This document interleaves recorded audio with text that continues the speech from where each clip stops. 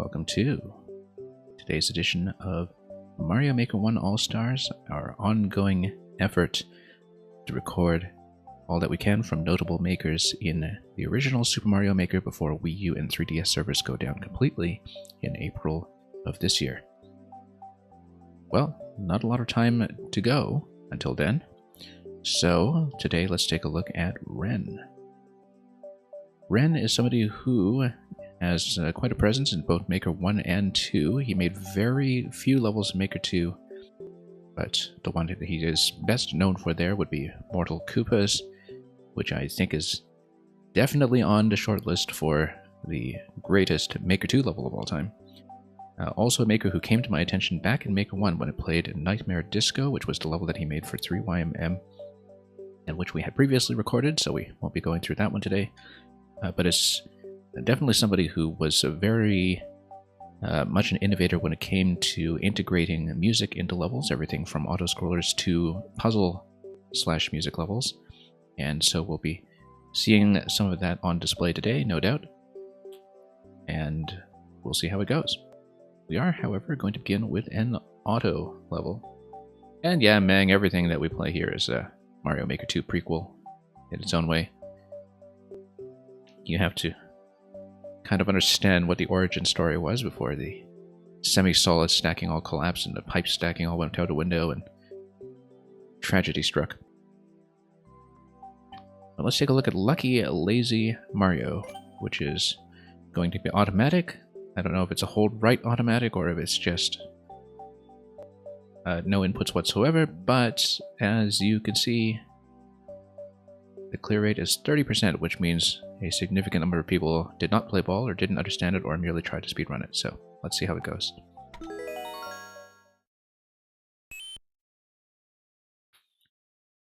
So yeah, expecting quite a bit of music tech later in the set today. I think maybe we just watch it. Doesn't look like a hold, right? Yeah, no, we just hold and then everything is going to be timed perfectly for Mario to skirt the very bottom of the screen, which is of course magnified by the airship camera bump. And we're going to spring all the way up to column here, no doubt, and practice a couple of shell jumps, very important for later. I love the way that sounds as you escalate up the note block stack. But yeah, in both Maker 1 and 2, Ren was somebody who established quite a lot of techniques for music looping. In Maker 2, I think Mortal Koopas was largely made before the Koopalings that were central to the level were even introduced, and it was before a lot of the technical research had really come in for globally loaded music levels that would become so popular later on. Here, though, we're just going to skirt right up to the firebar and be perfectly obedient players when it comes to not really nudging our way into anything. And a couple of deliberate close shaves here, as you would typically expect from auto-level timings that are based on some global elements like firebars and burners. But actually, I don't remember what the burner loading rules are in Maker 1. I do know they're different from Maker 2 when it comes to timing. But of course, firebar timings were always global, as far as I recall. And anyway, we'll just sit back and let the bomb do its job. And it looks like we're almost at the goal, but we'll see if this is a fake out or if this is actually right on the tape. Well, let's see how far off the world record we are.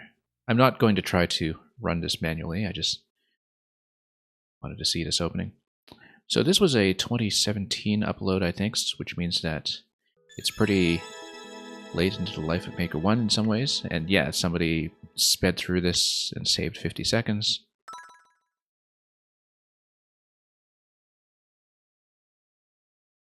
And the 2YMM recommendation you see there was for the full remake of Metroid 2 that came out the same weekend, actually, as the release of the 3DS remake of Metroid 2, so it was very interesting to play that. back when it was released. That was not by Ren, but it just kind of came to mind since it wasn't a recommendation there. Anyway, let's keep going. Ren has also made a couple of one-screen puzzles. I remember that one of his levels in Maker 2 was also kind of an early effort at puzzles with looping music, so definitely a field of research he's interested in. This has a 0.67 clear rate, which tells me that something deadly and irreversible may lie in store, but let's try to solve it. Okay. Nothing time sensitive yet. We do get a chance to stare at this and really kind of map it out in our heads before we try anything. Obviously, we need to get through the key door while being able to take an extra point of damage. And currently, we don't see a power-up on the board that would potentially give us that. I mean, well, there is the Buzzy Shell in the top right. That looks like it's going to be the thing that is likeliest, although that would mean that we'd have to move towards it. And if this is one screen, then we would need to figure out how to go there. The only way that I can see is to blow up the ice blocks that are directly to the left of the pink coin. So at some point you would have a power activation while wearing a helmet, and then you would go through the door and then you would be through. But in order to do that, we need to collect all 5 coins for the key first. You can see one of the coins is buried under the left side of the bumper. The other ones are all pretty visible. Now, I don't know if I see a particular disadvantage to just going for the coins that are low-hanging fruit, just to poke around a little bit and see. Oh, okay. I see, okay. It seems like the coins might consistently demarcate things we can't jump through then, right? Yes, that is true. So we need to be aware of that. And it looks like it'll probably be... Oh, I mean, a bomb throw to the left would do it.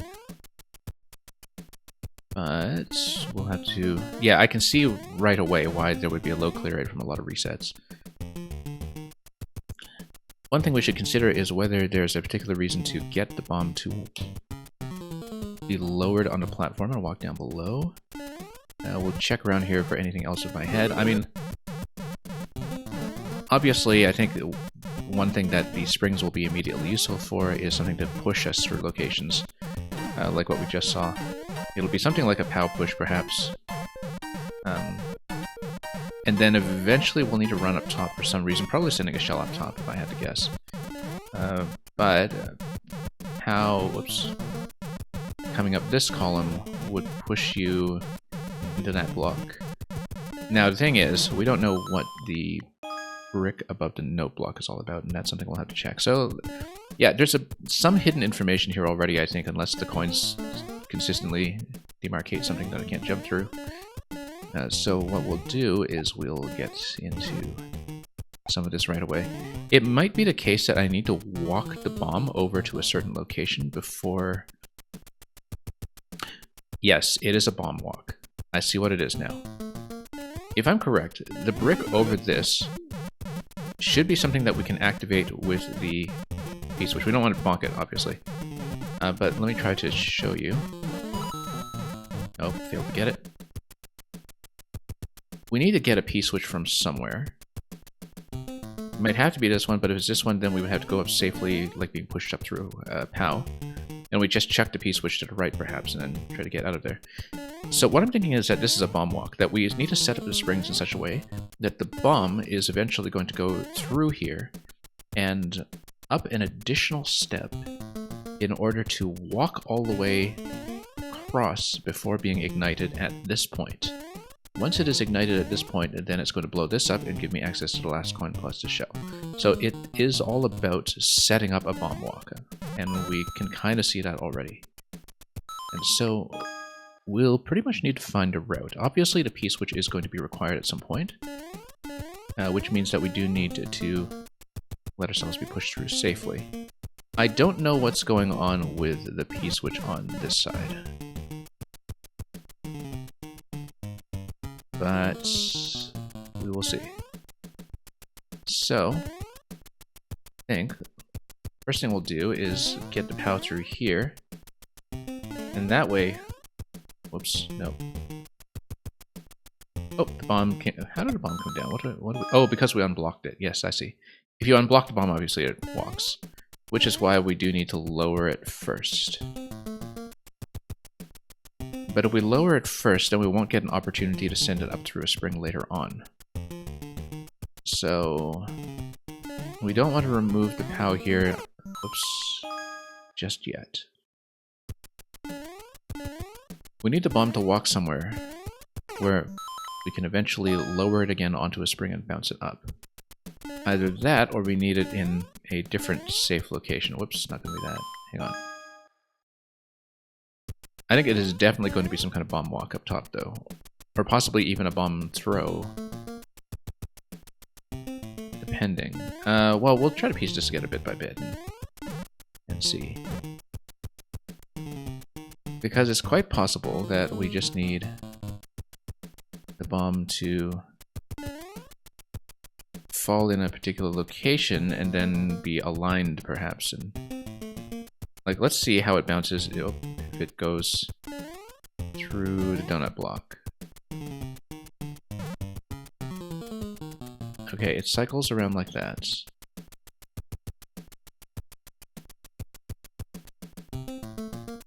Ideally, what happens is that we bounce it up there, then we lower this platform, and we get the bomb to cycle around up here. It would fall directly into the donut block, though, so... because I'm thinking that we need to have some kind of stable cycle for the bomb to spring back and forth until we need it. Let's do some of the rest of the setup first, just to scout out the level a bit and see how we might potentially execute this. So we're going to put this down here.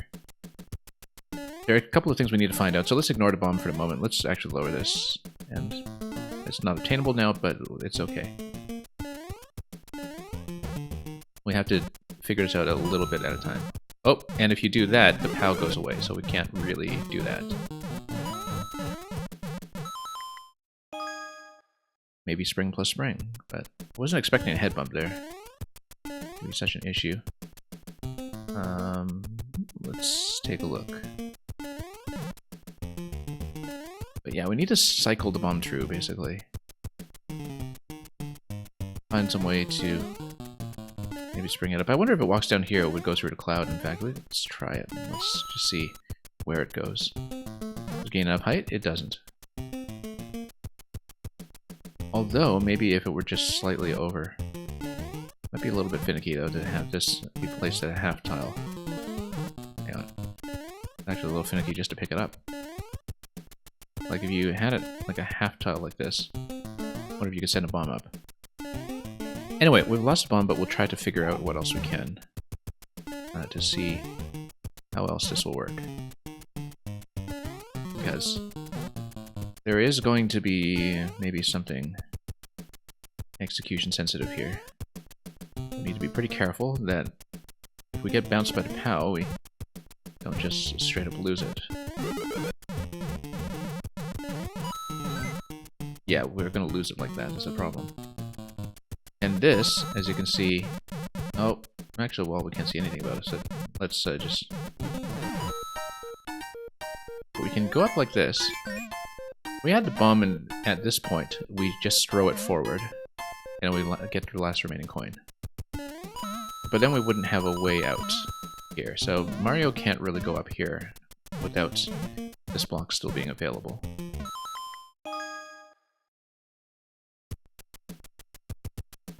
What it could be, however, let's try to do the bomb walk again just to see if we can cycle it back and forth. And if the P-switch is available at that point, I wonder...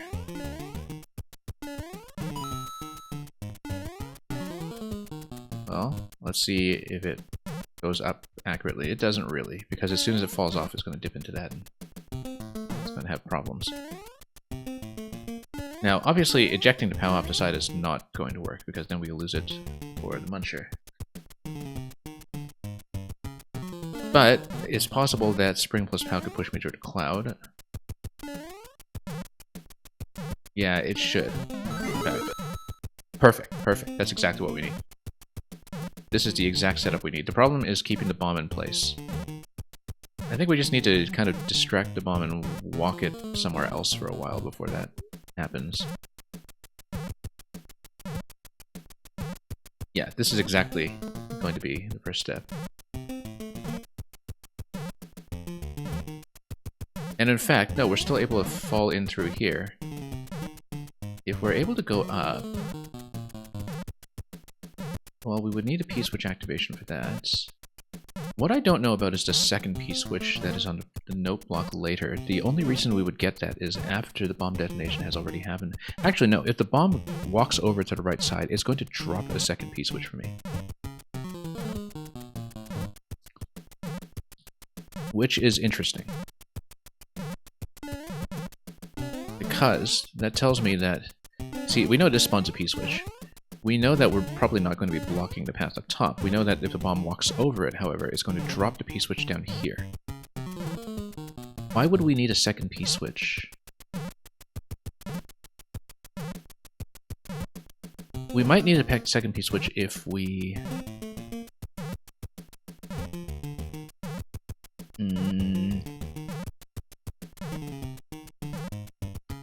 Let's see. Currently, if we use the P and we go up to note block and we go up to the top level, we're not actually completely cooked. Like, so for example, let's say we hit the P first. Oh, no, not like that. And then, yeah, we can go through here and grab these three. Then what is left is getting the bomb up through here. Which we can do. The bomb is still preserved at this point. We might be able to spring up here with the POW. And if bomb detonation time is not too soon, we would actually be able to check it across. I feel like that's not the intended solution.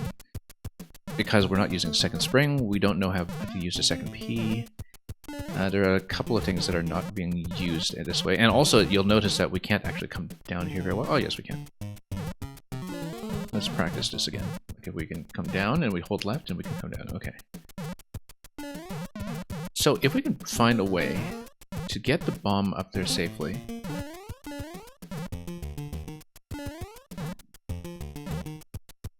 then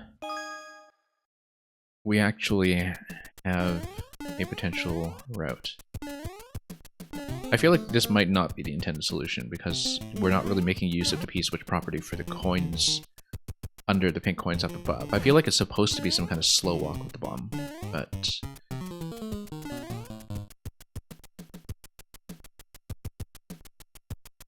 But let's say... Yeah, and that the platform here is meant to be something to spring the bomb up. Like if you come here, and then lower, like that.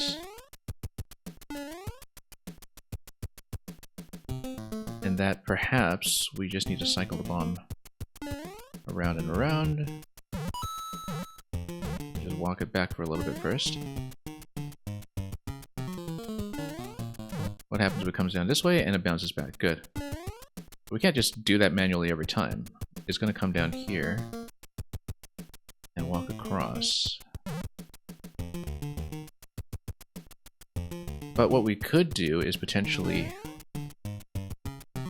walk it up here, and if we can bounce the bomb up above instead.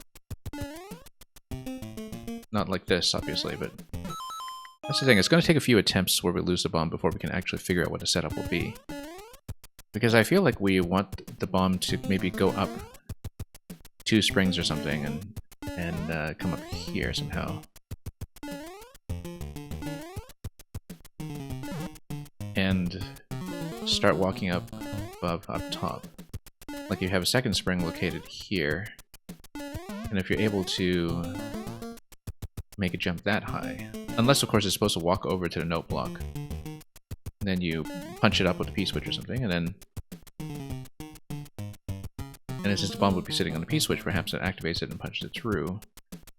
But then you would definitely need this spring in place somehow to let it continue. Let's see. The focus should be on somehow keeping the bomb in place until we've done everything else we need with spring plus pow, and then yeah, we can run directly across here too, of course. So we can find a way to trap the bomb. I mean, maybe I just needed to run in the pit down below, and then, you know, we hope that we have enough detonation time on it to just run it across, but because let's say we just drop it. This is almost certainly not the intended solution, but we'll do what we can. And then we're going to fall in the first time. Oh, we'll try to grab this. Good. And we'll slam it. Yeah, I feel like we're not going to get the bomb up in time if we do activate it. Because we'd have to come up over here and throw it in a very smooth motion.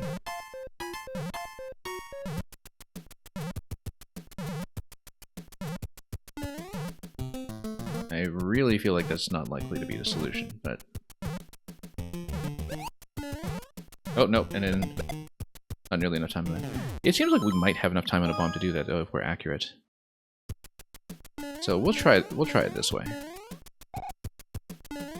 It's a promising route, it just doesn't look like it's what is designed.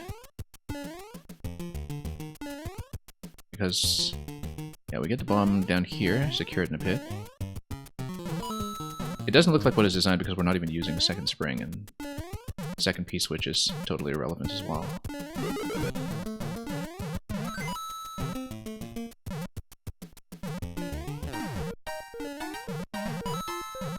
Okay, come up here, grab everything. Then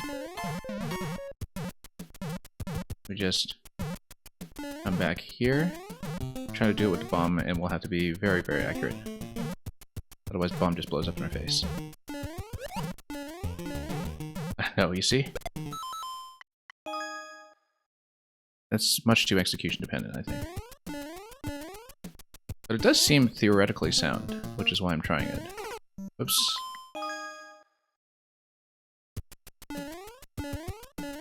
Okay. Yeah, I mean, I'm only trying it because I think it's promising. Because the bomb carrying time might actually be long enough.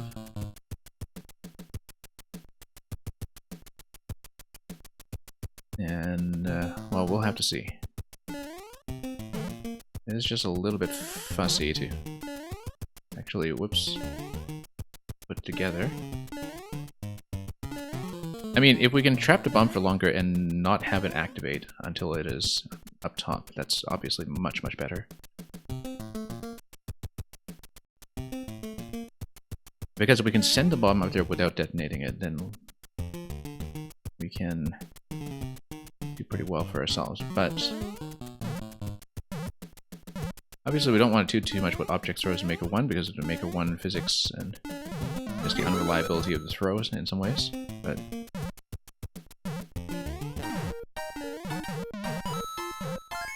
yeah.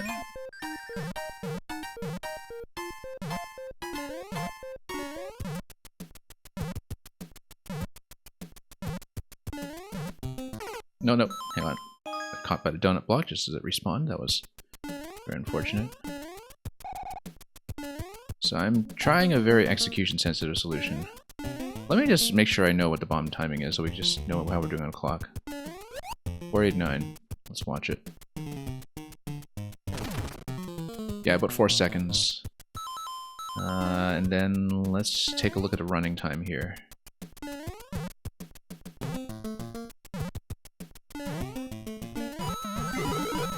Well, not like that, obviously.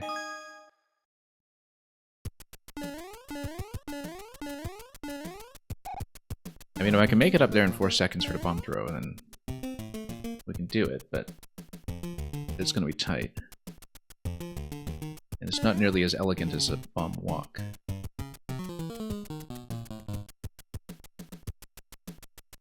If, however, we can walk it,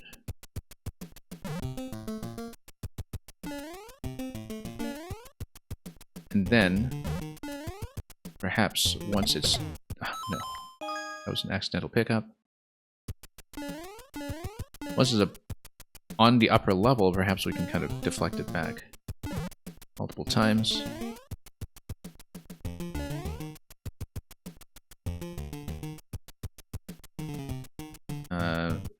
You know, so we get it down here, and we set it up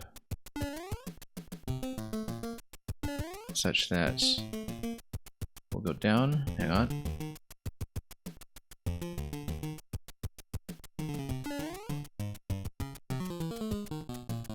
Or just block it with the POW up top, but then we'll need a POW event. Oh, no, touched it by mistake.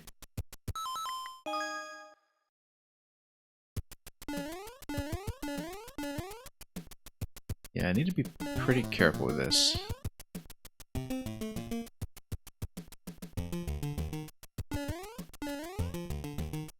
Okay. So we don't nudge the platform at all until we're ready. I mean, it could also be that the donut block is there to give me a spring on the lower level, and that we don't actually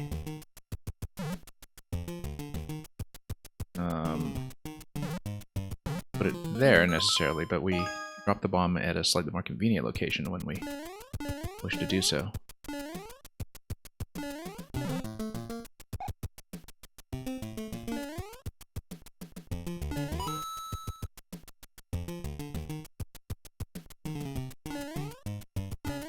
I mean, we could just trap the bomb somewhere. That would be really good right now, but you know, let's just move this for a moment.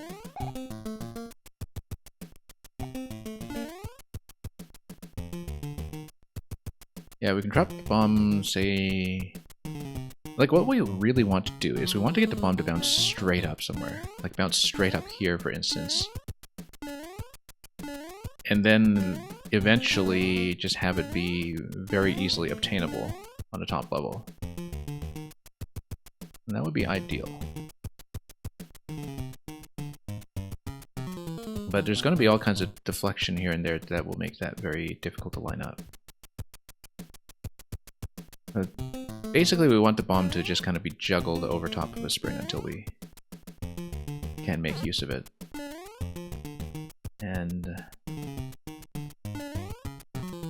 but juggling in a single column is going to be a bit tricky here. And then, yeah, it's not really walking in a very convenient location. Let's just grab this and put it back. Hang on. Just put it back here for a moment.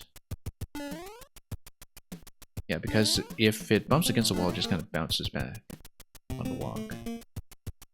And then it's going to walk back here and then walk back towards the donut block, and then at that point... Okay, let's say we bounce it. And then bounce it again. And then... oh, that's almost promising.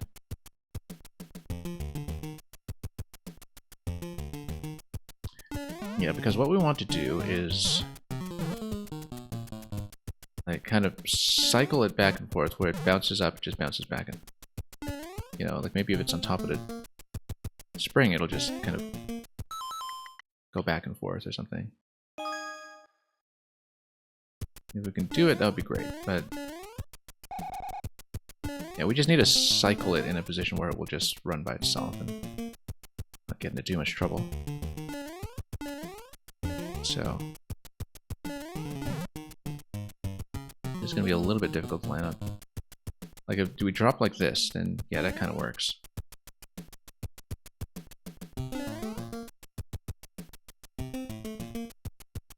Okay.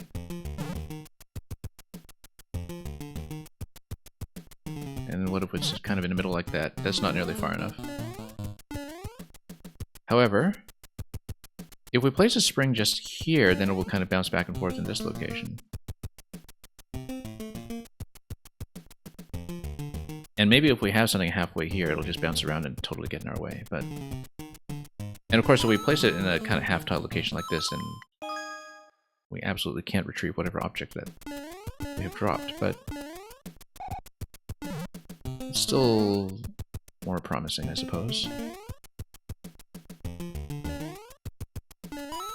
Because, let's say we drop it down here, and drop it down here.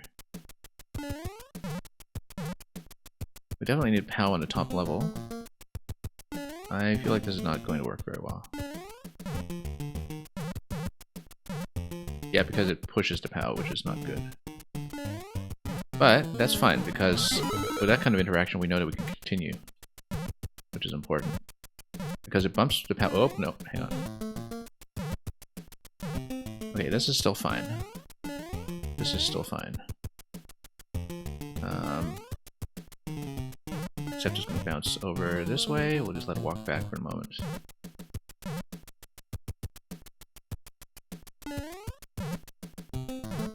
Okay. Yeah, it's going to bump power every time it comes back, which is not ideal, but salvageable.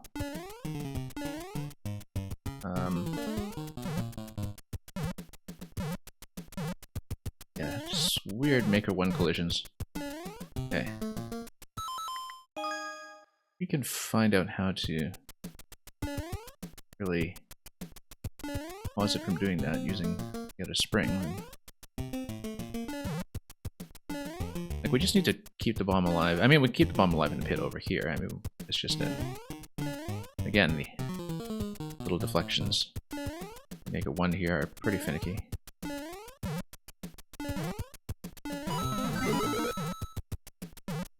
Because then we can go. Oh no, you see? Doing a minor grab here can cause pain. I see a route, I just can't execute it yet.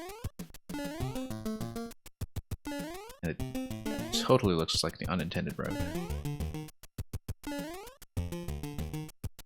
Yeah, I feel very strongly that the actual intended solution should be dropping it down on top of a spring as you lower the blue platform.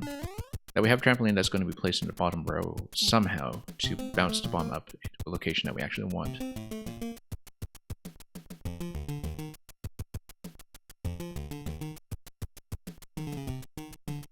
I don't know if it... Yeah, well, that's okay. Let's redo it.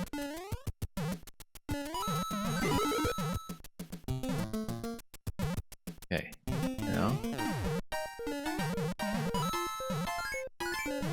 Yeah, I think this is totally doable in 4 seconds.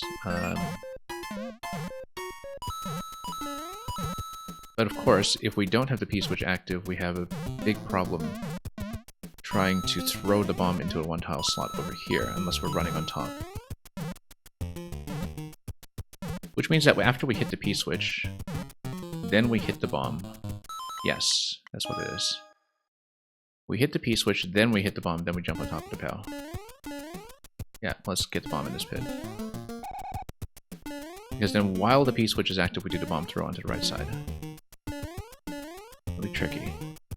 But the donut block does give me an opportunity to actually grab this POW.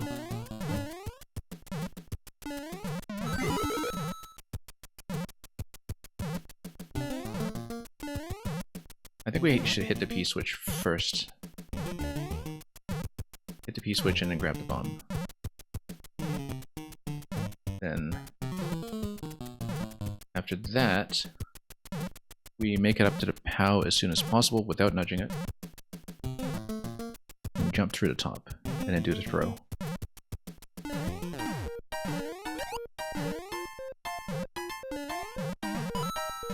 Nope, too late, because we hesitated. It needs to be a really smooth motion to do it that way. Which is why I'm kind of doubtful, because the bomb needs to be in a much, much better starting position if we want to do something like that.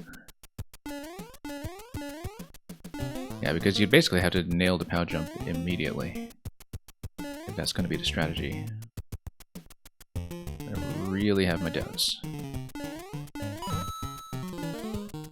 Oh, no, now it's going to go.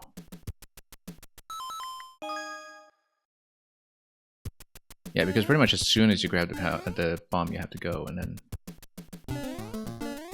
The only way I can really see that being the case is if the bomb is already kind of up there, waiting for you.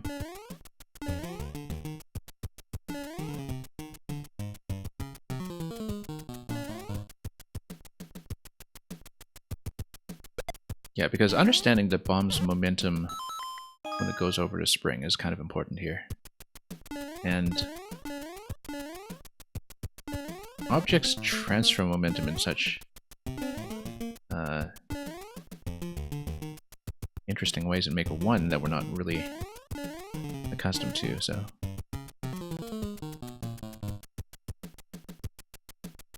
Because I feel like if we lower this platform and then have it go up, let's say, if we place it right here,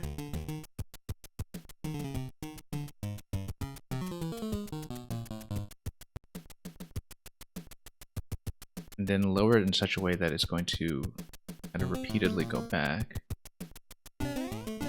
Oh, nope, missed it. Okay. Yeah, we needed the bomb to kind of cycle over here. We just don't have that.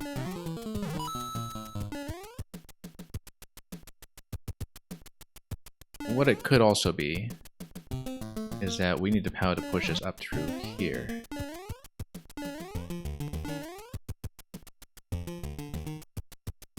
And then after the P-switch activation, questionable.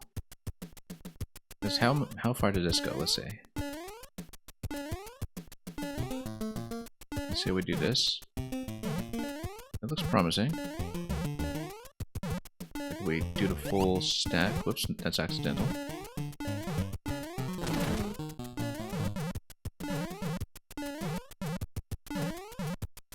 Of course, we can't actually get on that, because the loading point is all the way up there.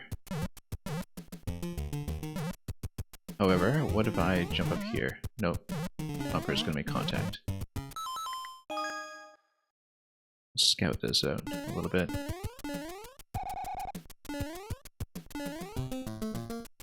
I think I roughly have to write approaches. It seems so execution dependent to do that. Where, you know, we need to P-switch active mostly for the purpose of making sure that the bomb is actually going to be accurately thrown. And we were hesitating by about 2 seconds, which was way too much when it comes to actually jumping on top of the POW. I feel like we did need to lower the bomb on top of the spring, and we missed it. If we gonna have it on top of one of these blocks here, and then spring it up to the top level and have it sort of repeatedly bounce down there. Nope, that's gonna miss. Needs to be going in the other direction. That's okay. Well, we'll try it the old way until we see just how difficult the timing is going to be. So the idea is that we hit the P. And we have to get the bomb immediately to the POW, which is really tricky.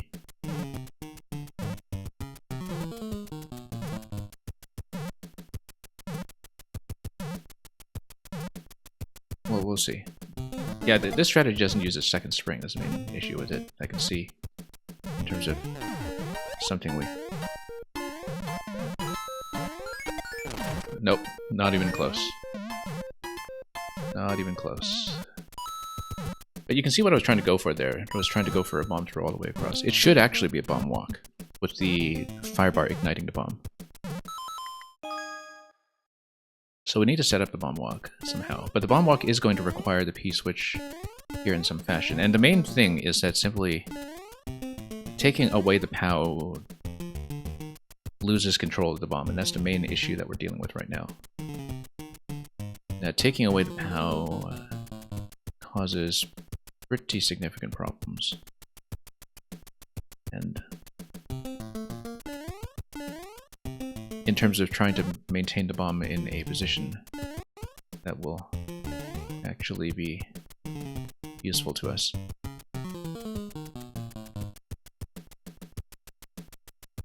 Because if the bomb walks across, if the P-switch is activated, then it will be able to bounce up through the middle. We know that as long as we have a spring and a POW available, that we can get this coin by ourselves, so we don't need a throw or anything. In fact, okay, no, I see it. I see something anyway. The bomb drops a second P-switch. The reason you would need a second P-switch is because if the bomb is going through by itself the first time, it is not picking up coins 1 through 4. We used a P-switch to get it through the left side. And then through some kind of pattern, once the P-switch expires, then the bomb drops down to a spring in... Whoops. Trying to illustrate this here. Yeah, the bomb has to go up through here. It has to go up somehow. Probably just by placing a spring down here. Although we tried that previously and that didn't seem to go high enough.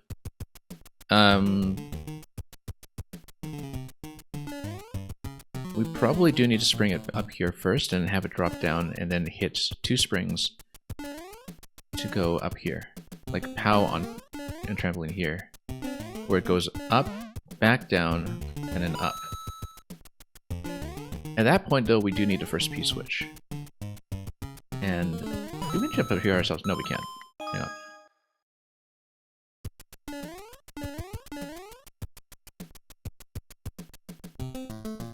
So then the question is how we drop the first P-switch without having activated a bomb. So the P-switch has to be with us. The bomb then walks across. You activate a P-switch early enough that the bomb goes through here, and then back here, bounces on top of a spring, and then walks kind of back and forth up top. That doesn't work either.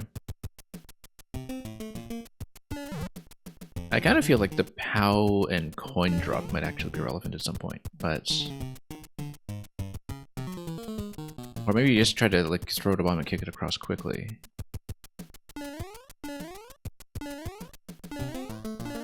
Or it's just our existing approach, but with better execution, which would be tricky.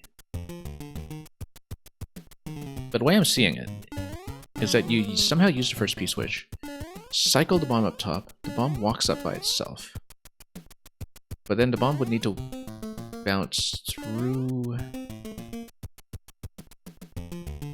the coins up top in order to... So let's say we drop this here. No.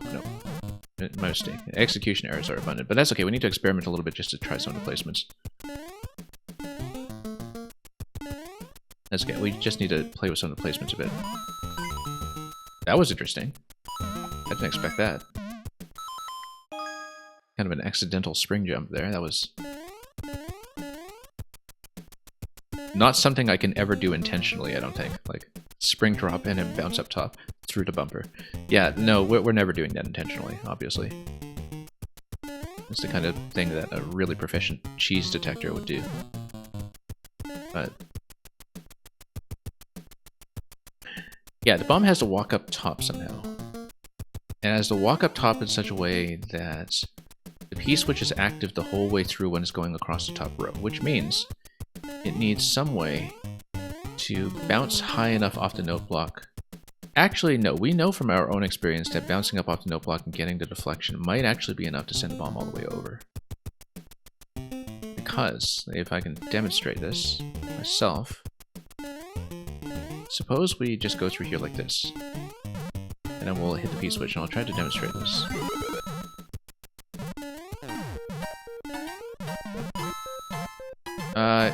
Yeah, we wanted this deflection here.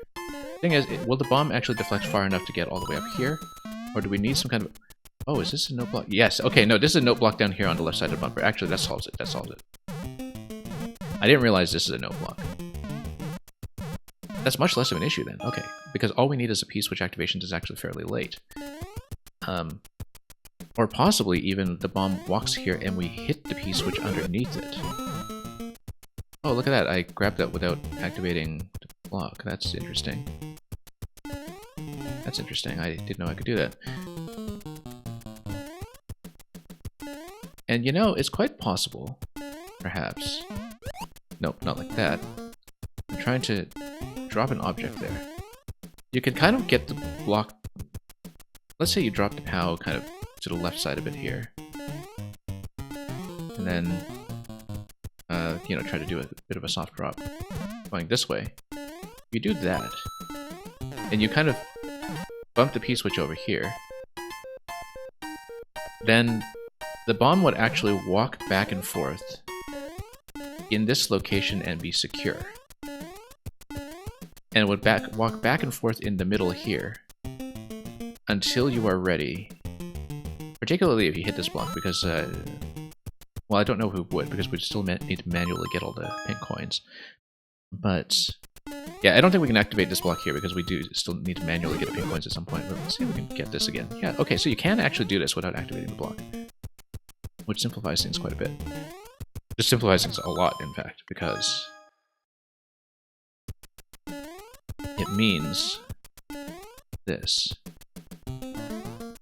That we can block the bomb using the P-switch. Hang on.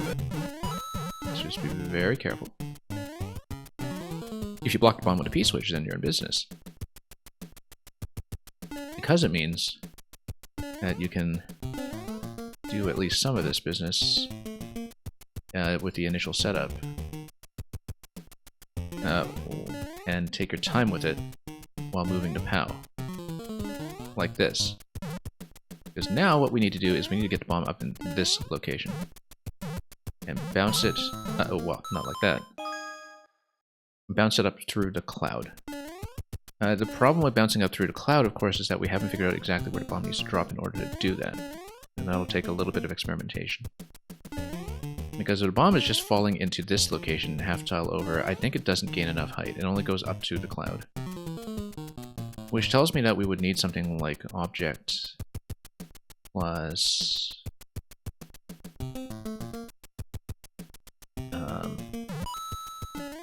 okay, let's do this first. Yeah, we would need an object for this to be placed on it. We need the bomb to get some kind of other kind of initial bounce first, which is probably what this spring is about. That if the bomb comes up here, it falls back down, it falls onto another spring here, it bounces up, and we want it to bounce on top of object plus spring. Now, object almost certainly, I think, has to be the POW, but let me just check this remote. No, it does stack. Yeah. Game knowledge. I know we just step on a P down below, right? Because... I mean, if we're careful about it, we don't actually need the POW as a blocking piece on the right side, because if we hit the P quickly enough, the bomb isn't going to do the whole back and forth anyway.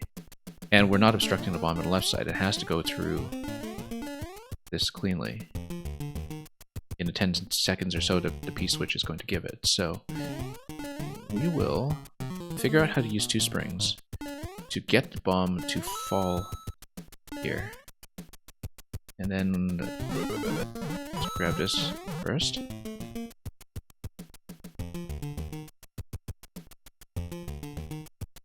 And the second P switch is what's going to give me a path through the block up here later on. Okay, I think we have most of this. We just need to figure out the movement. Because I think it's easier if we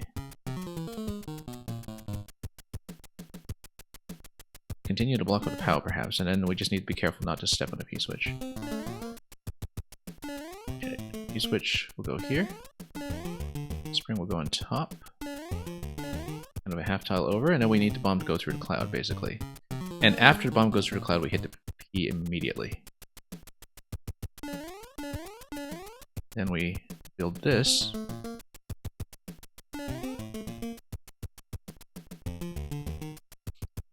Such that we can lower the bomb as it's going through. Yeah, I think this will actually work. So as it's going right, and we lower it. Oh, no. Oh, no, and it's going to go this way. Okay, so we actually did need a POW as a blocking piece.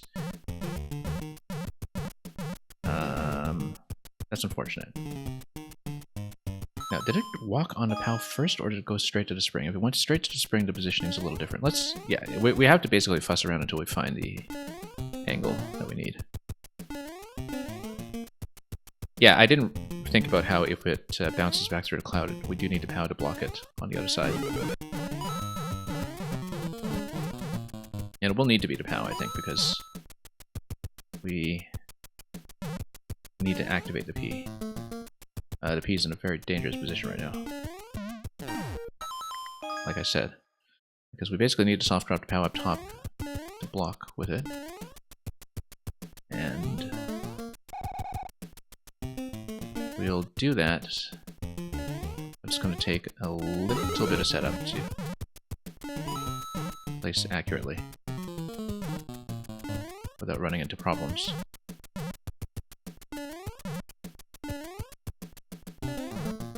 Okay, that's good. Then we get the back and forth. So, next thing we need to do is we need to lower the bomb as it's going right. Bounces on top of the spring. Then it will need to bounce on top of another spring. Problem is that we don't have the right kinds of objects at this point, because if we unblock it, well, we would need to unblock it, and I think we send it up through here first, and we need to find a setup that will allow me to just have 2 springs available. Hang on, let's block this for a moment. And now we're going to have a devil of a time trying to get the P back. Okay. Let's walk it back for a moment. So we know that this is going to deflect it back. Good. And then let's drop this from up. Okay, that's fine, that's fine.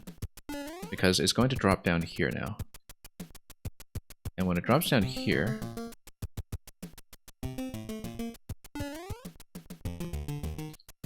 you know, maybe it'll even walk across just fine without using the cloud.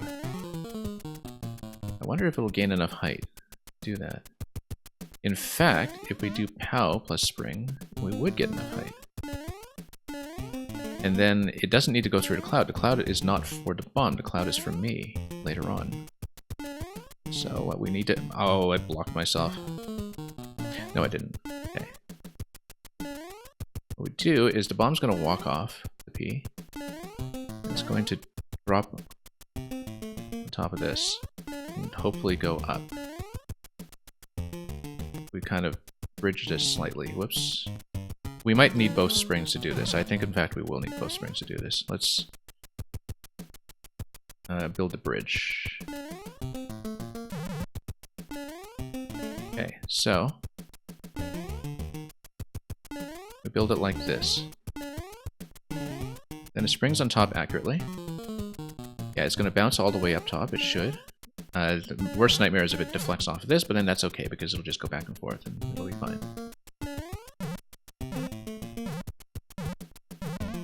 Okay, let's do this. Good. And then that should be accurate. And then if the bomb ignites over there, then we know how to get the rest of the coins and we're done. The problem is, of course, I forgot to grab the P switch on the right side.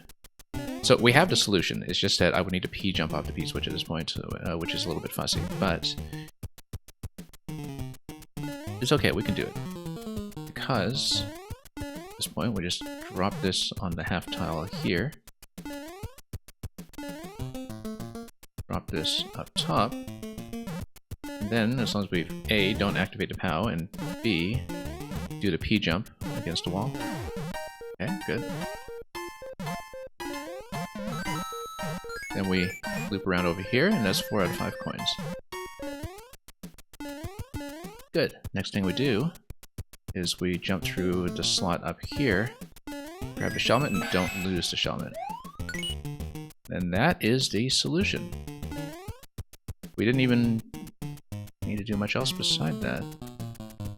We need to not lose the helmet at this point, so we just slap this, and then we are done. That's a clear. Very satisfying. Yeah, I knew from the very beginning there was going to be some kind of bomb walk, and we needed some kind of second passage to grab the coins ourselves. It's just that we found the passage from Mario first before we found the passage for the bomb. And once I noticed the note block that was under the left side of the bumper, then it was just a matter of building the right traversal. And so it came together pretty elegantly. We took a little too long to see it, but that's fine. Thank you for the GGs. And yeah, I feel like some of those physics definitely don't quite work the same way in Maker 2, but I can't be more specific about that until I check. Because wall bounces are just very strange in Maker 1 sometimes. And objects bouncing into each other and transferring momentum is also very strange sometimes. Like with a bomb nudging the POW out of the way like that. I don't know if that happens in Maker 2. Anyway, the Spike Top Temple, red versus blue. 3 historical clears since 2017. 0.15. Something tells me this might not be something we clear today. I don't know why. Whether, yeah, there's a 3-minute world record on this. It might just be something very long for the level of challenge, but we'll try it and we'll see exactly what's going on here to make it apparently so challenging. I mean, 3 historical clears, I kind of feel like it's not going to happen. Oh wait, P-switch. P-switch drops that. I'm guessing we're not supposed to go to the ice block right away. Yeah, things just kind of fall into place, and we have to really hang right off the edge of that jump. Let's just let it step on top of that P-switch until we know otherwise. I think it should be. I don't think going down to the spike top down below is going to be correct. Oh. Oh, that looks really correct. But then, what do we do from here?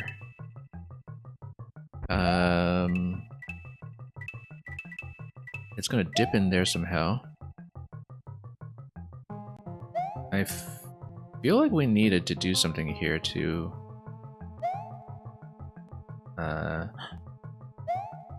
hang on. Let's check around here a little bit. Anything? Oh, shell. Interesting. I feel like it might be something like this, where you drop... hang on. Drop... into this tile. Like, place this here. We can do this quickly, and instead of wearing this, maybe we send it back twice like that, and then maybe wear the shellmet from there, and then maybe with the spike top, if it bounces down, you see, I'm just looking at pit down there, and it seems like it's going to be a stream rock in that location. And if the spike top bounces there, we'd have to set it up very quickly to get this to go. And this invisible bit here seems a little unkind. Oh, up arrow over there. We should check that too. But then maybe a spike top is supposed to kind of punch through here and open the gate for me. But then that would be temporary, right? Like, it would only give me a very small opening before I get crushed there again. So let's try to set up and see if it works.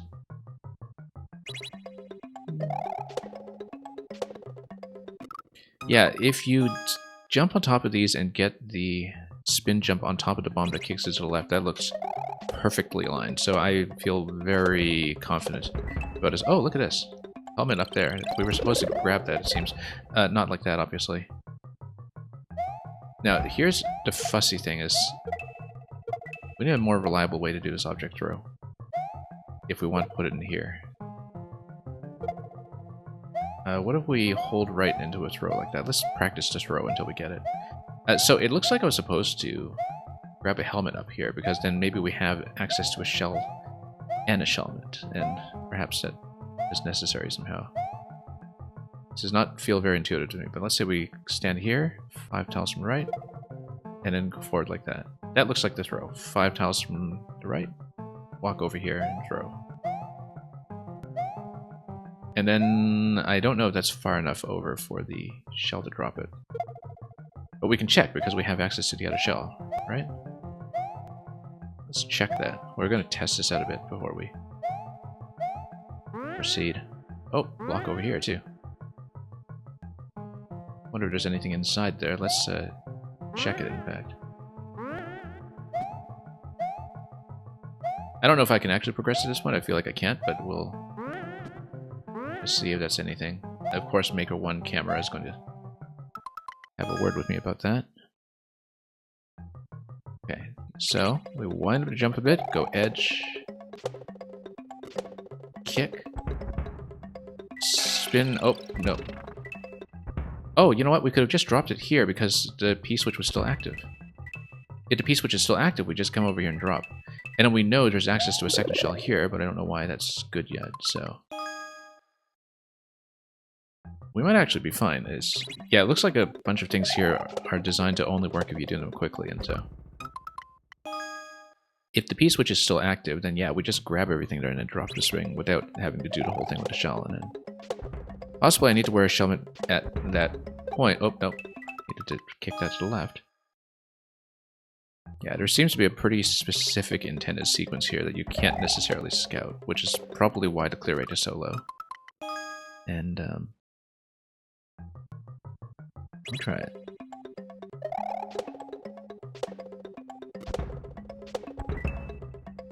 Okay, and then what do we grab that and clear that? And then what do we grab this? Oh, wait. Be able to grab it. Okay, so yes, it does get you through. The problem is that I need to stay up there myself. But that's okay, I just needed to run across the one tile under the spike block, and perhaps I needed to keep Shellman at that point. Nope, left, left, left, left, left. Yeah, it should absolutely be a spin to the left. The bomb slot there is much too convenient for that to be anything else.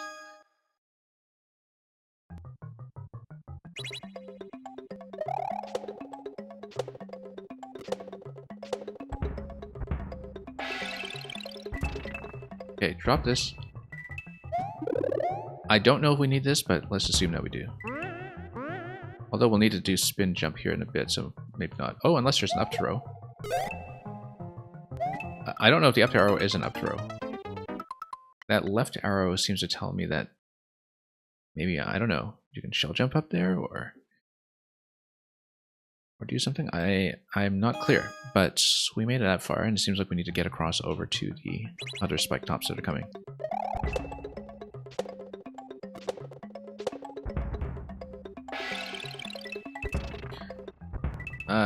Yeah, I mean, this is invisible. I kind of feel like it's not actually part of the solution. We know that we're not allowed to go below, right? Oh, yes we can. We just not where we had a problem earlier. Okay, that's fine then. What's this swamp all about? We need to let it climb, I think. Oh, no. I was hoping to have it come up to this wall and we ride it up the wall, I bet. I bet that's what it is.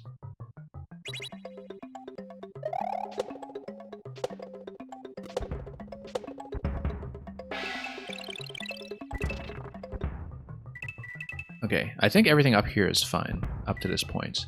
And then we just needed to get the spike top to climb up the swamp. I don't know what all those other arrows are all about. I feel like losing the helmet here is bad.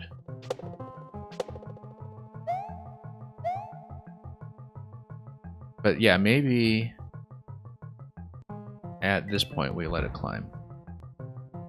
And then we needed to jump on it right away. We missed it. Yeah. Yeah, we definitely climbed it over, so. That's okay. Shellman didn't look absolutely necessary yet. Maybe it was just a safety feature, but I don't know. It's hard to tell with this course because it seems like a number of things require a specific sequence. And... oh, missed it. Yeah, now it's climbing over. That's not good. We absolutely need to get bomb kick. Right off the edge, as far to the right as we can. Hold right. There we go. And then we missed it. That's okay, we got this one. And then we missed the spring drop. That's okay. Yeah, priority is the spring first. So we missed a shell, we just grab the other shell, we know where it is.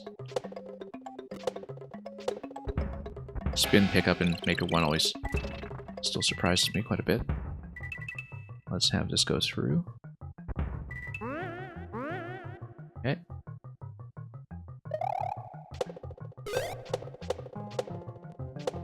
Okay. That's fine, as long as we don't need the helmet yet. And as it climbs up the top, we start spinning on the top spike top immediately.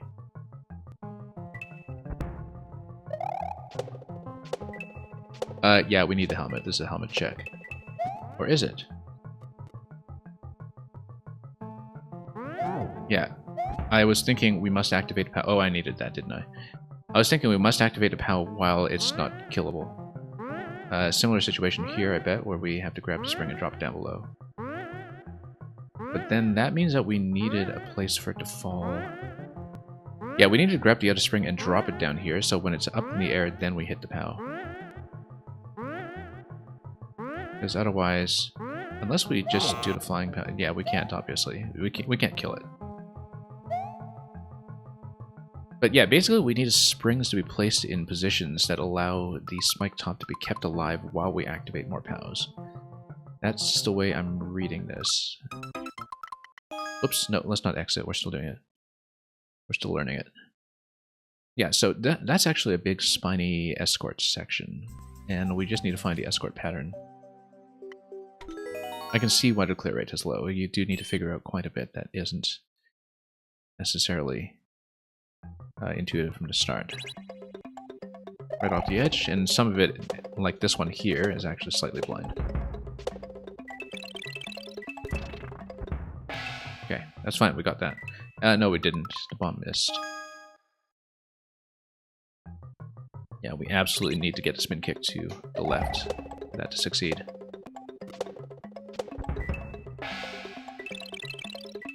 Okay. So yeah. Kind of a puzzly level in its own way. As we try to figure out each individual obstacle, and then that's a concern. Nope, no it's not. We're fine.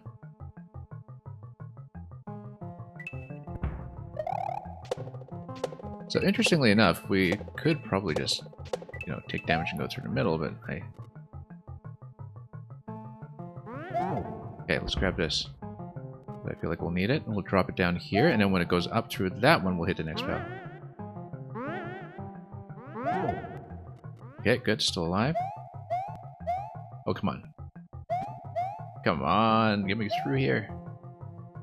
What a silly thing to die to. That way. We shouldn't have jumped through here, we should have just... Come on. Yeah, no, I really needed to just get the spring down through the one tile gap and down below. Maybe, yeah, we should have not jumped that high. Because jumping through a single tile, as it turns out, is actually quite difficult. Okay, the more I play with this, the more it seems lower execution than I thought at first. So I bet it's just a low clear rate because some of the puzzles are a little bit opaque. But again, losing the helmet might be bad later on.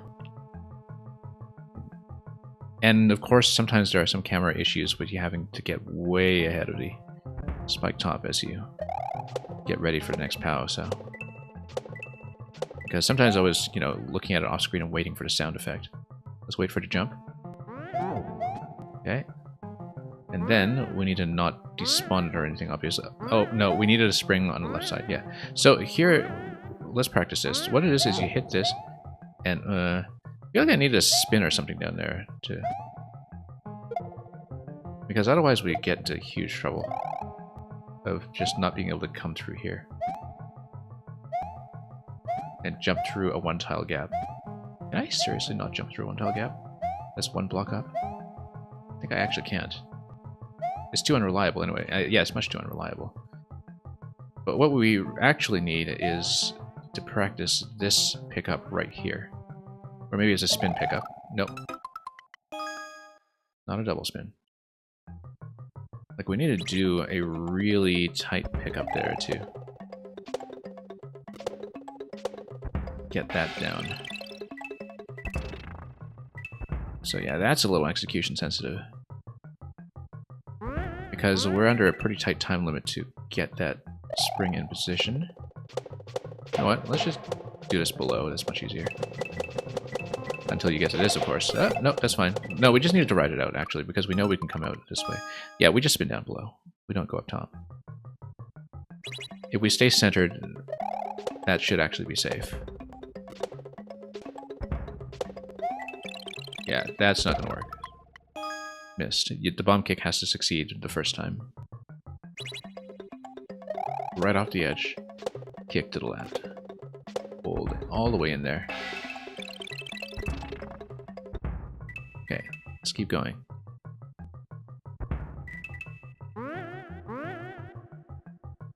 Okay, and then we just sit on it. Yeah, it's much better this way. I think it will probably be fine. Yeah, it will be fine. We know I will be able to escape this way, so yeah. Much easier to execute. There are options, but this is much easier. Okay, let's get ahead to the POW, and let's wait for the spring on the left this time around. Okay, and then we need to drop it, and then rush over to the next POW right now. Yeah, we basically have to listen to the other one from off screen. Oh, no, no, I got it. I got it. I think we need to have a smooth jump from down below, like a single jump that really kind of just goes straight for this block. Like jumping this one tile is terrible, but jumping from down below might be more accurate. I need to practice it because otherwise this is just going to be a mess. Like, hang on. Spin pickup. There we go. Spin pickup works too. You stand right on top of it and you spin pick it. No, no you don't. No you don't. Now you're stuck.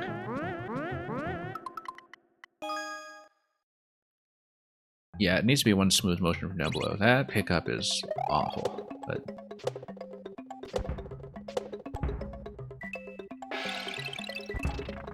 Anyway, we figured out everything up to that point. That's not too bad.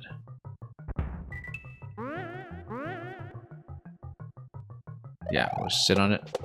We know it works. Maybe not. Okay, now we're dead. Yeah, if we lose the helmet at that point, we actually are dead, but...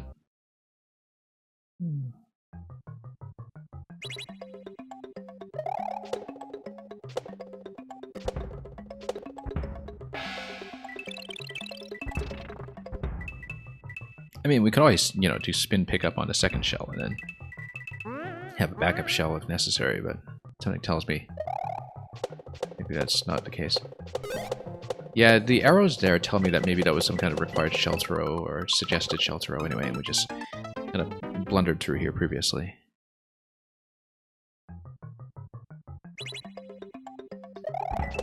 Because there's definitely something up top. Yeah. Nope, miss. Might be a required shell throw, maybe something else. Actually, with that pattern, I think maybe the spike top might still be able to get in position.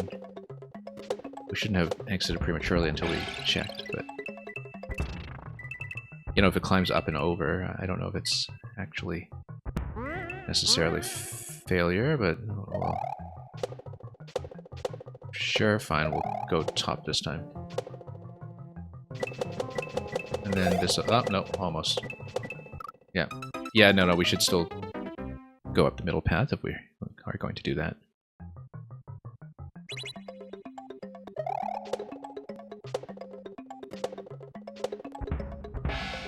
Okay. Let's let it walk. Then... through here. Yeah, let's get out of here safely. I still don't know at this point in the level if keeping that shell was an absolute requirement. We just don't have the information to determine that yet. We do know that this bit here is a little bit rough. Grab the other one. Yeah, can't go too quickly before you do that. So at each skull we want to listen carefully. We didn't kill it, good. We've, no. Oh, good, good, good. We actually got it for once. That was almost accidental. And then, how do we hit the next one, do we? Oh, no. Okay, so this did not go the way I wanted. Maybe we did need to POW the hits while the Spiny is off screen and not going to be killed by that. Like we go way off screen, and then we kill the red Spiny, and then we have it jump across the gap using the spring that we dropped there. So we actually don't wait for the sound of the spring before we fire this one, and perhaps it'll be out of range from being off screen. I don't know what's going on with the P and the spring over here. I think maybe I actually did need the helmet to drop through. I think I do need the helmet to drop through, because we do need to activate the P somehow. And... no, not necessarily, because if we drop something down here, perhaps we can actually drop something like the POW rather than activating it. I don't know about that, because we don't know how to deal with the red Spiny. But it seemed like we needed to drop something here to make the spike top run up a spot and nudge the P switch over. Nudge the P switch over so we can hit it and continue over here. Yeah, this... I don't know how far we'll make it with this, but we'll try to puzzle it out as we go, because there's a few things here that will take a few attempts to figure out, and are pretty deep into the level. Of course, if you have the helmet at that point, maybe you just take damage boost through, and then...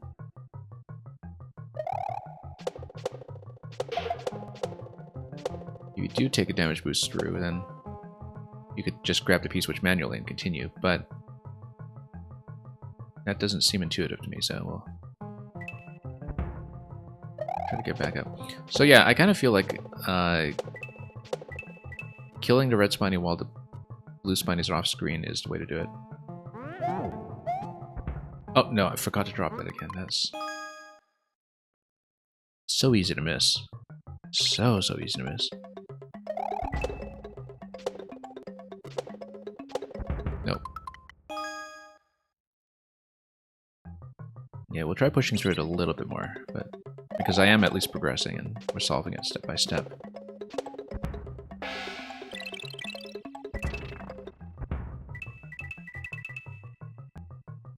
Okay, let's proceed. Oh, nope, too soon. Hang on. Yeah, with only 3 clears on this historically, I do wonder if anybody has ever gotten this one in video. I feel like if we don't clear it, this is definitely one that I'll want to keep in the editor, so we can do a proper clear at some point. Because execution is not the issue here for the most part. It's not like it is 0.15 on account of any Kaizo technique or anything like that. It's just that it's kind of puzzly step by step, and then sometimes your observational skills need to be pretty good in terms of what you need to do, so.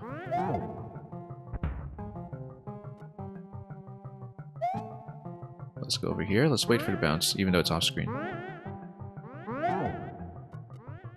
Okay, let's go. Oh no. Hang on. Big trouble here. Okay. Drop, and let's go over here and... Oh! No red one. Why was there no red one? Maybe we killed it with the POW earlier. Okay, in that case, let's just drop the POW over here and then have it nudge the P-switch for me.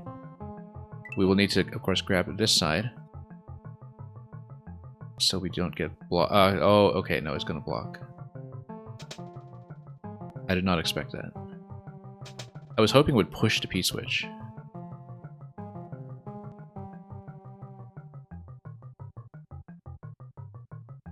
Well, if it's not that, then how does the P-switch go over?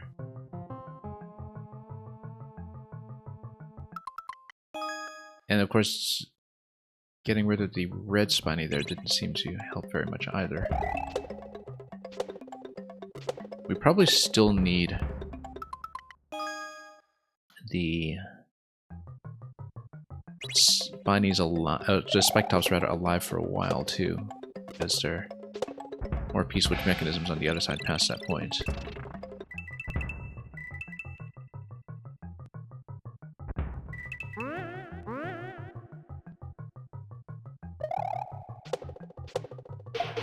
Whoop. Okay, that works. Whoops, that doesn't work. Yeah, we're dead. Snatched defeat from the jaws of victory there.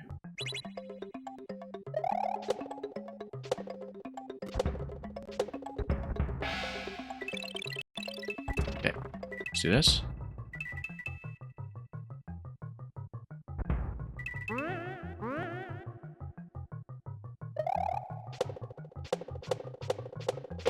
You know what? Listen. Oh, I thought that was promising, but you know, we actually just messed it up.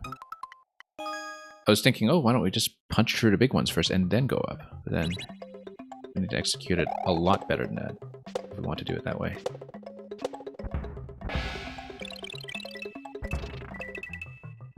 Anyway, making progress steadily. It'll take a while to learn this one, I think.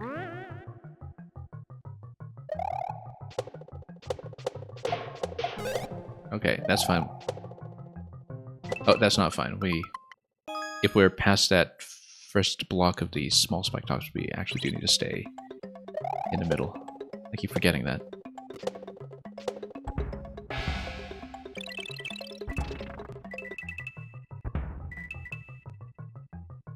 Anyway, let's let it walk. And let's run over. Okay, that works too. Not elegant, but functional. I'm glad this level has enough flexibility to allow for stuff like that. Oh, that's too early. Don't kill it. Don't kill it. Okay, there we go. Nope. Sliced right through it. Whoops. Yeah, much too close.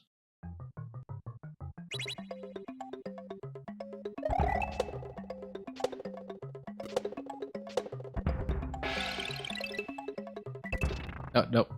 Missed it. Need to stand just a little bit further over to grab that before the coin gets back into block form. I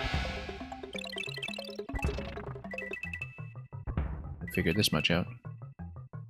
We don't actually see very many side-scrolling puzzle platformers like this, where it's just one puzzle every segment. Seems fairly rare to see this anyway. It's not a very common format.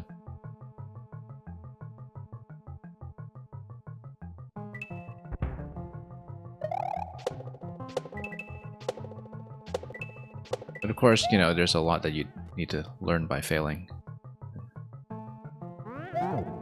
And nope, jumped up too early. I keep jumping through immediately, and we know we shouldn't. And yeah, we lose so many long attempts to stuff like that. Very unfortunate.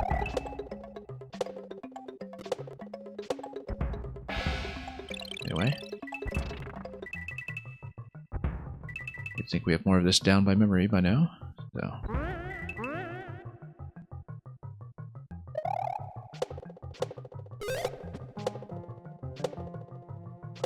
Yeah, I do want to solve this one completely at some point, because I think execution-wise it's not really going to be the barrier. A lot of it is just sort of understanding what to do.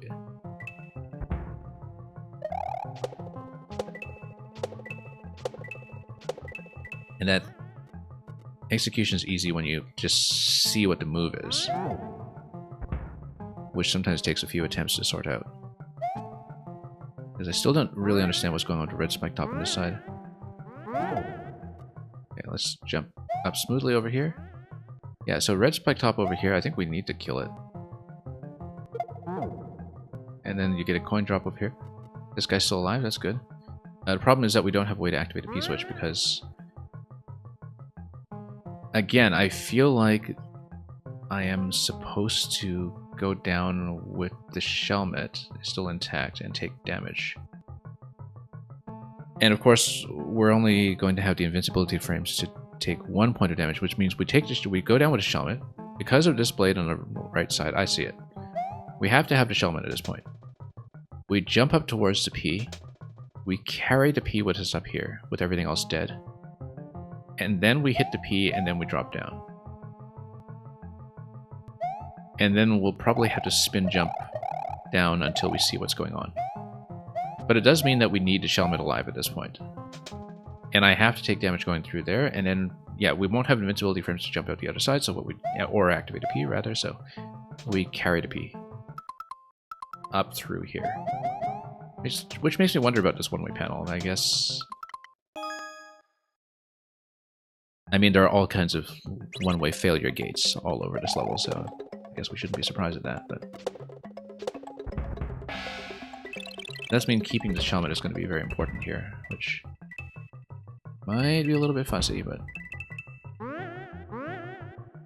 it is making me seriously consider just... I bet maybe there is something like a... Oh, no.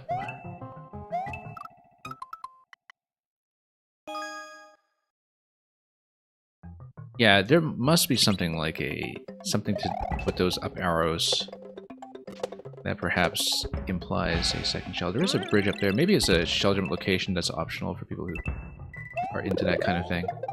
Or, whoops, I was trying to pick that up and keep bumping it by mistake. Yeah, I don't know what to do with that. It does seem like it's just kind of an alternate path. I'm trying to scout up there to see what's in the bridge. Maybe the implication there is, you know, shell jump path for people who can do it. But, no. I only see a bridge up there, though. I don't see anything else other than just a landing location for people who don't want to deal with spike tops.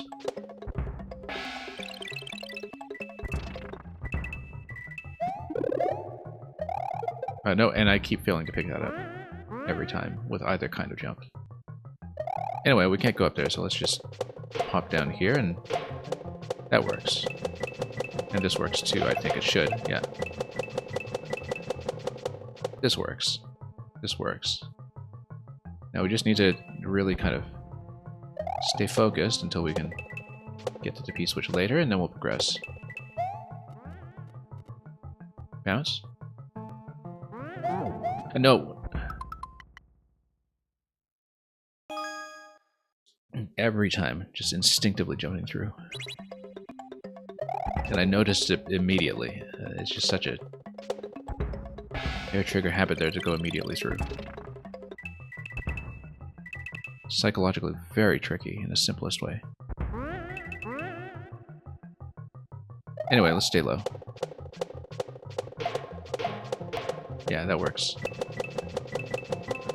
We try not to clip into anything here. Good, good, good. A little tricky in places, but if you're careful, it works.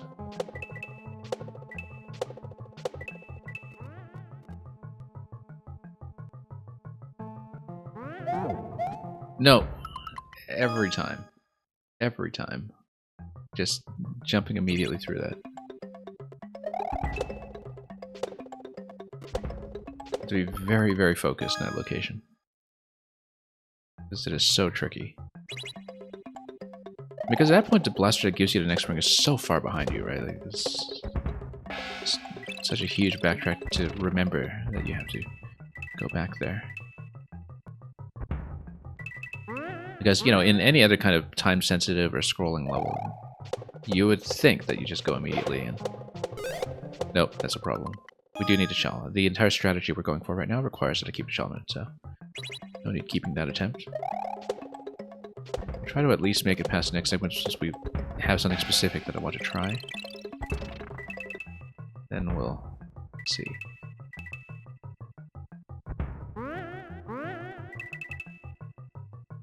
.2017 level, so, you know, maybe there will be a checkpoint, but we don't actually know that for a fact. And we just punch one spike top out of there, and then... yeah. Oh, yeah, no, too close. We do have to go immediately. We took too long with the initial jump. We need to wind up right away.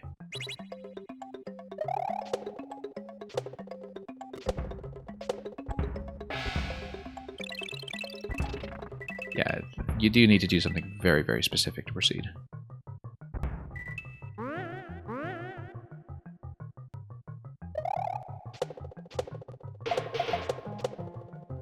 Nope, no, slipped off when I was trying to spin jump.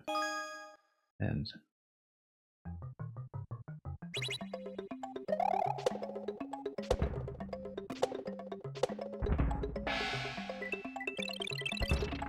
yeah, the fact that we're not engaging with this whole up arrow thing at all tells me that it's meant to be a shell jump up here to the left.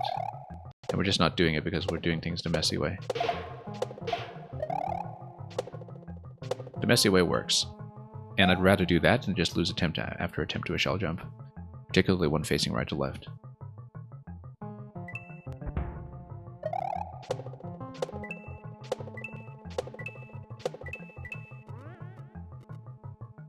Wait, and wait. Stay. And drop. Much better. Okay, now we need to race it over to the POW. And then, oh. Hang on. Okay, let's drop that first. How about that? And then we'll drop in through here. Yep, that works.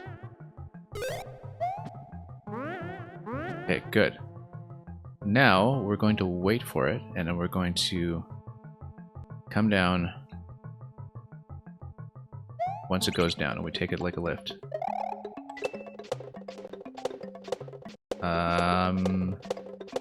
Is it going to give me enough room to work with here? Okay, good. Now a lot of things are going to be sensitive here, so spike top with a P and a POW. Why? Got multiple P's to work with. I think maybe we need to build bridges or something, but I'm not clear. P and POW. Spike top, P and POW. That's a clue. Spike top and cloud. P with POW on top. We need to juggle both of these forward. Perhaps. I don't know because I can't see. Oh. Oh, I see. I see. Probably, yeah. It's going to dip quite low. We need to stack a spike top. We need to stack a P and a POW on top of the small spike top. And so if it dips too low, Mario stays alive on the screen. That's what it is. I think I understand it. I think I understand it.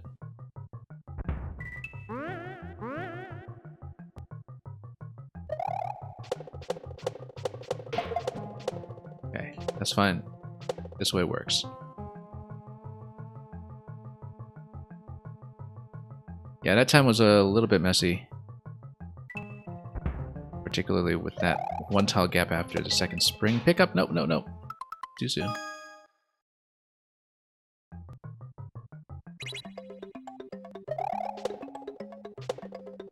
Yeah, that one tile exit from the second spring pickup is kind of murderous. I feel like maybe it is supposed to be a spin pickup that kind of goes in one tile. But we're not well practiced enough in spin pickups in Maker 1 to really understand a lot of that. Nope. Clicked right into it.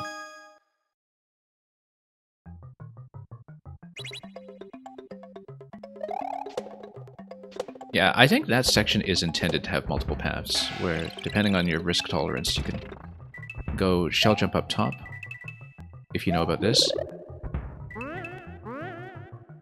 Or you can go through the middle with the helmet push.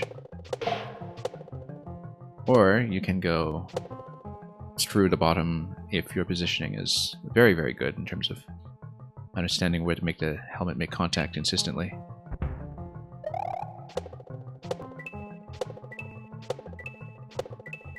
Okay, let's stay here until we pick up the second trampoline. Or the first one, rather. There we go. Hardest thing in this level.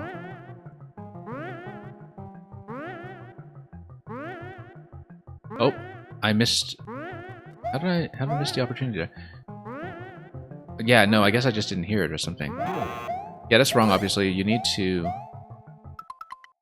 I think I just need to activate the POW prematurely while the other one's off screen, but the red one definitely needs to be on screen. That's the thing.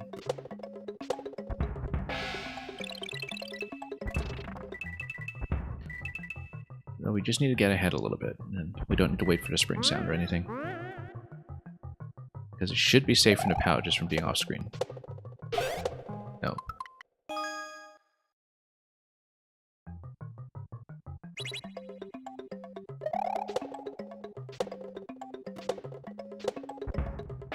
But I think I understand a lot of what we've seen so far. It's just that we didn't get a chance to try the POW stack in the last segment very cleanly. Because I just understood it much too late. Nope.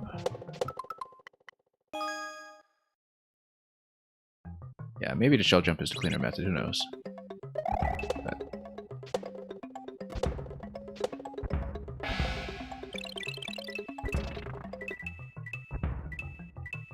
yeah, very heavily implied over here.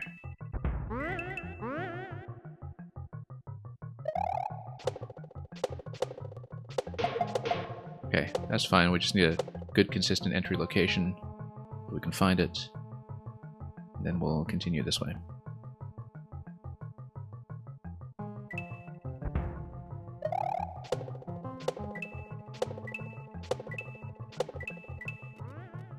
Okay, let's bounce it. Stay to the left. Bounce this guy. Let's just run ahead and activate the other POW as soon as we can. Yeah, we need to activate this one too, for sure. Oh, no, come on. What did I despawn? I despawned it. I despawned it. I ran too far. Yeah, we need to practice this pickup. This is ridiculous. Nope. That gap is preposterous. That one tile gap there is the second hardest thing this level after remembering to pick up the spring before the semi-solid.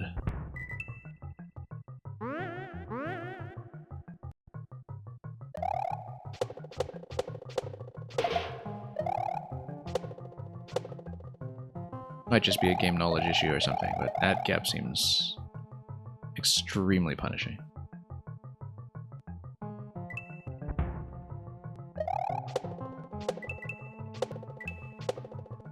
Probably consistent to enter it from below from the initial jump, but...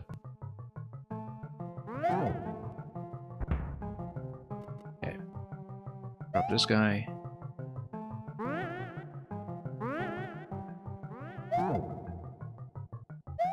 Nope. I was trying to get up in that tile and oh my goodness. There we go. Good, good, good. Let's do this first. Then... Oh. You know, that's probably fine.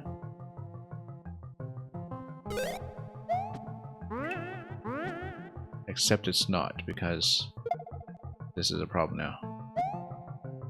Yeah, no, we can't. We actually do need to kill those with a POW, but we need to kill those with a POW while the main spike top is safe.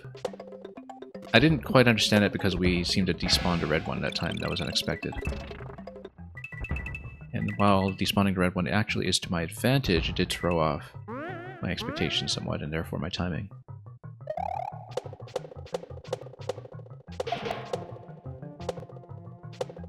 Okay, that seemed a little bit close, but that's okay. No, second one. Go down, good.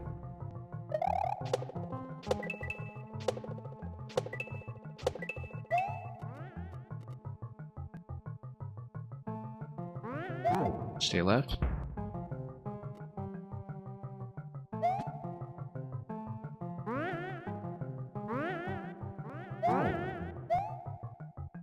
Let's walk it. Come on.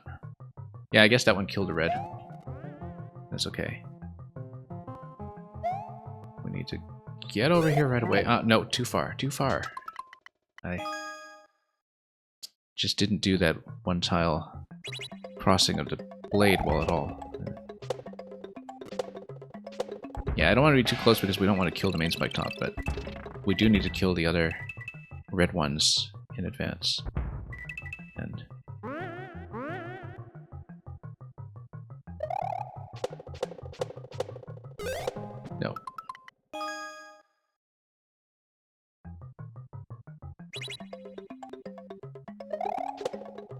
making a certain amount of progress, I suppose, but let's try it again.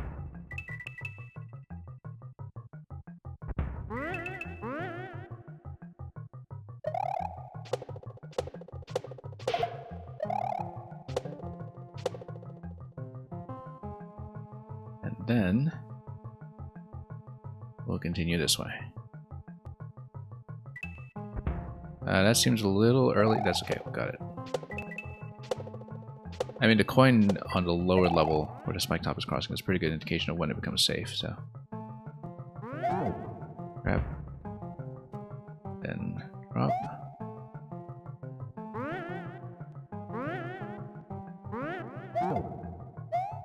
Oh, good, perfect. Perfect grab that time. Let's not despawn. Is it still alive? Yes, it is. That means we can go on ahead. Then we're going to follow it down. Positioning is going to be a little bit tricky down below as we turn the corner. But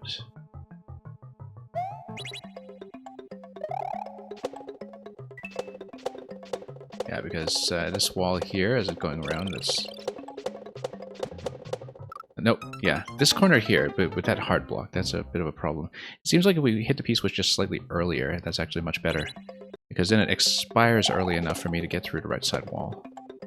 So we're hitting the P-switch too late for comfort. Because I'm all the way to that hard block before the expiry kicks in and allows me through. And that's just much too late. So. That's okay, just minute adjustments that we make here. Now that we're learning the level. You can totally see where the low clear rate comes from.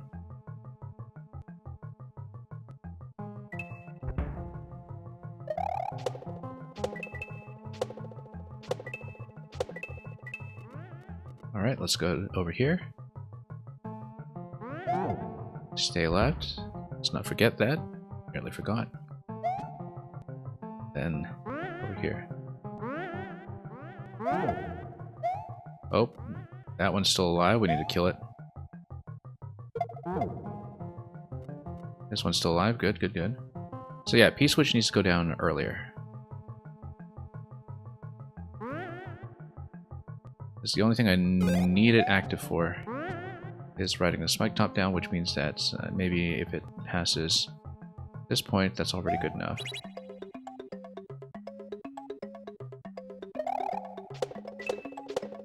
And it'll feel much more comfortable. Good, much more comfortable. Okay, so P and POW. I feel like that's going to be dropping at one location at a time. And then we'll take it over here, and then we'll land on top of it. And I don't know why these POWs are here. Oh, missed it. Missed it. Yeah, because...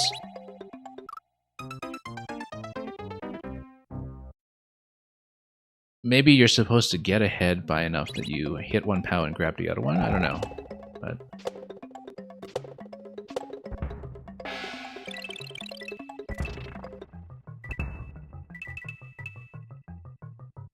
we'll see what that's all about. I think it is still supposed to be just finishing the stack so you can ride it on top without having Mario go too low and dying. But we don't know that yet. And we haven't seen enough to see whether that will be the case because of that up diagonal arrow that looks very suspicious. In the location where we just unceremoniously finished.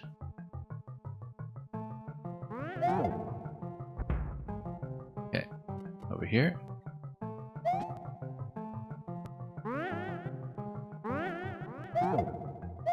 Good, finally. Getting some cleanliness out of that. Okay, knock all that out. That's off screen. Good. Yeah, sometimes you kind of need to see the failure before you understand what's going on in this level, so it is not blind friendly by any means, but at least it gives you a little bit of time to look at some of the puzzles as you go, but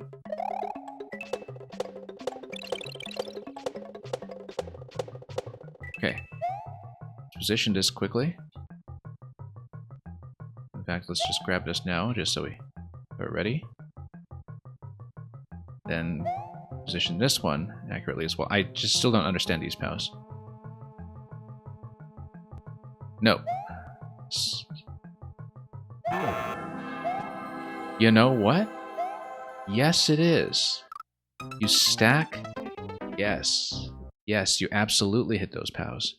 Because you let the winged spike top fly as a full stack where you ride on top of the POW. That is absolutely it. You absolutely want to hit that. I was thinking, oh, maybe you just ride it down below and, you know, spike top goes off screen, but then Mario doesn't die. But then, nope. The solution is that you do, in fact, hit those POWs and let it fly. And we'll see what the angle is like. Yeah, because those out-of-flying enemies that were coming, I didn't get a good look at them, whether they were flying spike tops or what, but we'll have a chance to deal with those later. No. Bad positioning.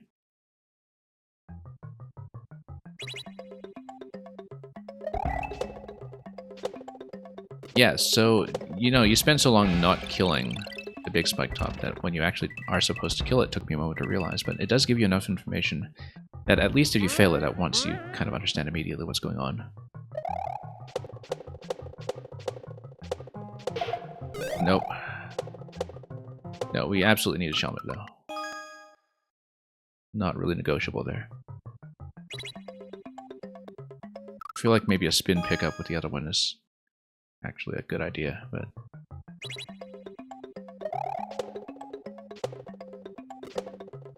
Nope. We need to kick it left. And we see the goal on the other side, but I'm sure there's some kind of sub-world that we just haven't seen yet. Because it looks like it's bounded by a pipe. So we're not even through half the level yet, but we'll learn it as much as we can.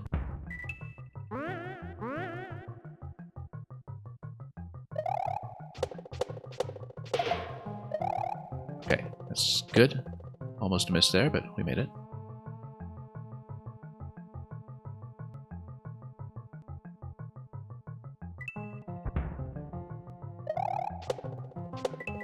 Well, I'm still progressing, and execution is largely not the issue here, so we'll stick with it for as long as we can.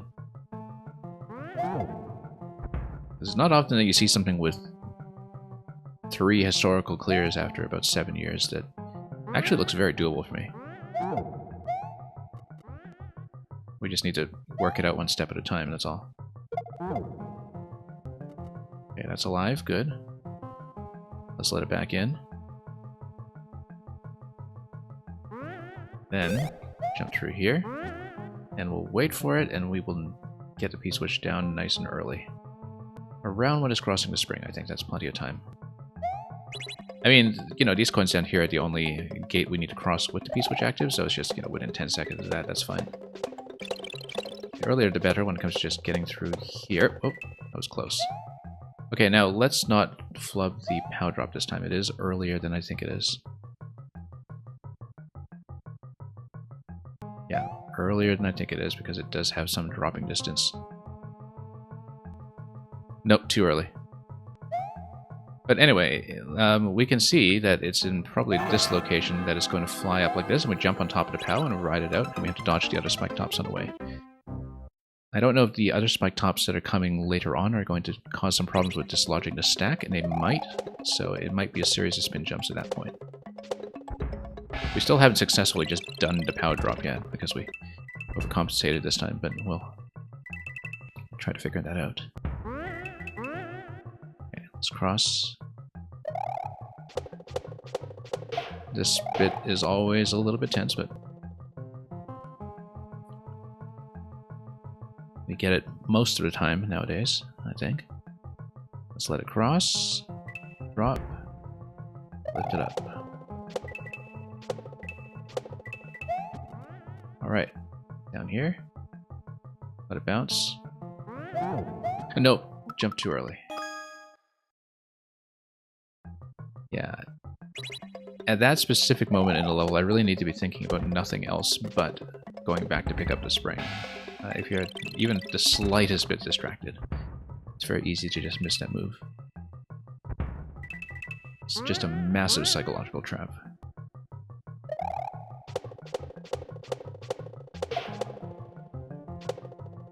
Nope. Bad landing there. It's exactly the kind of landing I was afraid of. Okay.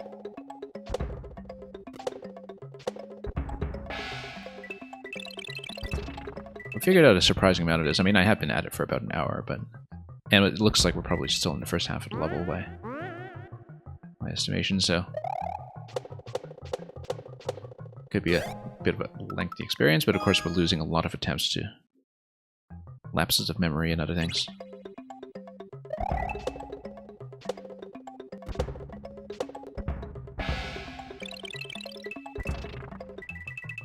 Yes, I have gone pretty quickly from being just baffled by this to feeling like it's very doable as long as we're paying attention and figuring out each segment as we go. And yeah, the problem is that this segment is really rough. I think it heavily suggests shell jump as plan A if you can do it, but that's only if you know about the invisible block of the shell though. Possibly, yeah, let's grab it as a backup and... Oh, we can't. I keep failing this pickup too, because every time, you know, if you jump into a shallow angle, the pickup is not as clean as it is in Maker 2.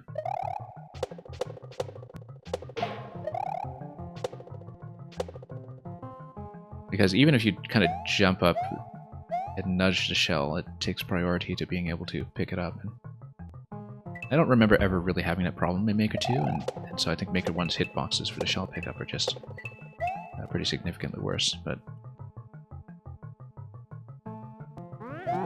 it seems like a game difference. I'm not absolutely certain, but I don't recall ever having that kind of issue in Maker 2. Okay, this one needs to die. Oh, I despawned, I think. I don't think I killed it, I think I just despawned it. Well, that's bad. Yeah, this bit is a little bit rough because you have to have it off screen because of the POW, but you're also not allowed to go so far that you despawn it, so... Maybe that's what the one-way panel is supposed to be for, is as a kind of indicator for when you should worry about despawns, but as you can see, at that time we didn't go past one-way panel and we still had that problem, so... Yeah, losing a lot of attempts at silly things here, but...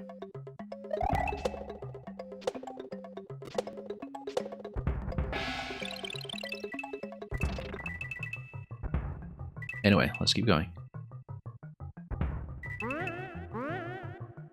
And cross.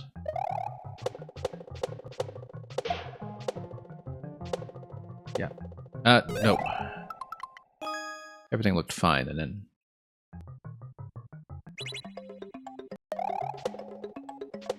Yeah, there are definitely a lot of things to lose to here, even after you figure out what to do, so... Not easy to just repeat successes, unless you're really paying attention.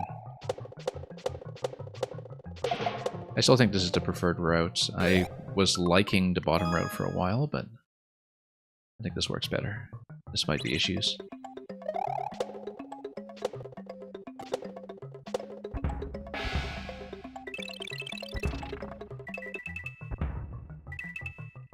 And of course, just fighting with the spawning distances is going to be something we need to deal with, but... Okay, that was actually cleaner than usual. Just need to really aim deliberately for the spike tops that we want to eliminate with the helmet. And ride it up.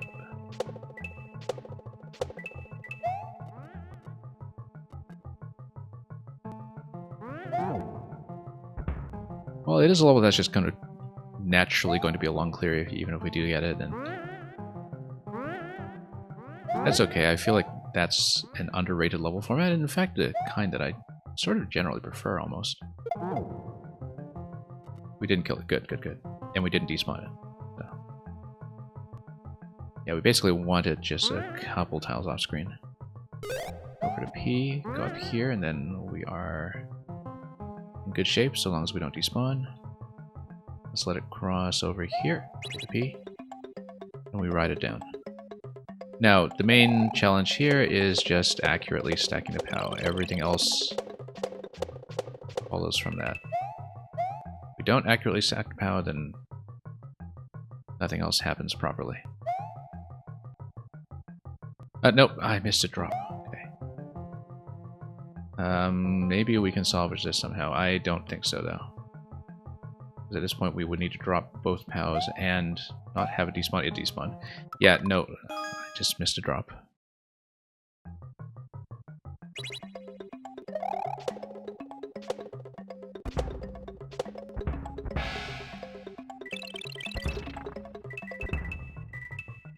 Alright, let's do it again.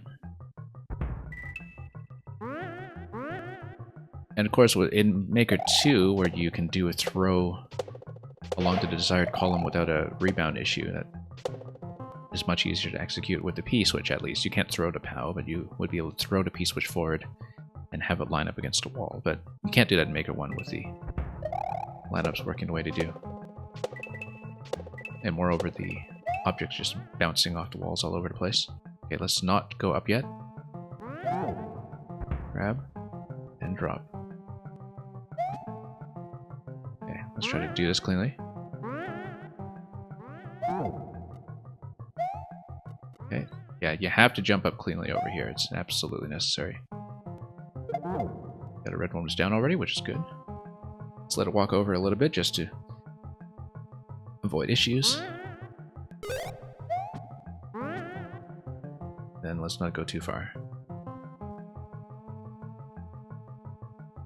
Then we need to complete the stack and then hit the POW and just ride it up. We just don't know what happens from that point because we haven't been able to drop the POW yet. P and POW, let's get them both down quickly, just to save time. Good. Now let's... Yeah, the camera view here obviously is a bit of a hindrance as well. Got it. Now we rise. Good, that's fine. We don't mind that. Oh, actually clean positioning this time. Look at that. We were supposed to hit the P-switch? How do we do that? No. What? Oh, I see. No, it came up at a bad angle. If it comes up sooner, so we need to hit the POW sooner, probably while the blue spike top is under the bridge. If it's under the bridge, then it doesn't bump against these spikes here. Rather, it goes up far enough that we can drop off and grab the P. And we don't need the POW necessarily because we just let this guy walk.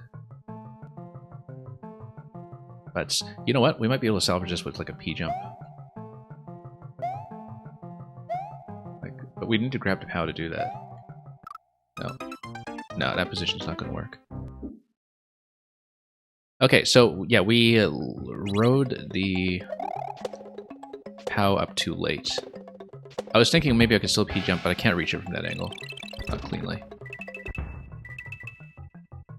But yeah, no, that felt a little like we... I mean, I felt like I was, you know, reading the diagonal arrow properly in terms of where we needed to send it up, and then of course all the other red spike tops seemed like they were in perfectly okay positions. But maybe you are supposed to launch and hit the powers rather when the spike tops are directly underneath. Like maybe there is a kind of desired position that we need to go for.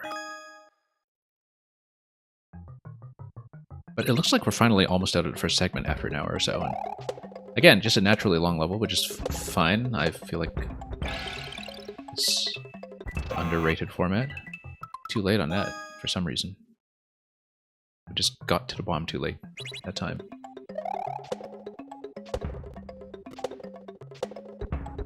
Yeah, sometimes you need a lot of things just to kind of work out perfectly for you. In a way.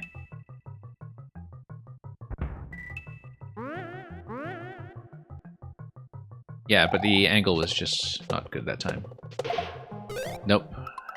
Yeah, and sometimes we just slip on the ice block, and there goes the attempt.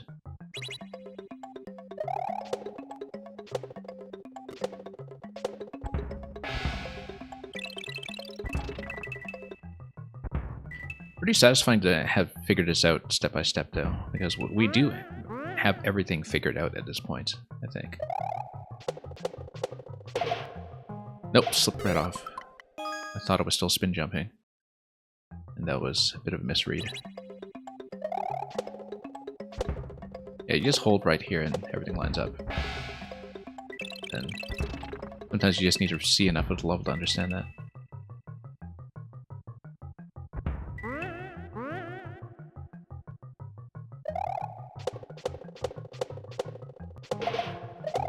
Okay, yeah, just needed to see when I need to regain the spin jump. We just need to be really on our toes about that if we ever see ourselves land on the ice blocks.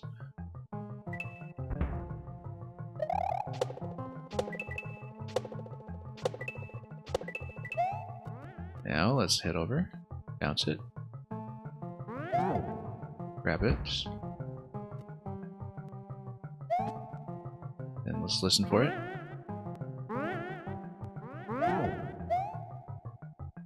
Nope.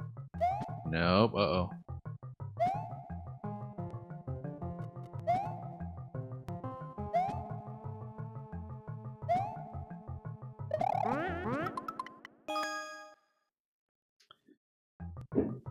Yeah, not fond of that spot.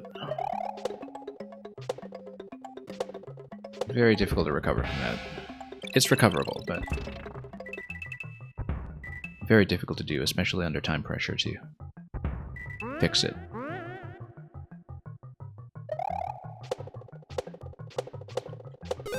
There definitely are some execution barriers here. I feel like if we bounce on top of the big spike tops and just go left on the bridge, maybe that's easier. Instead of trying to punch through everything from below. But I'm not going to try it yet.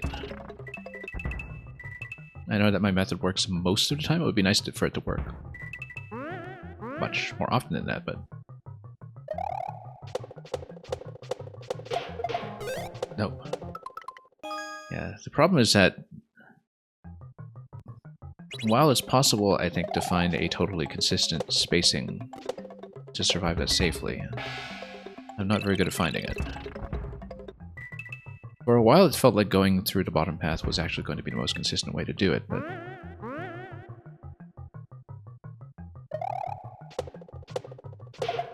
Okay, that's good. That's good. Let's see what we can do.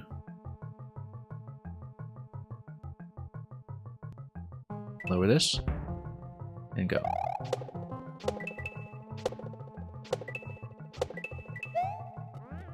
And let's go over here. Grab.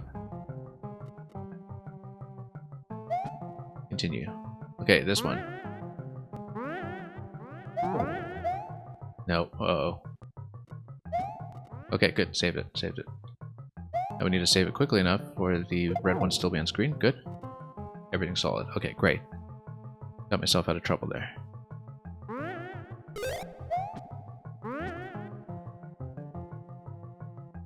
You coming? Good.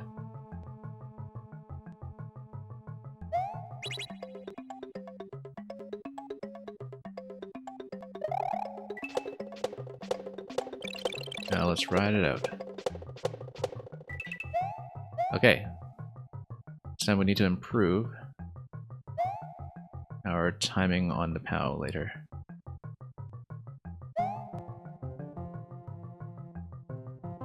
Alright, as it's rounding that curve. Okay. Bit close, but maybe it'll make it. And it actually gives me access to P-switch too, potentially. If we just step on it like this. I didn't even think about that. I was just thinking, grab the POW, step on the P-switch, that'll be great. we did not consider the consequences. The very obvious consequences. At least I could have P-jumped off of that. I was so excited about finally getting out of here too, you know, and that's the kind of mistake you make when you think you've got a fancy exit. Because it wasn't... Yeah, it looked to me from the movement of the red spike top that I probably shouldn't need to POW unless I need to POW to get through something on the other side of that gate, like on the other side of the pipe. Which of course we don't know yet. We don't know if there is a checkpoint or anything, so... Or if I do in fact need to carry the POW for it. Because there are a couple of blind moments like this where you just kind of need to give yourself options throughout the level, and so... I don't necessarily trust that we can just drop the POW and cross the pipe. I feel like we'd need both objects, but we should have done that safely.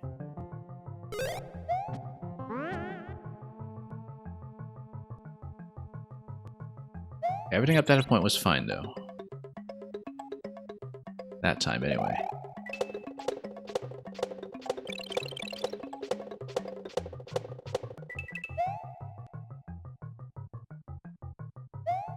After a while, you do just find every possible way to choke in this game, and so we're used to it.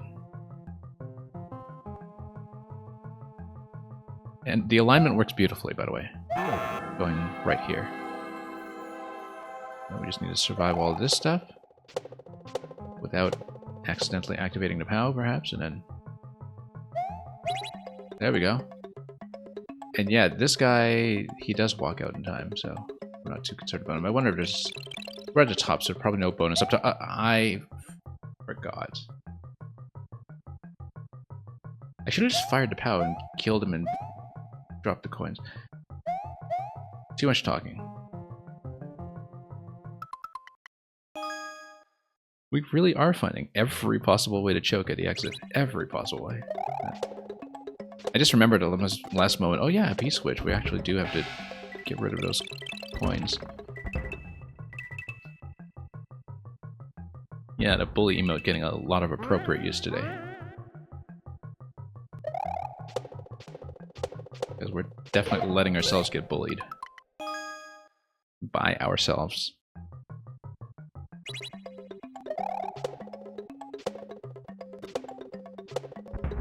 No wonder this is a 0.15 clear rate. It's like psychological chokes all over the place. You know, it's all the trickery of a troll level without actually being a troll level. Where everything is just fair, just very easy to overlook.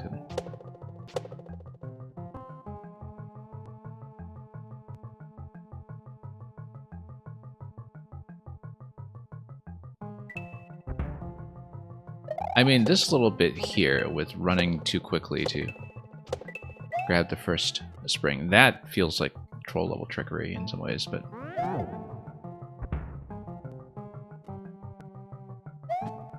We are past it by now, I hope.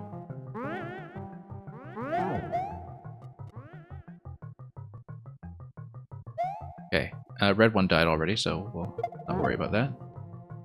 And we'll just... make sure we escort this through.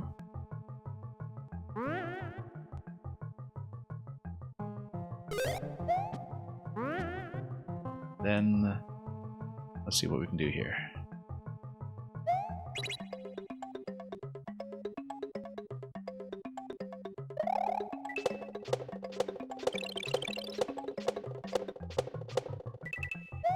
Okay, let's get in position.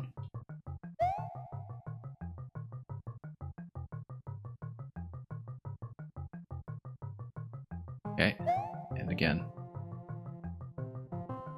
At least it's getting easier for us to repeat at this point. No.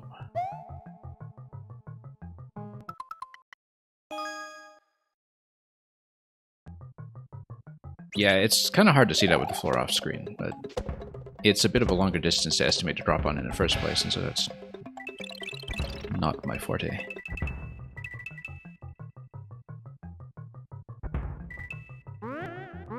At this point, I feel pretty committed to this level, though. We've been learning so much about it, and again, the execution barriers are definitely not that punishing, just occasionally fussy in certain locations. So, if the second part is anything like the first part, should be able to make it. It's just going to take maybe another hour of work or so to learn the next segment, unless there's a significant bump in execution or something. But okay, barely got out of that one alive. But we'll see what happens. Nope. Oh, almost too late. That was a bit close. Stay left. Stay left. Lost that too many times already.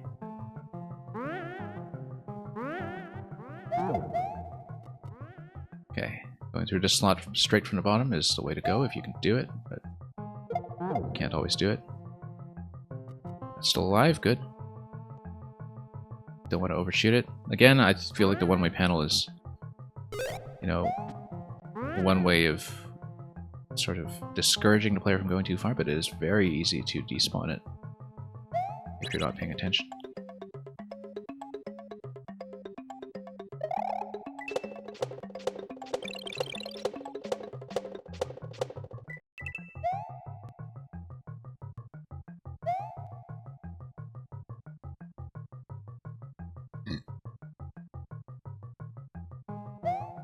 Okay, we need something consistent here. The thing is, yeah, I can't really see the spike top positioning at this point. Okay, we got it. Together we ride.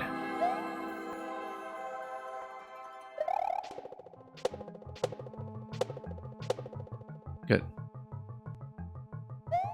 No, I was trying to P-jump off it and I just missed it. Oh, 2017. Yeah, let's not mess with the P-jump timing. This is Maker 1 post-patch. We spent hours last week dying to P-jumps because of that. Yeah, let's actually not do P-jumps if we can avoid it. I forgot how difficult they are on this patch of Maker 1, and I was complacent about it because the first P-jump that we did earlier went perfectly well. And I just completely forgot that it's not the Maker 2 P-jump. And yeah, we won't do it with the P-jump. That's much too rough.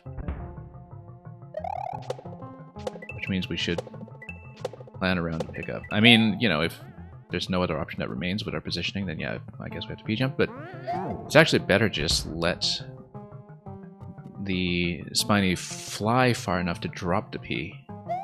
It's actually much better. Uh-oh, too late. Yeah, too late. Too much thinking ahead. Yeah, okay, no. We just let the Spiny drop the P against the wall. We don't need to get it so early. Oh, hang on. Brain fire's over there too. Yeah. We should not rush to P-switch. There's no reason to. It's not time sensitive at that point.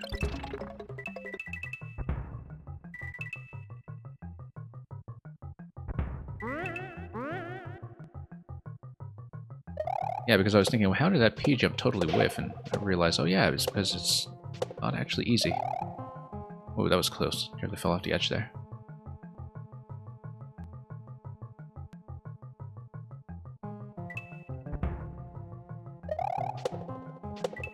Yeah, that's a Maker 1 principle we need to remember. Don't do P-jumps just to be fancy. Never do P-jumps unless you're actually required. Something that I'm totally going to forget.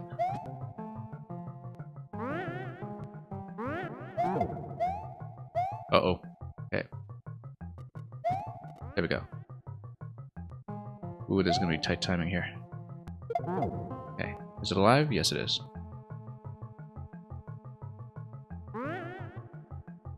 And one spike top is alive here too. That's okay, we'll just go around it.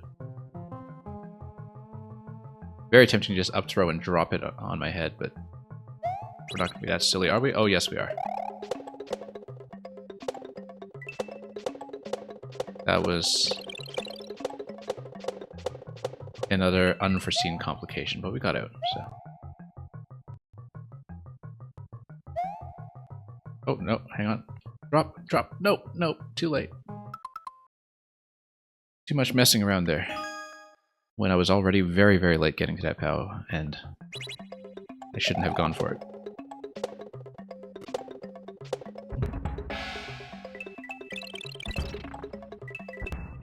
Can't believe we're not out of the segment yet. I mean, we've solved everything. It's just that we have so many problems recreating successes.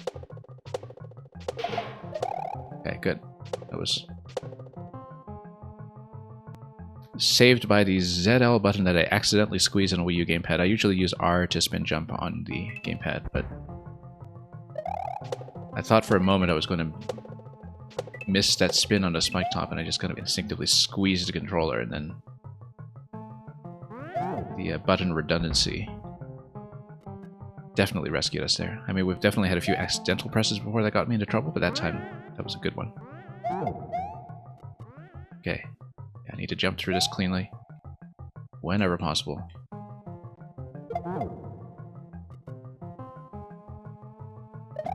Okay. Let's lead it through. Let's just keep it on screen while we do this bit.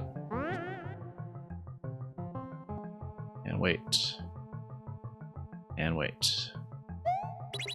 Okay, this time we don't need to fight with the extra distraction of the red spike top, which I think threw me off psychologically a little bit going into this area.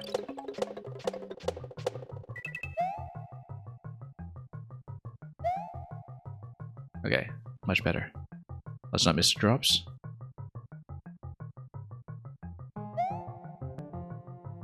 Yeah, once again, we'll just let the spike top unload by itself if the positioning works, which it should.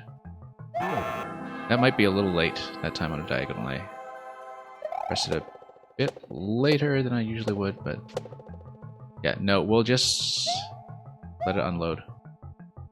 Good, much better. Much more sensible.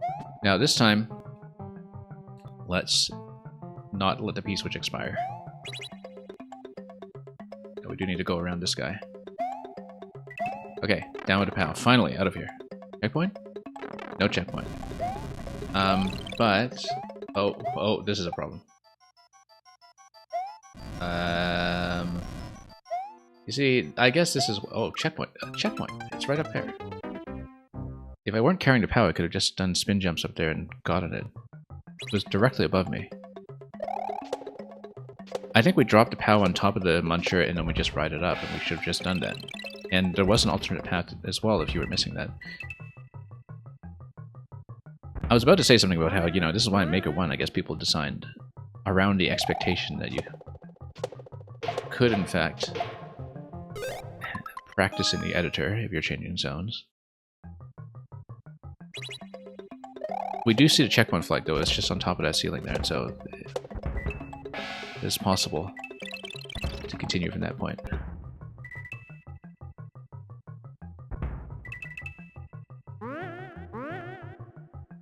Anyway.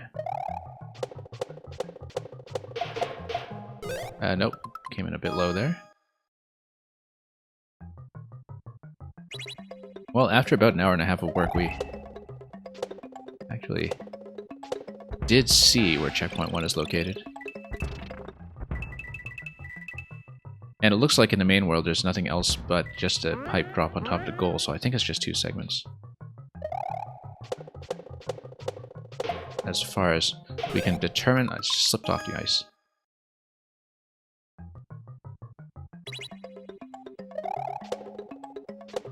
And yeah, Crozy, you're feeling awfully toxic with a Q, yeah. Welcome, hope you're doing well. We're playing levels from Maker 1, and this one has a 0.15% on it. There are 3 clears on it since 2017. And it's not because it's difficult to execute for the most part. A little fussy in some places, but it's mostly just very long and very puzzly along the way, and so... And kind of blind in some locations where you do kind of need to fail at it and figure out what to do. So it's actually been a lot of fun. I have mostly been running Maker 1 over the course of January. Most days. And And yeah, it's going to go down by April. There is a Team 0% that's been ongoing with people trying to make sure every remaining level has at least one clear. And I'm told they're actually pretty well on pace. They've got about 4,000 remaining, I think. And they're saying that at the current pace, they expect to finish by mid-February, which sounds incredible, actually, that they've managed to do that. I'm not doing Team 0% because I'm not good enough a player to do it, frankly, and I think it would not be a good use of anybody's time. But certainly cheering them on from afar. In the meantime, we're just trying to record as much content as we can from makers I wanted to catch up on over the years, and some old favorites that I remember from before I had a capture card as well. So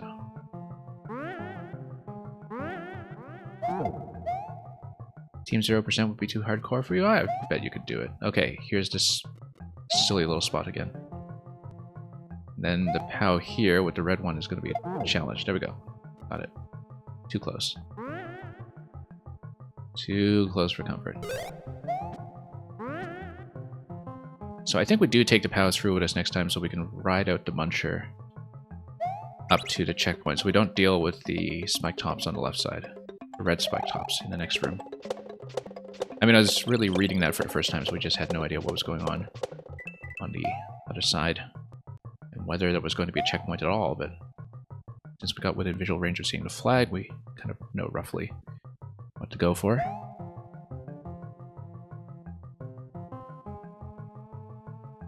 Nope, too early. Always have to let the spike top rotate a little bit first, and of course it's going to do much of that off screen, off camera, and so almost out of here.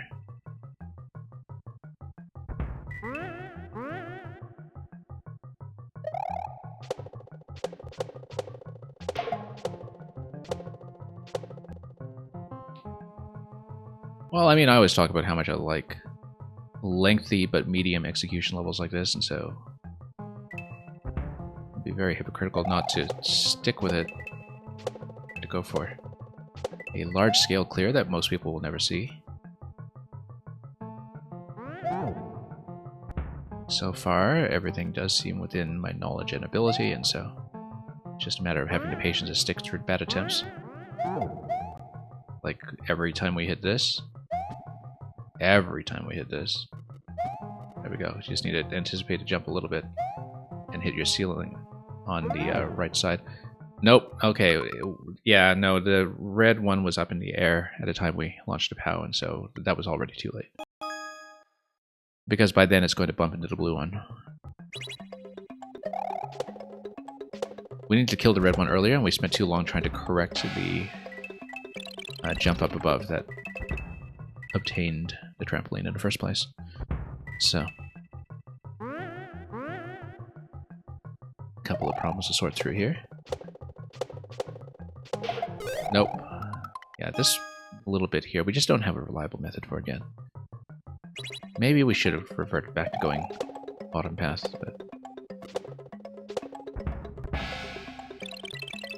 I'm sure there's a class of players for whom doing the shell jump with this shell is the easier way to do it. Or just doing spin pickup with that to have a spare shell, but too many issues with that too for my liking. So there's no perfect path here. Everything's going to be a little bit rough. But the middle path seems like it's the one that's most under my control, so don't have a very good hit rate with it, but we'll do what we can. Stand here, grab it to the left. Okay, this worries me all the time. Got it? Got it quickly, which is good. All of these dead, and then let's clear the path. And wait.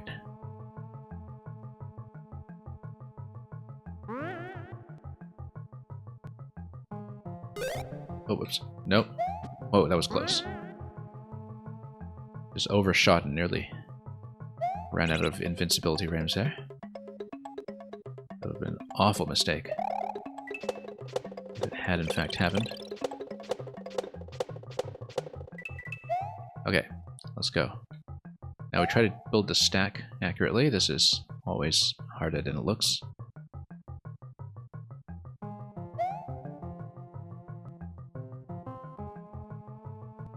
Always a bit of moment of tension here. Got it. Let's ride it. Let's not flub the jumps over here. And let it unstack by itself. Not going to mess with a P jump. Unstack. Good. Let it walk. We'll take the POW over to the other side, and then I think it's going to be riding the muncher stack on the other side, but let's take a look at it. Nope. That bounce. I didn't even look at the trampoline there. We could have just stood on top of the trampoline, actually, and just done it that way instead. No, because I only saw the muncher last time. I didn't even see that it picks up the sideways spring. And so I thought, oh, there's a muncher there. It must be dropping the POW on top, and we use that as an elevator. But no, I guess maybe you're not expected to take the POW through it. You just ride the spring instead. I don't know.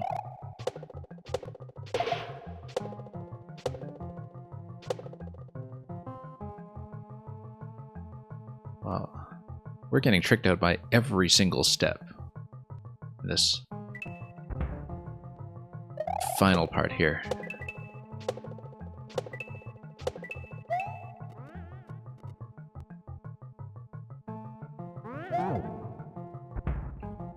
It's like the classic asymptotic paradox of always making it halfway closer to your goal, but never quite getting there because you always just close half the distance. Okay, we're getting that a little more reliable. We need to kill the red one quickly, though. Good. Yeah, you just bump your head against this corner, and it gets you across. That's something I should know from Maker 2 as well, but I mean, I don't do precision, right, so we don't practice that kind of thing. So. Let's go down.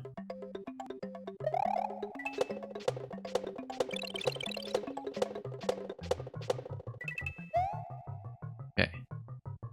Let's not waste too much time jumping back and forth here, and let's try to get the line up properly. Good, a little far forward, but we'll just adjust. Good. Ride it. Let's not miss the spin jumps. Good. Let's go around and without hitting it. And let's let the spike top circle around so we can go over it. Do we still take the POW with us? I think we do, but let's be extra careful. We ride it up this way. Good, good, good, good, good. Checkpoint. And we have an extra POW too. Although I don't know why that would be helpful. Because we need a P-door here. And I hope it's not some kind of forced death or anything here. Obviously, yeah, you're starting a checkpoint, you would need to let everything through here, and then Chomp and Wiggler. Interesting. I guess the bomb was supposed to take out everything on the left. What is this? We're just still scouting. Oh, and then this is spin jumps. Oh, interesting. You know, I bet we can just kill it. Not like that, but... No, we should have done spin jumps down below. It's funny, because now we don't have the POW, and now we can't do it that way. But... P-door here seems like it's going to be interesting eventually. Maybe we do need to let everything through with the bomb. Instead of just Wiggler. Drop down here. Then what happens when we do that? Oh, what? Not like that, obviously. But... Yeah, no, when they walk across, they're going to open up the Wiggler alarm anyway. I feel like having the POW through here was actually kind of very convenient in a way that we didn't fully explore. Because, yeah, then in this case we go up, and then it looks like there's a bomb location up there, maybe. No, it's a clown cart location. We actually should have kept the POW. I probably shouldn't redo the level up to this point for the POW, but, you know... Oh, there's POW over here. POW shell shell. We need to bait it up, actually, to get it to fire to the right side. And we need to scout this out a few times before we understand it.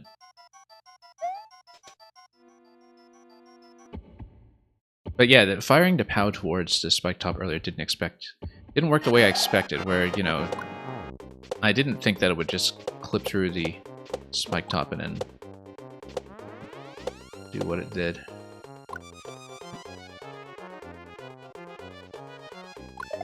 Good, good, good, good. That's fine. And then, can't we just go through here and let it fire? It's going to drop the other spike tops though, right? Or is it going to have spawning issues? I don't know what I'm supposed to see here. I don't know if we bypassed something. Ah, is that it? Really? What happened? Goal. So what was the second segment even about? Was that... Did we skip something by making it up to the checkpoint? I think we actually skipped something by making it up to the checkpoint. That's the fourth historical clear. I think we actually found a skip. But why would that be? Because, you know you could just ride up the muncher regardless.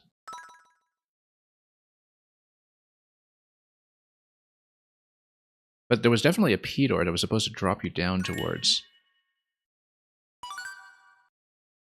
that segment. I mean, we're not redoing it for that. I think I'll look at it in the editor afterwards. I don't want to mess around with it right now, but I'll probably download it and look at it in the editor and see what the second segment was supposed to be. I don't want to tour it right now. I want to use more. Also, I guess maybe this game doesn't register clears anymore because it had 3 clears coming in and now I got the 4th one, and perhaps it doesn't actually add to the stats anymore or something.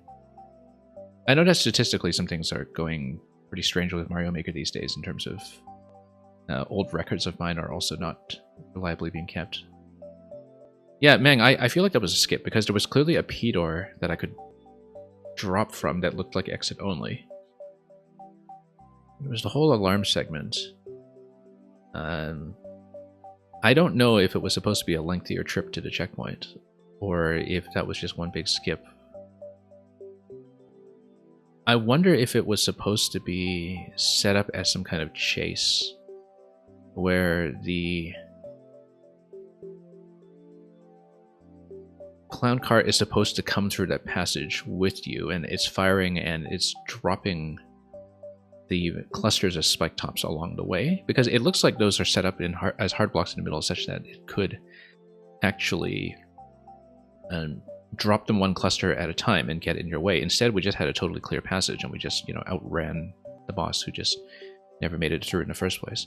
But I think it's one of those things where, like so few people have cleared this, that tells me that few enough people even made it that far to kind of give this a proper playtest in the first place, perhaps, and we just broke the thing wide open.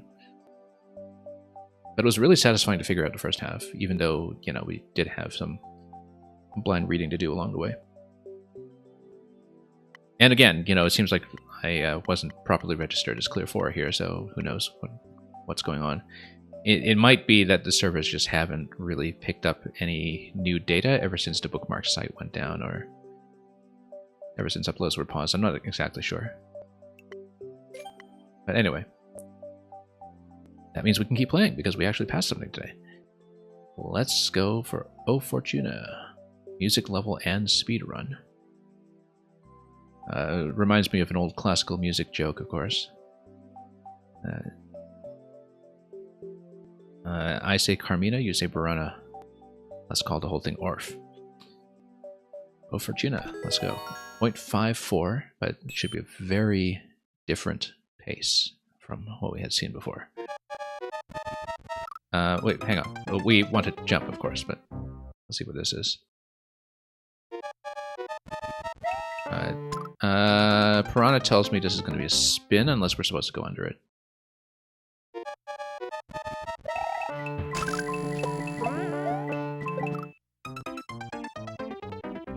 Anyway.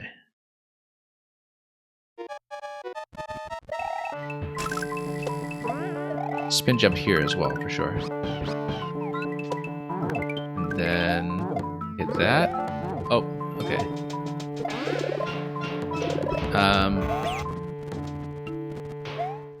Probably grabbing that shell and bouncing up. Yeah, this is happening too fast for me to understand so far. We're, I think, very fortunate to get that far. But it's clearly spin jump at the beginning because you spin off of the piranha after his first jump and it lines up pretty perfectly. And it is a spin off of here to get a shell, and then Yoshi grabbed a POW, high bounce, high jump. And then, yeah, the shell eliminates the munchers for me just in time. We don't have much control over that. So it's not a shell grab? Hang on. I feel like it's supposed to be a shell grab of Yoshi and then bouncing on a green shell, but perhaps something is out of alignment. Yeah.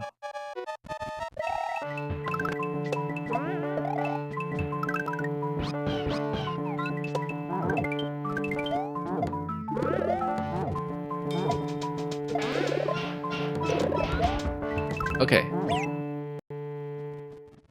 This looks like... It's too far to be a Yoshi drop on top of the conveyor. I don't think that would work anyway with that momentum. I think it is firing a shell through and probably doing a Yoshi jump off of that. Whoops. Spin.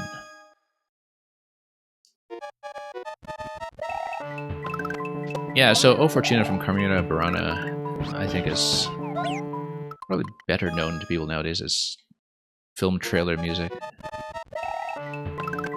I remember, in fact, that for the very first trailer that was released for Peter Jackson's Lord of the Rings, obviously, you know, that was a long way from being ready to show the score that Howard Shore actually wrote for the film. And that, I believe Carmina Burana was used for that too.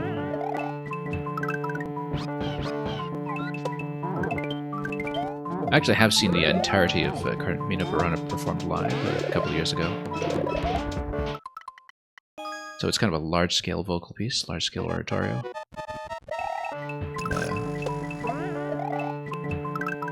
But this is definitely the best-known passage by quite a long shot. Sounds quite nice here, and the way the swamps punctuate that. Okay, yeah. Yeah, that's got to be a spit and jump off Yoshi. That's got to be two inputs that are pretty quick in succession, and unfortunately you kind of have to deal with Maker 1 camera as well when you do that. Okay. Jump off. So it looks like the shell is probably supposed to go in here, and then you get a shell that you bounce off of. But we've got to see a lot before we get to that point. 0.54 on a speed run, it might take some work.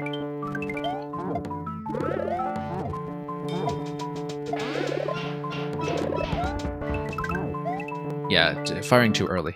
But you can see, if you keep the shell off the Yoshi jump, then you can bounce on top of the next shell, and then you'll probably be able to punch that next muncher with the shell past that point. And then maybe you need to take damage boost after that, but we'll see. 40-second speedrun, so... As something with a tight timer on it, definitely not expecting any kind of checkpoint. But...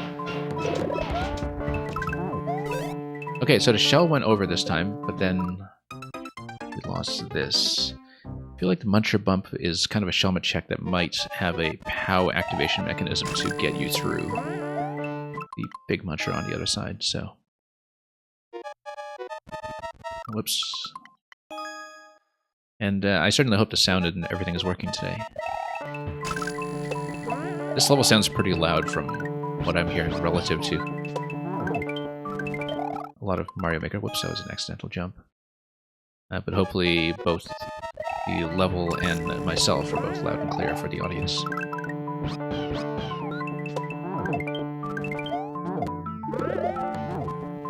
Anyway, let's keep going. I mean, that's totally in keeping with the music, of course. Carmina Burana is definitely Oh, we got through.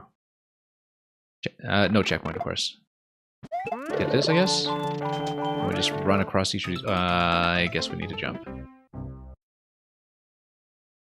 I was kind of surprised that I could run over those munchers. So I guess the muncher has a slightly lower hitbox once it drops into place. So yeah, that bit is a little new to me, but we managed to figure out everything up to that point, so... Oh no, just did the shell spit too early. Yeah, we bounce off the green shell, then we do a shell spit pretty high up so it lands on the conveyor belt, then we jump off Yoshi at the same time so we make it over without tripping over the spikes. And yeah, Crazy Wreck, did I say something?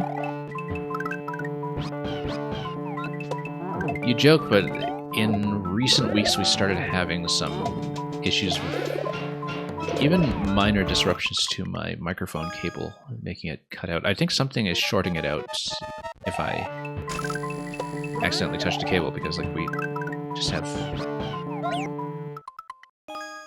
an increasingly complicated setup here, and there might be something interfering. But it used to be that we just constantly have sound problems with the game, but never with anything else. Now we have occasional sound problems with the mic as well, which is awful.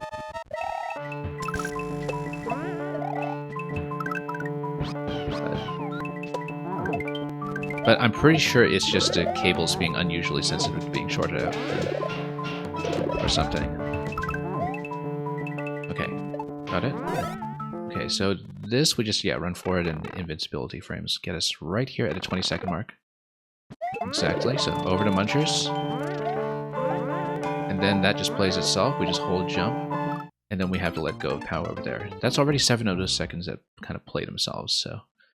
The POW just needs to make contact with the double muncher stack, obviously. It needs to hit it right on target to eliminate both at the same time. And... oops, missed it. Yeah, that moment there, you kind of need to be pretty exact, because Yoshi grabs the POW, but you need a high bounce immediately after grabbing to go over this piranha down below. Then... grab, jump, spit, over, and yeah, we tripped over the spike block, unfortunately.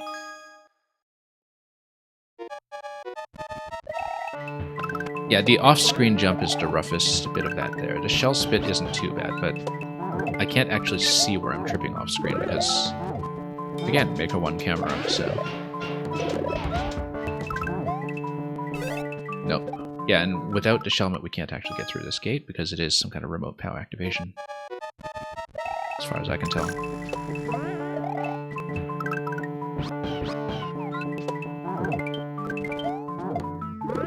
So as I was saying earlier, before we were on the spike top level for an hour and a half, Ren is, I think, actually mostly known as a music level maker. That's what a lot of his famous creations are. Okay, let's make sure we get this. That looks like a shell pickup with a spin. That, again, it's Maker 1. So, given that we had to land on Piranha Plant, I think it is a shell pickup with a spin jump. And again, I don't really have good muscle memory for that, simply because we only really started doing this in Maker 1 this month. And bad input connection, you've had headphones like that? Yeah. I think it's the same setup I've always had, it's just that I think we've added some complexity to it, and there might be some cable interference going on. Oh, let go a little too late there. I did let go. I just ran into the munchers first.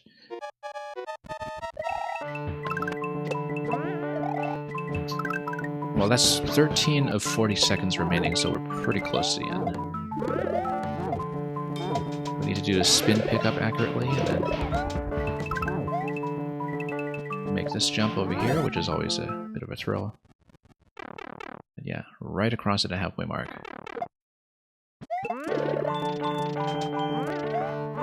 Jump up, and let's go to POW. No, again, spin pickup. Which is... I mean, I guess if you just hold Y and you spin jump, then you'll just naturally pick it up once you run into the shell, so we shouldn't overthink it, we should just treat it like a spin jump where I'm still dashing.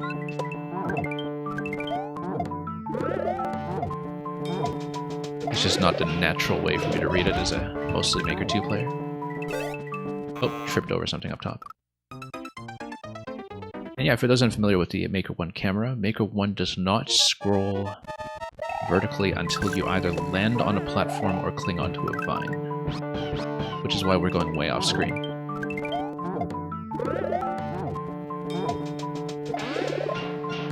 And I've definitely played levels that make good use of this, but for the most part it's an absolute nuisance. With levels like this one, where you actually do need to go high in a spot that you can't really see. Of course, back in Maker 1, everybody had to deal with this, and so, you know.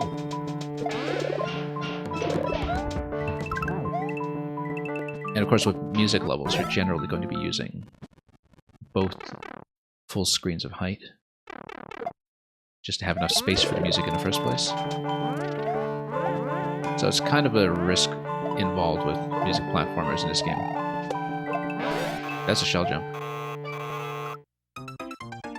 That's a shell jump where we needed to spin into it. Wow, okay.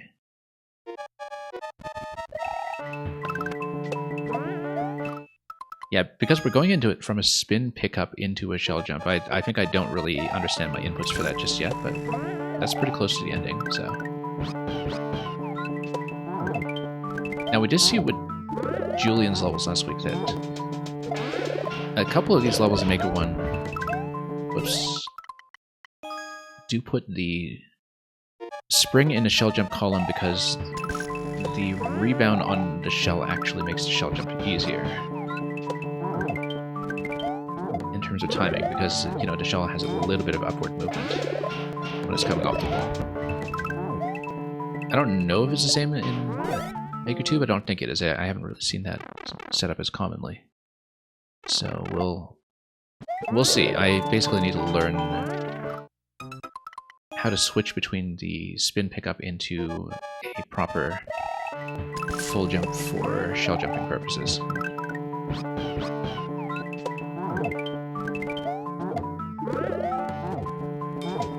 Because part of the issue is that I don't have the B button held down at that point, or didn't there, because we entered that segment with a spin instead of with a standard jump, and so I just need to switch between the two jump inputs at some point after we get that piranha bounce, I think.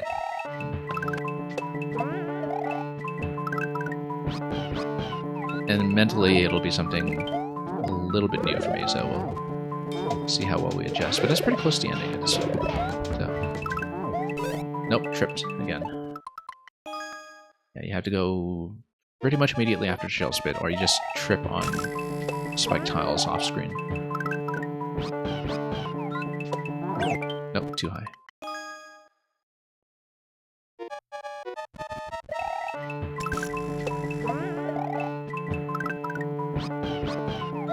No, I don't know why I'm jumping there. I'm just trying to grab...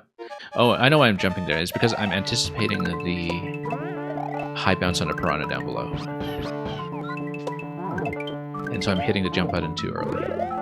We're not actually off the conveyor belt yet. I love this little bit here with the thwomps punctuating the harmonies with the parallel movement that you get in the notes that the thwomps are playing. Yeah, again, jumping too early. Yeah, you do have to hold B there as you fall down towards the piranha, or you don't get enough height. Like that. Okay. And you trust the level over here. I love that bit with the thwomps, actually. Like, musically speaking, it's such a perfect way to weave that into the level. So.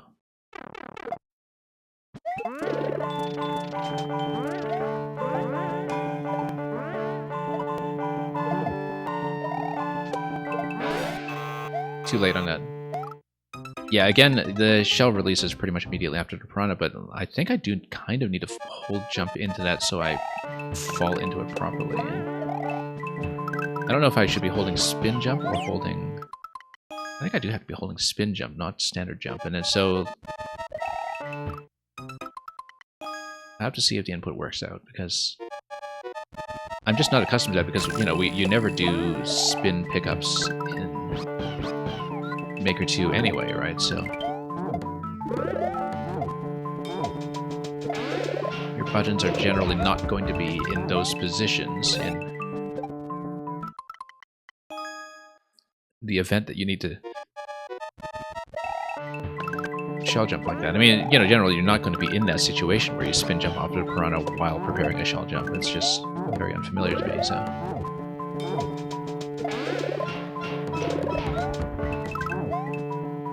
Nope, tripped again. Yeah, the off-screen bit is really unfortunate, but again, that's just a limitation of Maker 1.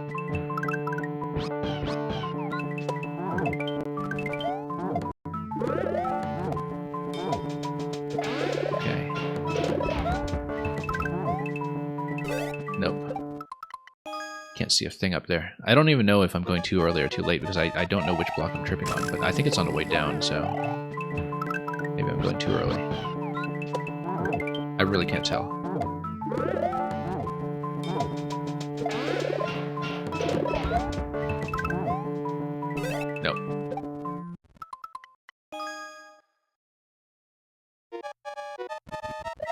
Yeah, if I'm tripping on the way down, that means I'm going too early. On the jump off of Yoshi's back. But again, I can't see. So.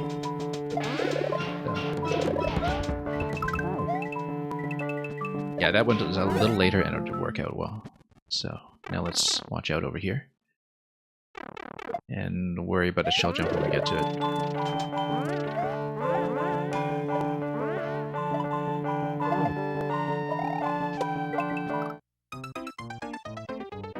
So that was with holding spin and jump. I don't understand that, actually.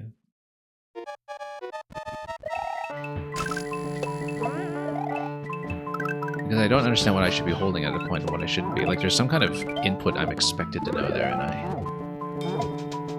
don't have to make a one-game knowledge to really see it. Again, too early. So yeah, I was thinking that the jump has to be very tight after the shell release, but actually I'm doing it too tightly. There needs to be a little brief interval between the shell release and the jump.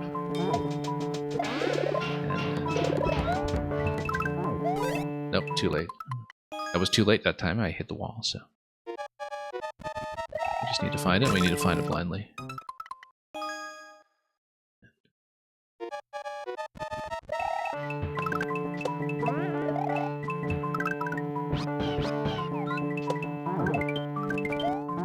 Okay.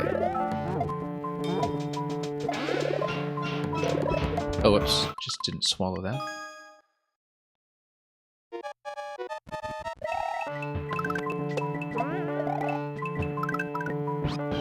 And let's go over here. And down. There we go.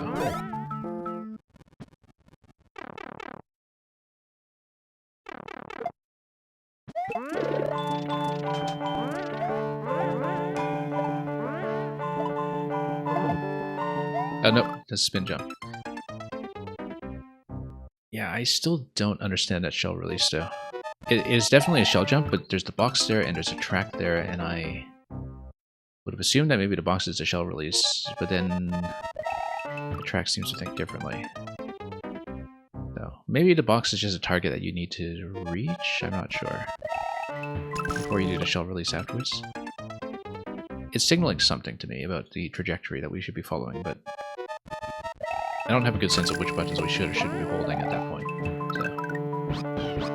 And again, I have no muscle memory for going from spin jumps into shell jump. Nope, too late.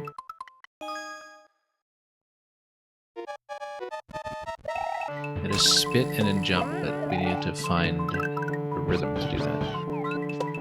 Because you do kind of have to do it blind.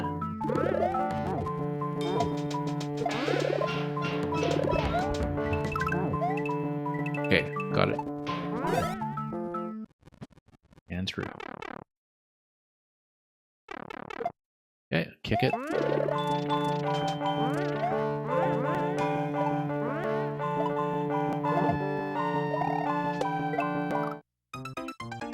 so that time it came in late. Because I hit the shell jump low.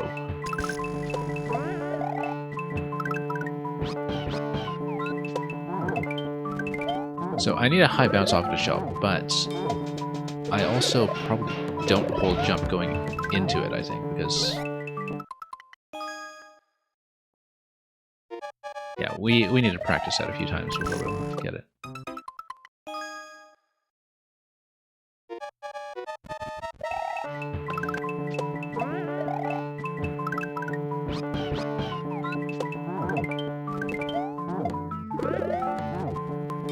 Anyway. Okay, didn't trip over this time. That's good. The more practice we can get with a shell, the better.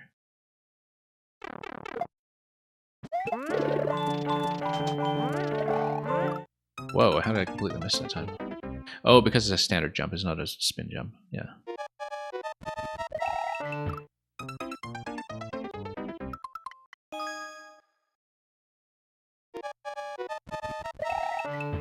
I think I saw in the title banner that this is actually the bottom of the treble clef that we're staring at the beginning of the level. It looks like the bottom of the treble clef.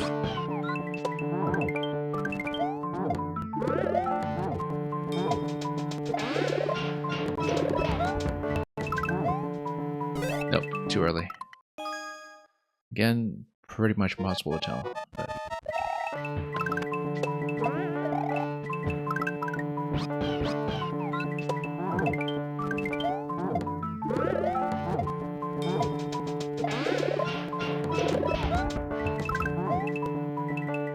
Got it, just barely, but we made it.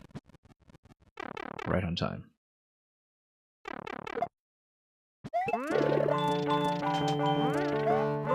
Full jump.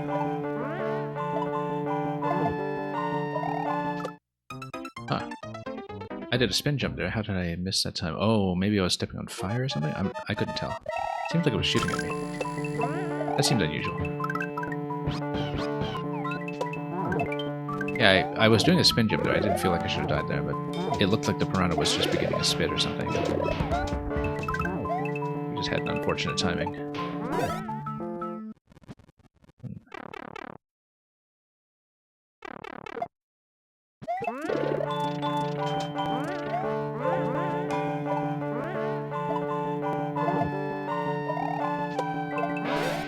No.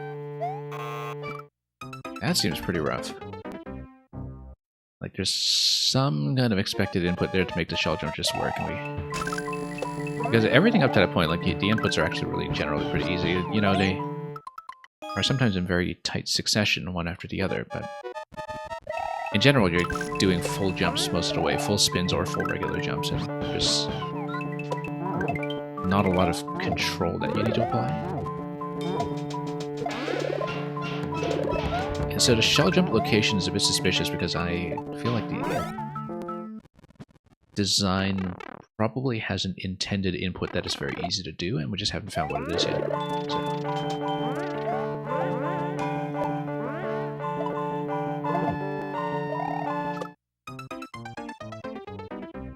Oh, I think I'm just landing too far to the left on the piranha. Not going close enough to the edge, and then landing like that where we're making contact with it on our way back up out of that jump. Nope, too late.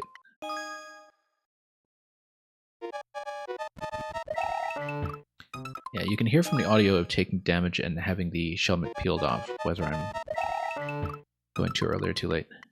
If I take damage late, that means I jump too early, because it means I'm kind of tripping over the other side. If I take damage early, that means I'm going too late because I'm hitting the first wall. So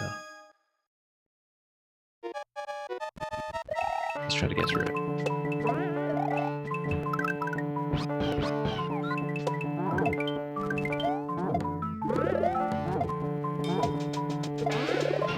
And continue. Whoops, nope. Totally missed that. Going a little bit late on the shell pickup with Yoshi.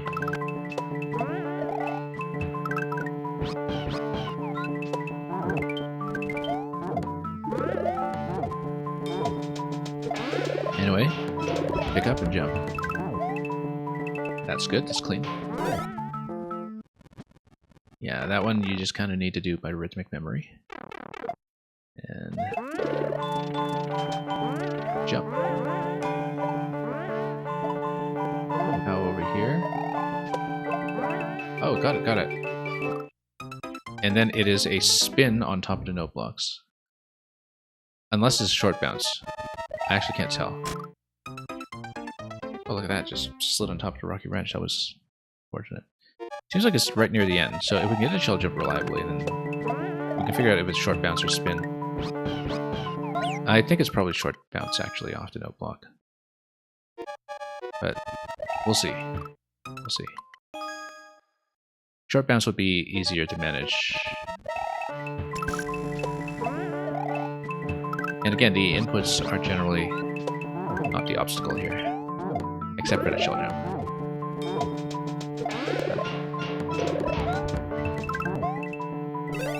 Nope. I don't know if I'm holding a full jump enough there. No, I think I'm just not going up with good timing.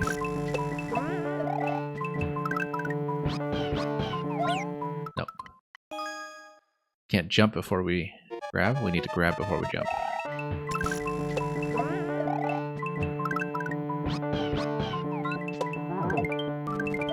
Very easily scrambled here when it comes to input order. Nope, too early. And you can tell when I trip over because that's when the camera finally starts to move up. And it's reacting to landing on ground.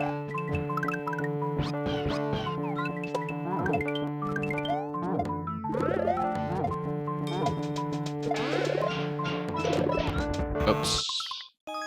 Not quite. Nope.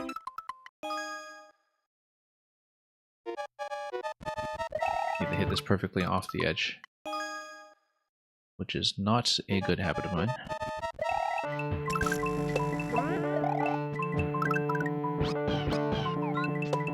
Struggle with edge jumps in both games quite a bit. Oops. Mostly because it's just not the spacing I'm typically used to when it comes to playing standard platformers or standard Mario. Even though at this point I've played much more Maker than any other platformer. Combined, probably.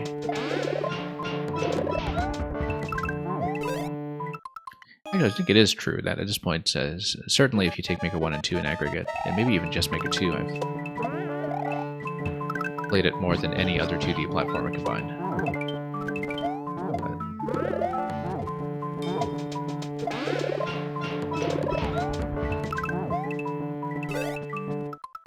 yeah, I really am not fond of the camera issue there, but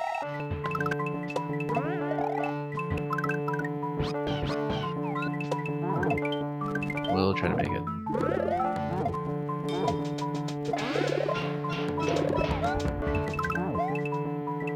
Okay, got it for once.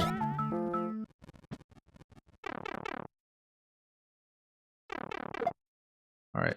Of course, this part all depends on the shell jump. And I don't know if we'll get it.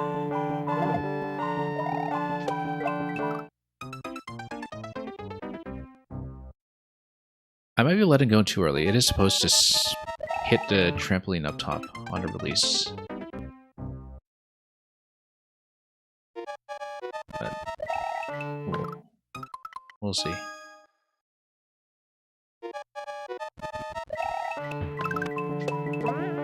We'll try to get it down as consistently as we can. So we can actually see what's next. Here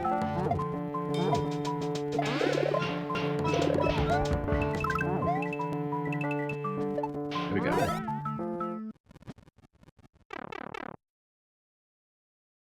At this point, we kick.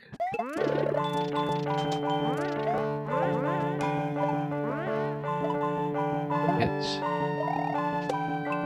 And then, oh, I let go of the wrong button. I let go of spin instead of letting go of grab, which, again, we don't have the muscle memory to really do that. Just need to build it up.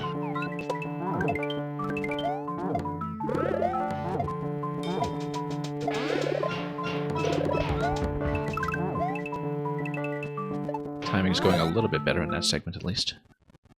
As the more good attempts we have on the actual obstacles, the better.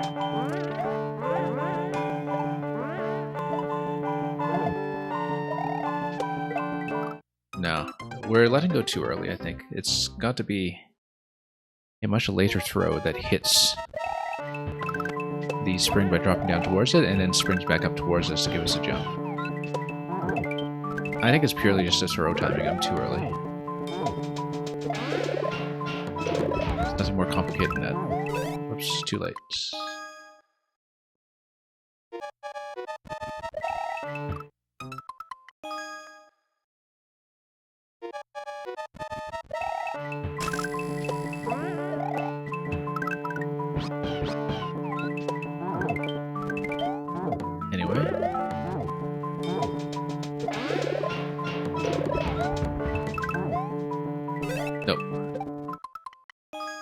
Again, just tripped right over the top. Always a bit of a roll of the dice until we can figure out precise input timing. Yeah, I feel like the spikes on that are a little too tight, but... Okay, we got it. We've passed through it often enough that at least it works mostly well.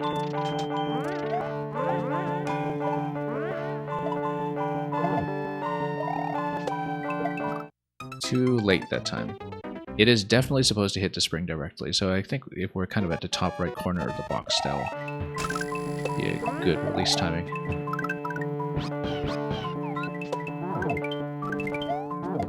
And we still don't know later on if the note block is a spin jump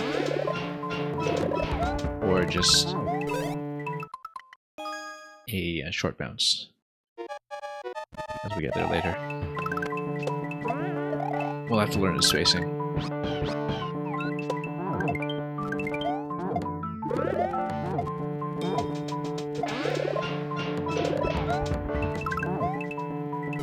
Nope. Tripping over it every time. We're getting so close though, if we could just get back to where we typically progress. I think once the shell jump is reliable, then we can actually learn the rest and it will fall pretty easily. There we go.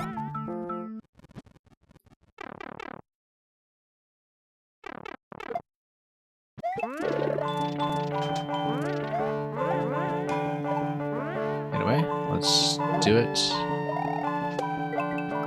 Too early. Yeah, if it hits the spring on target, I think the shell jump solves itself. I am, in fact, pretty confident it will. And we're still in a spin jump state at that point, so we are going to have a spin jump landing on top of that shell. That breaks it, and then the trajectory should be totally reliable.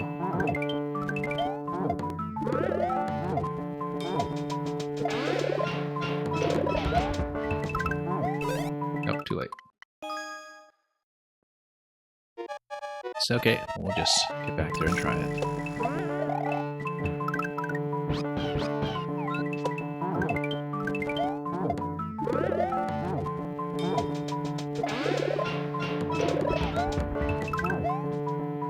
Nope.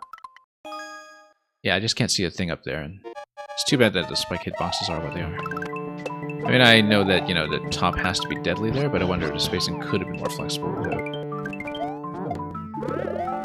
causing any issues.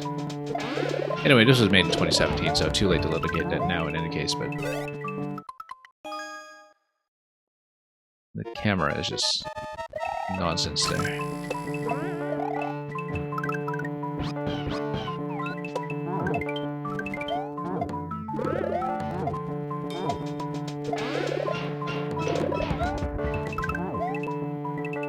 Got it? With practice. Anyway, let's try it again. So yeah, all about aiming that shell.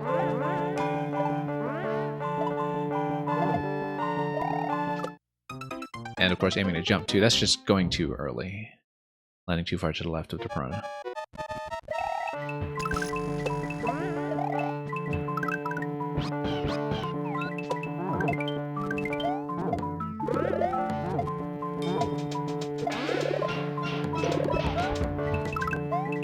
missed the spit.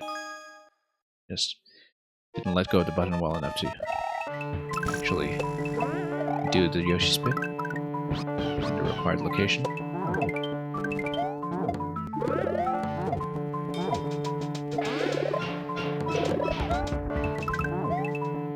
Okay, made it over. Always a point of tension there, but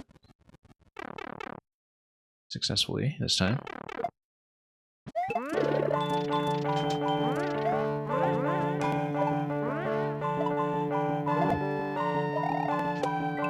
Up. Well, no, let go of the wrong button again. I let go of spin instead of letting go of hold. R instead of Y. Again, it's just such an unfamiliar input for a Maker 2 player that we have to learn it and deal with it.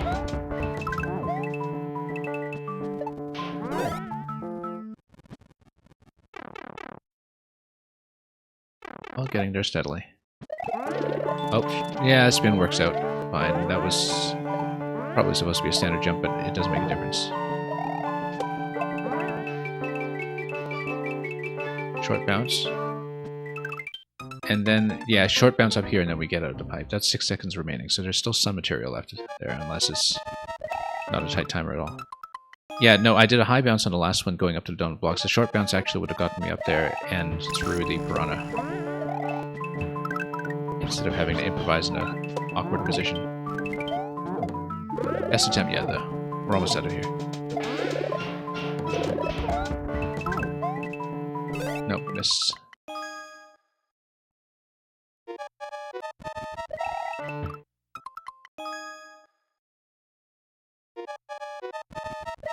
Yeah, so there might be a little bit more, but we don't actually know yet.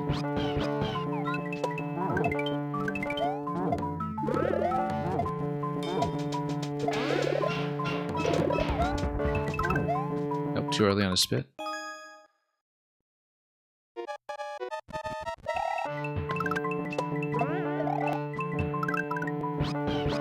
Anyway, let's go.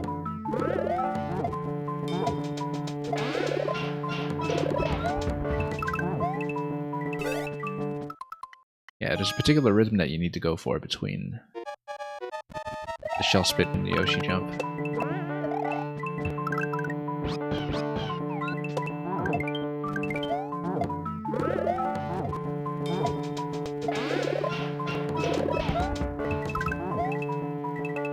There we go.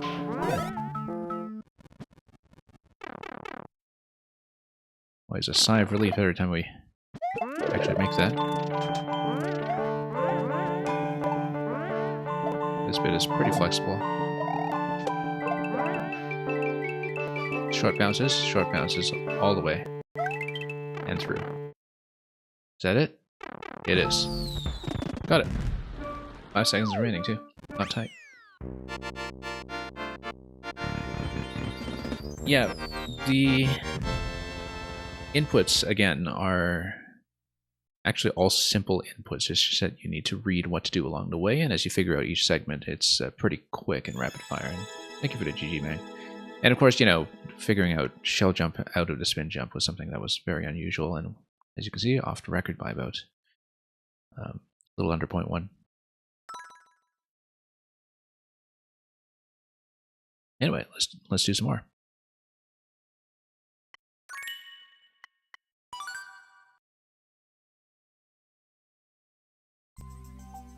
That was really nice, though. I especially liked how there are a couple of critical parts of the music track that are player activated, but player activated in a very reliable fashion, because the design essentially is going to predict that the player is in a certain place at a certain time, and so you get kind of that full use of space where the platforming plays part of the music directly as well, instead of just sitting parallel to it. That's something that we see in a lot of great music levels, and, you know, for 2017 Maker 1 tech, that's also very impressive. Stairway to Heaven. Let's buy it. Led Zeppelin. Hence the guitar at the beginning. And this, yeah, this is going to be an 87% almost, and so very much the opposite of the experience we had just now. I suppose the road to heaven is going to be a little easier, contrary to our usual intuition about it. This kind of pipe, by the way, of course, immediately makes me think of Super Mario Wonder, where we, grab our hat and go to the other side, but... Oh, walking speed, okay. Well, at least it tells you that before you scroll too far and start it. Yeah, because Stairway to Heaven is a pretty gentle tempo, so we're not going to speedrun it. We'll actually give it a good listen. I will not be singing along.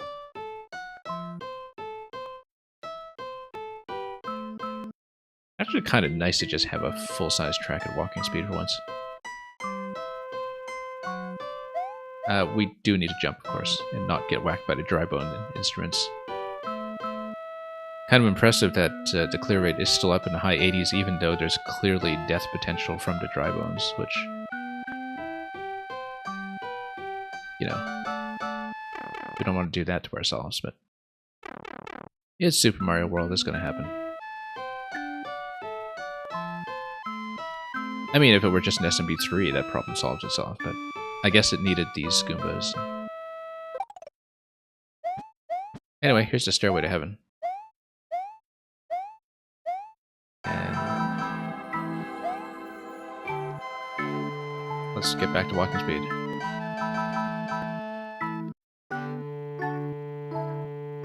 Very nice. Yeah, because I guess it, literally it does give you the stairway up to coin heaven, only without any coins, so you don't jump around and throw off all the positioning.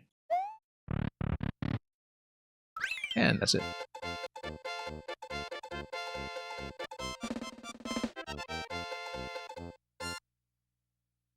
Yeah, again, very different experience from the previous music level, but kind of goes to show we see this at all speeds. Thank you for the GGs once again.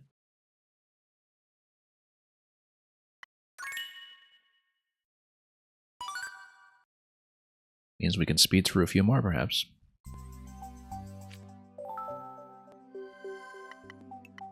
And Gary's back, one screen puzzle. Alright, let's do it. This one also has a sub 1% clear rate, but then that doesn't tell us anything in this game. People know the mechanics or they don't.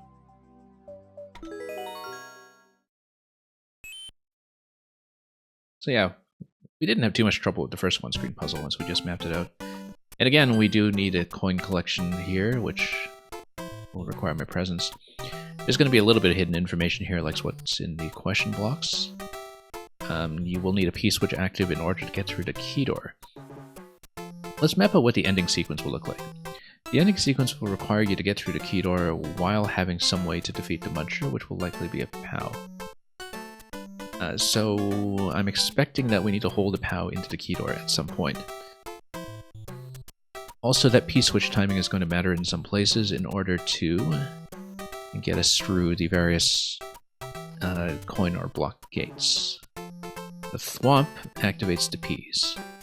The doors are probably matched in such a way... I mean, I only see two doors here and it's one screen, so unless it's two screens high, this door is going to take you to the thwomp, but if you hit and exit immediately, we can hold up, perhaps.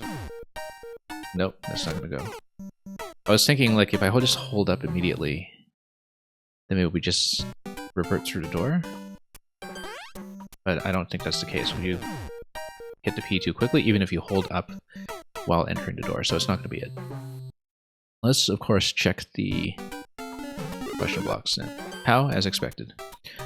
Door transition, however, is going to probably... I mean, we don't want to fire the POW and drop the coins that we require for the key door, because if we activate the POW while the P is not active, then the coin drop is going to cause problems. So I think we actually... I mean, the only... Well, we should check what this is. Shell. Interesting. Shell would be for jumping through Munchers, obviously. So we need a P-switch activation at this point. One way to do it is to have the thwomp activate a P and then we kind of jump through and then enter the door, but of course we'd need to position the POW very quickly to do that. We can do that, but then you would lose access to the POW because you can only spawn it once, so I'm guessing that's probably not going to be it. Like, well, I mean, you could do that too, but then you just go through here. And then you just eliminate everything, but... Now... Oh, Buzzy Beetle. Yeah, I don't have a way to get back down here, do I? Because we need a P-switch. We need a P-switch. Oh. So... But if you go through the door, the thwomp activates another P. But then you can escape out the left side. Right? That's fine. I wonder what we need the Buzzy for, then. The Buzzy is for... Yeah, when we carry the Buzzy shell to hit the question block. This question block is probably going to give us something like a POW to kill the last muncher. So, we basically let the thwomp do its job. We need to not carry that. The thwomp needs to hit the P. Oh, there's a spring there, too. So there's some spawn blocking going on. Quite a lot of spawn blocking going on after the POW does the coin drop, so... Okay, same sequence as before, then let's go like that. And let's assume that we need Buzzy Shell to hit the question block. That'll be a little bit dangerous, but we'll do it. Let's grab all the coins first. We can't fall through here, obviously. We can't fall through here even if we wanted because the one-way panel is actually on top of a semi-solid. That tells me that we need spring plus object to go up to the key door. Or just a spring, actually. And we grab one coin. Yeah, so there's a spring that's located right here. We let the thwomp hit the P's first and we go up. Go up, like that. Now, here's the problem. No, it's not a problem. We just do this twice. We grab one coin. The problem is that this is not high enough. We need something to get me through the second block here. And that's... we don't know yet. Yeah, so you can't drop up through the one-way panel above. You can see that the piranha plant up above is also something that was a result of a spawn block. Possibly something like P-switch to get a P-jump? Or, no, you grab a P-switch.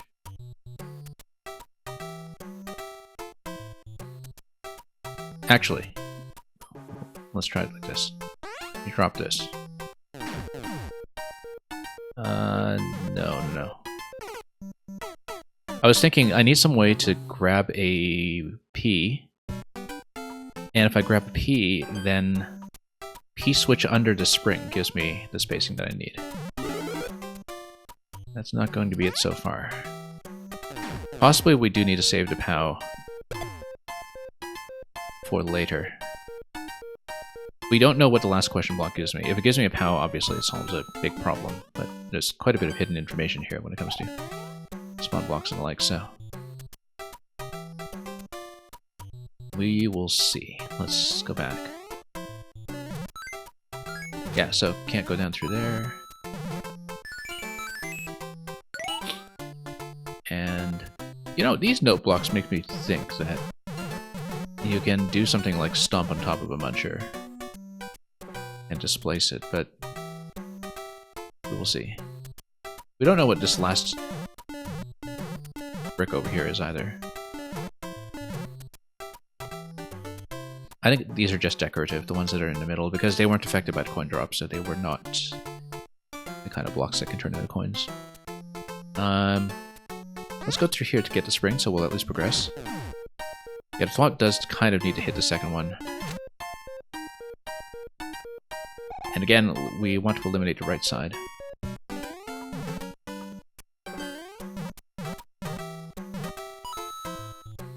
So we know there's the Buzzy Beetle here, but we don't know what it will get me. Because it's not a Buzzy Helmet, so it's not for punching through the munchers, but I think it is for activating the block that is through the other side of the key door. And for that, well, that will be a little sensitive to P-switch timing. And unfortunately, we kind of need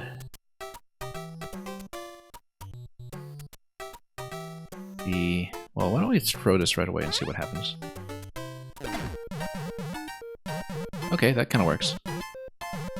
No, it doesn't work, because he just goes down immediately. Yeah, no, he just gets through immediately. But I feel like it's supposed to be something like that, where we're able to steal one P-switch, and then go P plus spring somehow. I feel like it's got to be something like that. I still suspect that we're using the POW prematurely, and that we're supposed to keep it, but... It's the only way to really get through the swamp at the moment.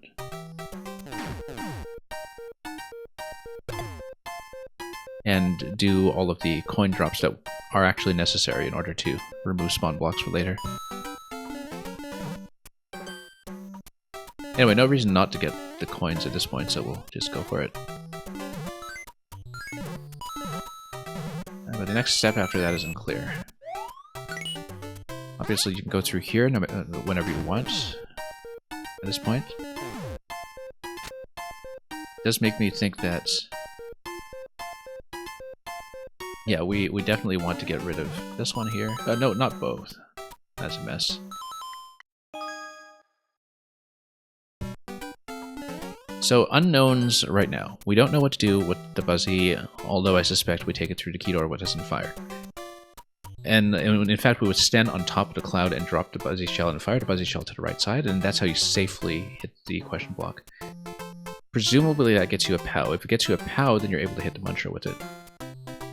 And go through. But that seems...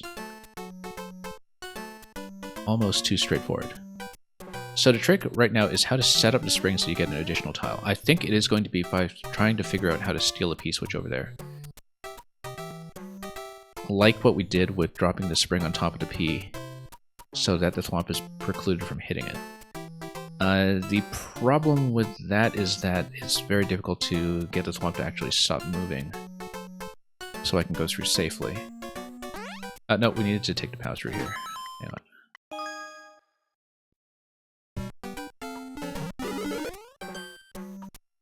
So there's some step we're missing with that.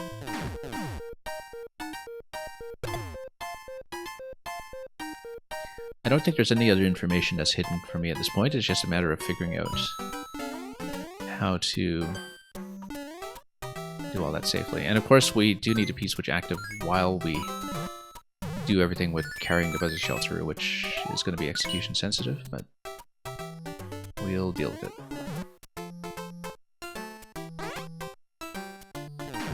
So yeah, Thwomp needs to hit the other P. But we throw this... Oh. No. Yeah, do need to throw to the left to make that work. And of course, the problem is that the Thwomp just sort of immediately resets into its location, which is not good. Because it's very difficult to time a way to exit that afterwards. I think I needed to drop the spring pretty much right on top of me, like a soft drop with a spring. And then we try not to get whacked by the Thwomp.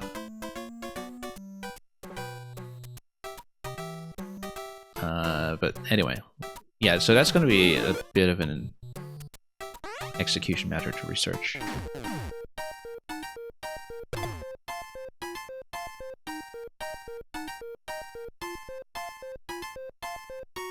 Because the Thwomp is getting reset by one tile over and over again. That is a... whoops, no, wrong. A little difficult to deal with. Also, yeah, we can't spawn this many times through. We do need to grab the coins first because the Piranha Plant precludes me from grabbing them on additional cycles. So, first available cycle, we do need to grab all the coins. We can't make the mistake that we just did. It's not even a spawn block. The piranha is there the whole time in the top left. It's just that we kill it every time. And so I previously didn't even notice it. Oh, nope, didn't want to activate that yet. Let's leave it.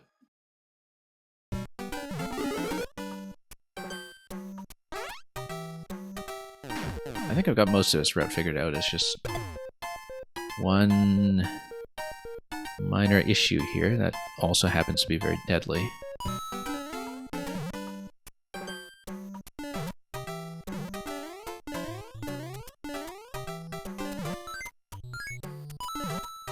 And of course, that's on the assumption that this question block gives me a POW. That's, I think, the likeliest thing to happen, but we will see. Okay, let's throw left.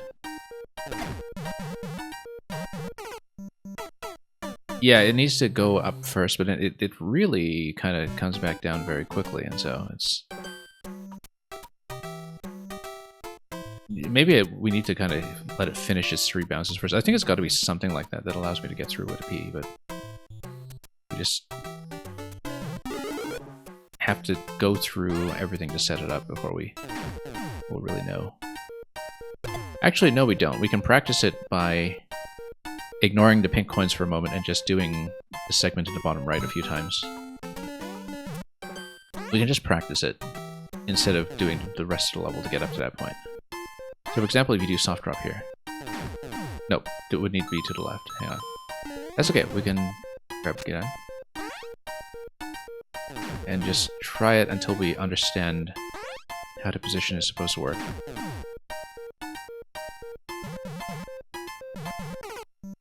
Yeah, of course, if you just have it compress the spring like that, you get into trouble. But... yeah, we basically need to practice that until we understand, with the POW, how you could possibly survive the thwomp. And we can cycle through it as much as we need before we figure it out, assuming we don't die, which is constantly a risk.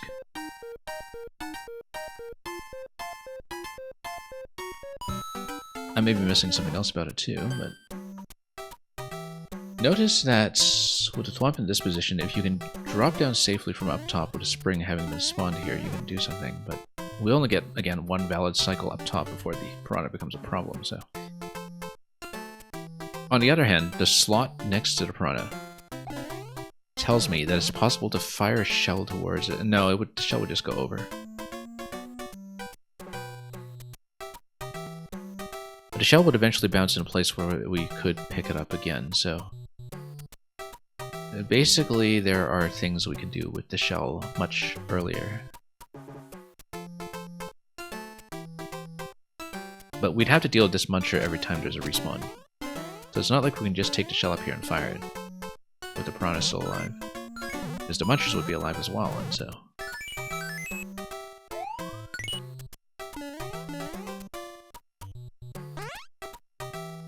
let's let this come down. Yeah, and the thwomp actually starts in a position where it's going to hug the corner, so that's not useful.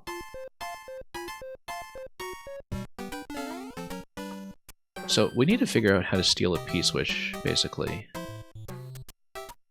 Either steal the P-switch, or...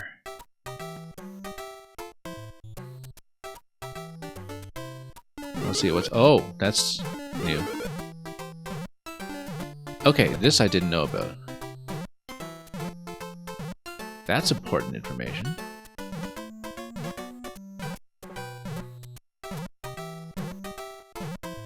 Okay, that... yeah. How was I supposed to know that? Because that tells me something very important.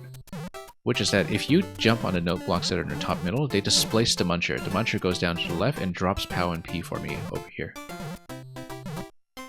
So we actually just need to reload this in such a way that we can jump up top and spawn more POWs and Ps next time. Of course, we would need to wrap back down, but that's okay, we can do it. Okay, no, that solves it. That was just a little bit of hidden information that we, again, needed to... no, but now we know how to get a POW and an additional P that would get us up to the key door with P-switch active and with the Buzzy Shell. So, and actually, not even the Buzzy Shell. We could just take a POW, right? In case this question block is not a POW, but we don't know if it is. I think it is still going to be shelled through the door, though. Okay. Yeah, once you see the concealed information in the level, in terms of where the spawn blocks are and what is located in the note blocks and the question blocks, then I think the solution kind of writes itself. But let's grab the key coins first, and then proceed from there. Yeah, I see it now. Okay, let it come down. Then we jump up. The spring is in a bit of a weird position, and I might have some trouble picking it back up. Yeah, I might have some trouble picking it up. I dropped it poorly. That's okay, we can always reload it, maybe. No, because we've expended the note blocks. So I just need to position the spring a little better. But small execution problem, we just need to drop it to the left side of the thwomp, that's all. Not in the center like that.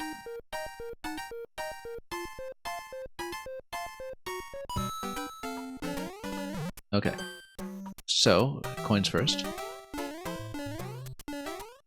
So again, we're assuming that it is going to be the shell that's necessary as the item that we take through the key door with us. We don't know that for a fact. We kind of have to guess. Much better. That's going to give me plenty to work with. And now we place everything the way we want. In fact, P... Well, P needs to be activated, so the P can't be the thing that's at the bottom of the spring. It would have to be POW. POW plus spring or spring plus POW, either will do. Spring over POW is of course easier to control. Then... yeah, basically we can jump up here at this point and get up to the key door. We do need to spawn the Buzzy and have it not fall in an inconvenient position. So let's get the Buzzy out of the way first and then do the setup.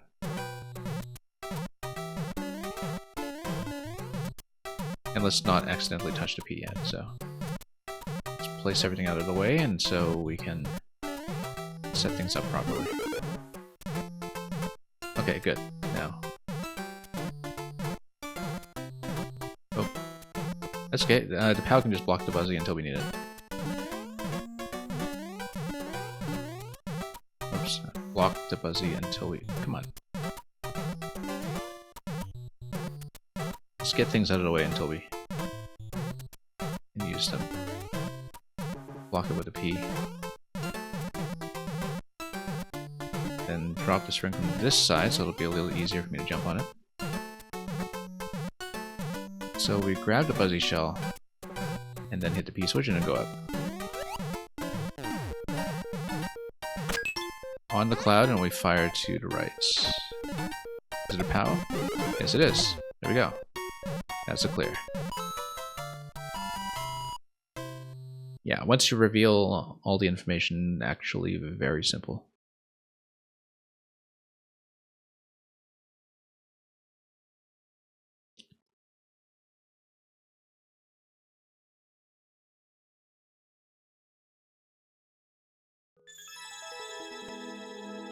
That's another one.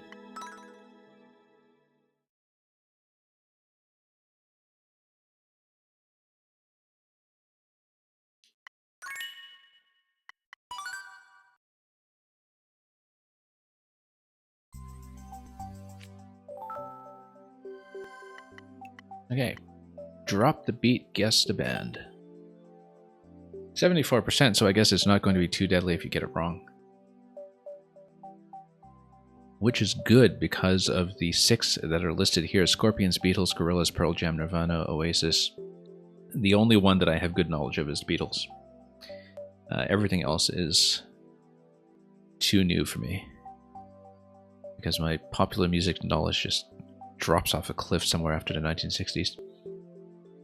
So, Well, we'll know the Beatles at least. The other ones, maybe we'll recognize them and maybe we won't.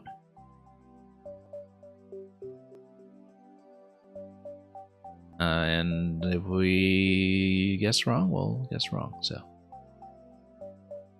If there is some guessing. I mean, it's an easy clear, apparently, so let's see what it is. It's not going to kill us for picking a wrong pipe.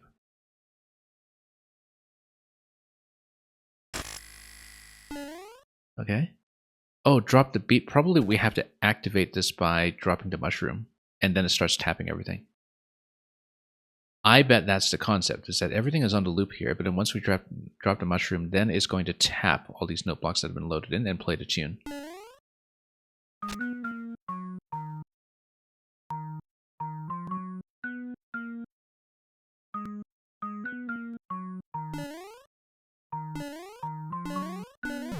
I don't know what it is, but I recognize it, but I don't know who it is.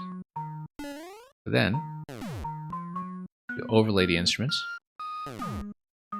Oh, that's nice, actually, that you can activate one instrument at a time. This is kind of a precursor to a lot of the looping music that we see in Maker 2. You know, back in the days before we had scroll stop or anything. I knew that Ren was already doing some looping music in Maker 1 because Nightmare Disco does it. But of course, because all the track timings are laid out in advance, we get this. That's very nice. And then it just kind of completes the beat like this, right? And everything is going to happen very, very regularly on the loop. And you get to construct it yourself. I'm going to say Gorillaz. It's definitely not the Beatles. And it just resets you out front if you get it wrong. Hey, we got it. And yeah, it boops the muncher, but then we do want to drop each individual instrument.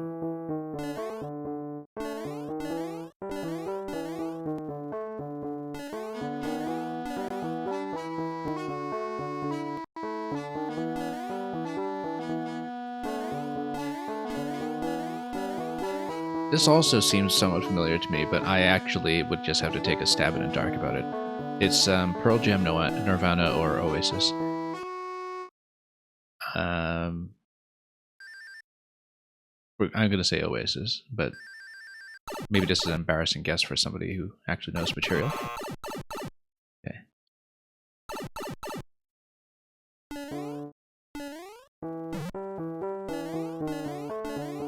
This is cute though, like a very, very accessible look at looping music tech in its earliest form. I mean, I never really saw looping music in Maker 1 apart from some of the levels I played by Ren before, and maybe only a few others. Nobody was really doing this, right? Like in terms of the preloading of the tracks to play music like this instead of using the scroll. I mean, if people were kind of doing much looping music, I don't think it really caught on to Maker 1. Rarely ever saw anything like it. So anyway, we are of course going to scroll far away. That is going to cut things off as we guess. So let's say Pearl Jam. Is it right? Nope. It's Nirvana.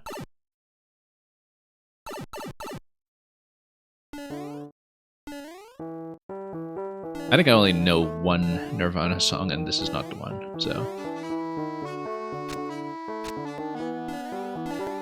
wasn't around for that.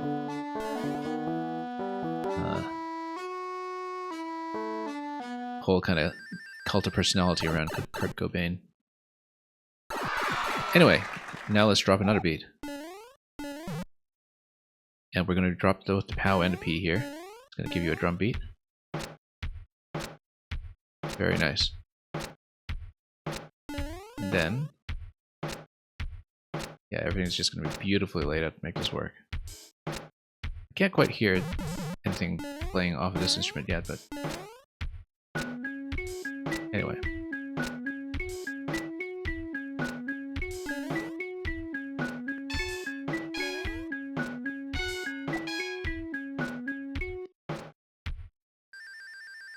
Michael Jackson or Kurt Cobain again. Kurt Cobain have much of a career outside of Nirvana? I don't know, or Bon Jovi. I'm gonna say Michael Jackson.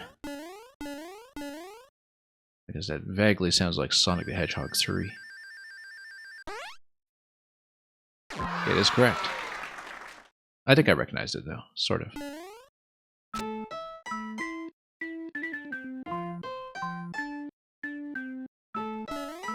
Love how beautifully this loop gets set up. Anyway, what does this say? S-O-A-D? System of a Down, probably. I know nothing by System of a Down, so like that's not gonna help me. I'm just taking a guess at what.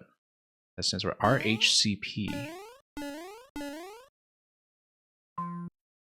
I don't even know what RHCP would be. And AC/DC is AC/DC. This doesn't sound like AC/DC.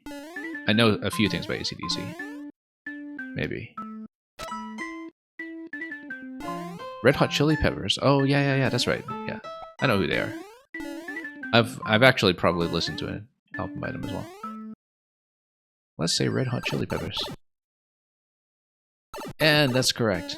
So we'll jump out of here and punch it.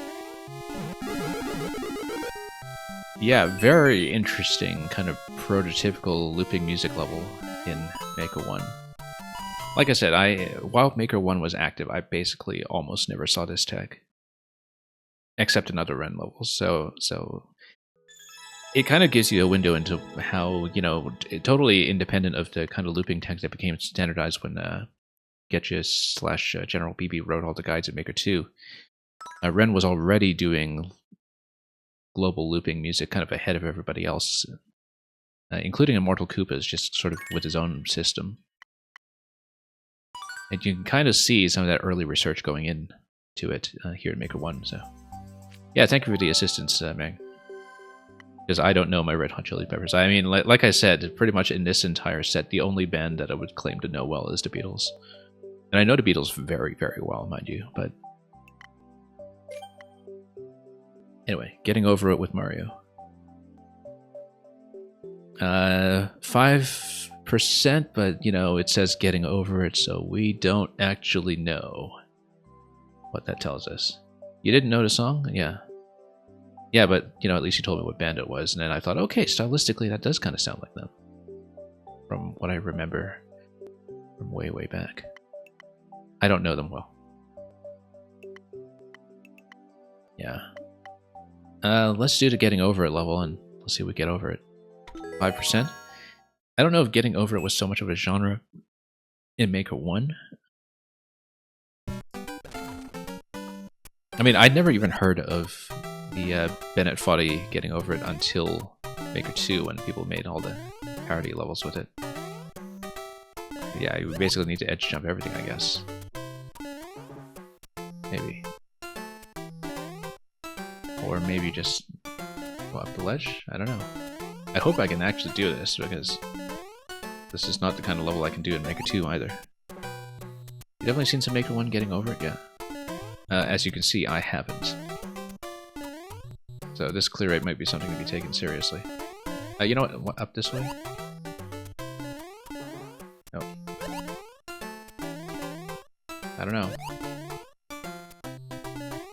I mean, if we can't get past our first jump, then this is going to end very quickly. This 5%? Well, yeah, I mean, if you can do the literal first jump in the level. But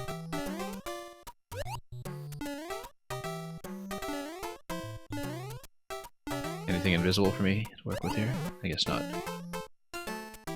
I think you just need to make the jump perfectly. Or... yeah, this seems like it's just slightly under. Oh, there we go. Yeah, the boot hop actually does do it for you. But I wonder if I'm supposed to have the boot at this point to go further. Oops. Hang on. I feel like I'm supposed to keep the boot up to that point.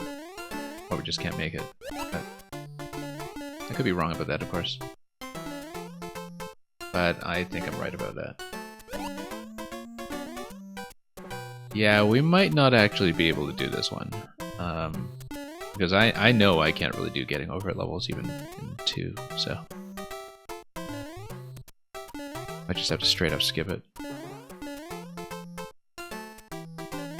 Because we can't do the jumps, we just can't do it. So. Yeah, because if we drop the boot at this point, I mean, it seems like I'm almost certainly supposed to keep it. I might have to take a look at the main screen here. Hang on, let's take a look. I don't remember, because I only heard about the Bennett Foddy Getting Over It game when I started playing Getting Over It levels from time to time in Maker 2, if they came up. Not by choice. That... I don't even know when it came out or when it was a thing. Yeah, as you can see in the opening screen, it's just this first series of jumps. And then you get over to the pipe.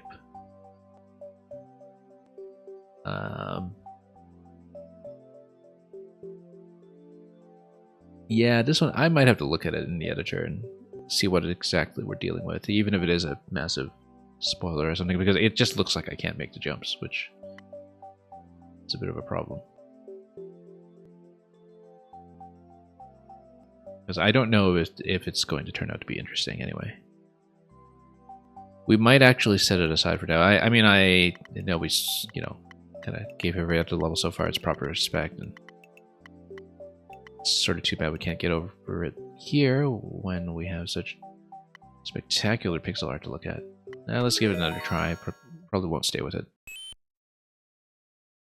Yeah, the clear rate is utterly meaningless when it comes to getting over it levels. Yeah, so you don't even get a boot refresh. The boot is just off of a bomb setup that kills the Goomba and drops the boot directly to you.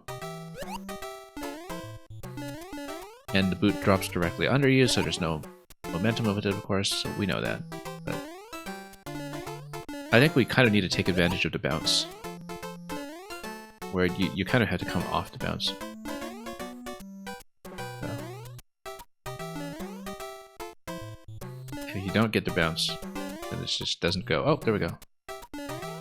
Yeah, you kind of need to get the boot bounce. So that's... You just count, I think. Yeah, so this one, for instance, is 4 bounces. This one is 3 bounces. This one is 2 bounces. No, 3 bounces, 2 bounces. Basically, you need the boot to be at its absolute maximum.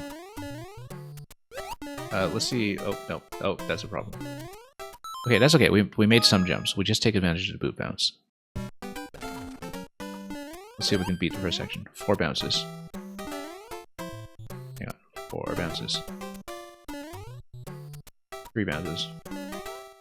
Or so. I mean, I guess the first one is also 3. I just don't know how to count. But I'm thinking 3 at this point. And watching the animation. Whoa. Have to survive the munchers. How? Have to go right under that ledge and really sail off.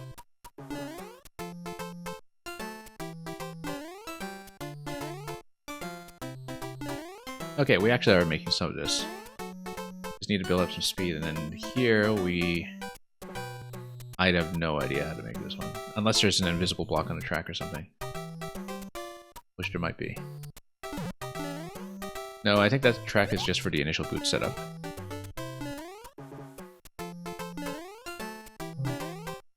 Hang on. Because I don't know if you can get kind of a jump input as you fall off.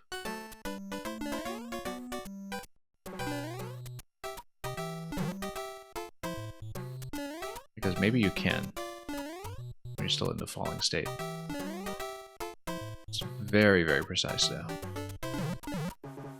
I mean, you would obviously need the boot, or you just don't survive the munchers, so...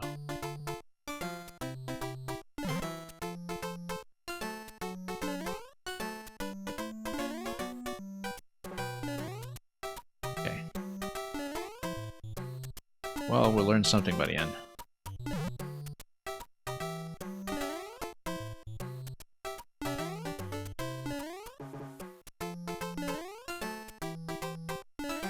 Yeah, you can kind of come right off the edge. That. No.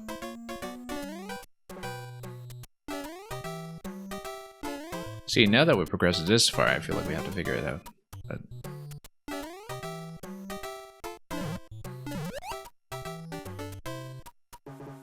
well, it isn't going to be with exiting the boot, it's just that we don't know what to look for here. Like that. Okay. Checkpoint? No. Of course not, it's getting over it. And then here, I guess we need to bounce off to the ledges here. Maybe. Nope, it's not gonna be that one. Maybe it's this one. Nope, need lots of momentum. I feel like it should be that, but we'll have to count. Yeah, right off the edge. Read what I said earlier in this game about not really knowing how to do edge jumps. I remember seeing that even earlier in this stream.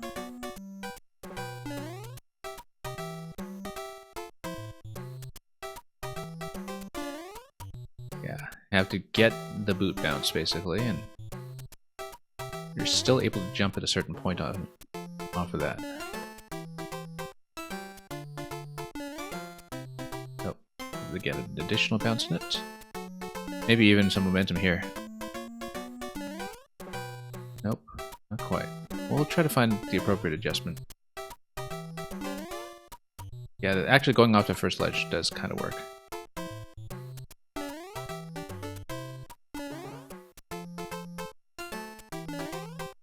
Okay, got that. And then it's the same kind of jump over here as we had before, where you have to get your head under the ceiling. And luckily, you can reset out of that without too much trouble. You would need a particular start position.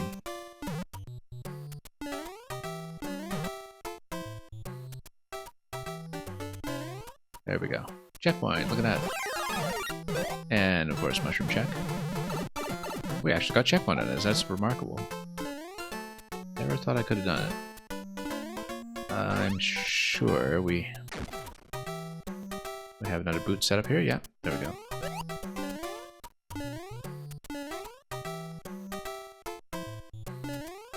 Maybe it's a wrap around here. Oh, nope, not that. I'm not meaning to jump out of the boot. I think I'm just accidentally pressing something on my gamepad. You know what, let's go over and see. Yeah, no, that should be the way to do it. You kind of need to stop at a particular start position though, and then find it.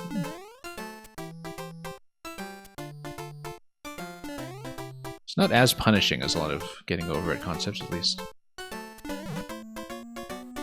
Maybe you do need to go this way. Nah, can't be that.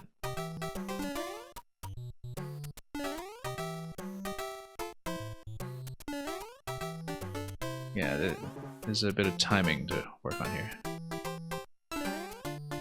Well, if we fail, at least we're right past checkpoint.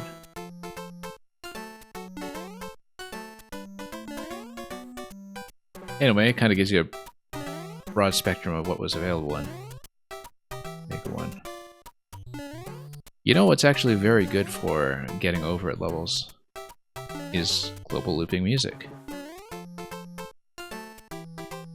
It just so happens that this early specialist in global looping music does not have that for his getting over it level. Which is too bad. But we'll get over it.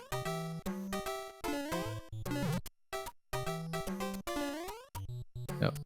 I think this has got to be at the jump, though. I can't see it being anything else. And of course, the initial setup gives you another boot. Yeah. It's not helpful. I don't think so, anyway.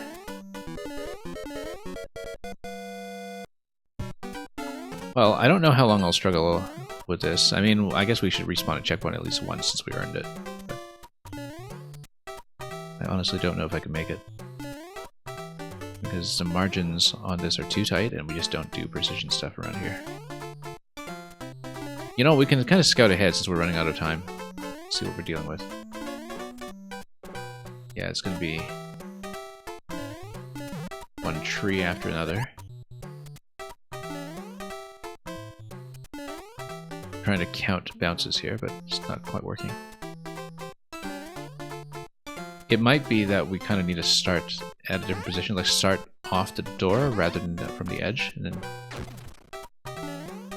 do that? No, it's way off. Yeah, I don't know about that. I don't know if we'll necessarily crash against it for another 500 seconds or what have you. Let's get it out a little bit. I feel like we achieved something by getting the checkpoint, because I normally wouldn't in a level like this. But you definitely need the extra tile from the boot bounce to get anywhere for this. So.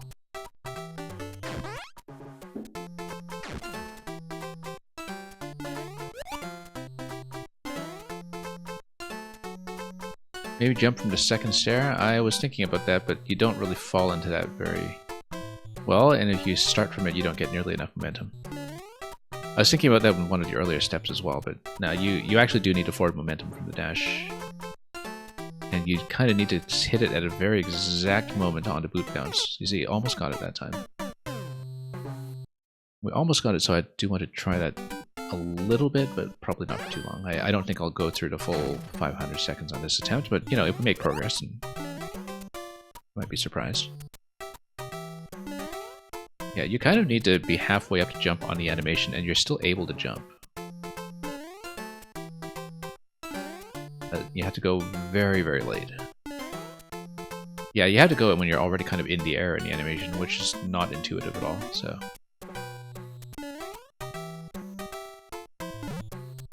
Yeah, you can't really trust the animation here, in fact. Let's not overshoot.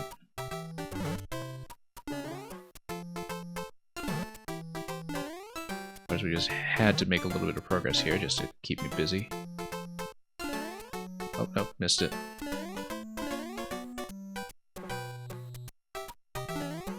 But yeah, you have to basically trust that you're still able to jump off the boot while it's still in the middle of the bounce. Not that late. Nope. I don't know if Maker 2 even resembles this because we don't play enough precision or getting over it in Maker 2 to really know, but it's kind of unusually late in terms of how late you can jump. Most of this level is designed around that. We've been through 2 of these ledges already, of course, but that doesn't make it any easier. Okay, let's not lose to this. There we go. Oh, look at that. Vines. Yeah, that just looks like a falling location for missing. What is up here? Vines to grab onto. Why would you want that? Well, it doesn't look like we can go up there. Maybe I'm supposed to just grab the vines and go? Yeah, and then, oh, no, we need the boot up there. Okay, of course we do. So we need to reset through that, but at least we have a better idea of how far we can go on the edge now. We can go very far off the edge.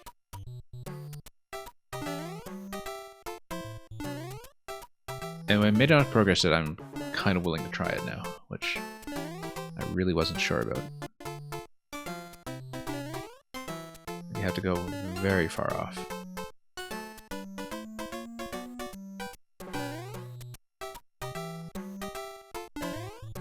Nope.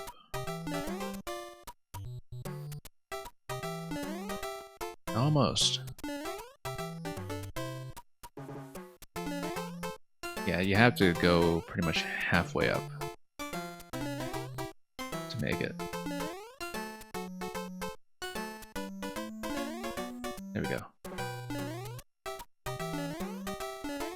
Okay, here's the tough one. Yeah, but at least we can back out quickly if we are going to miss. There we go. And let's not die to this.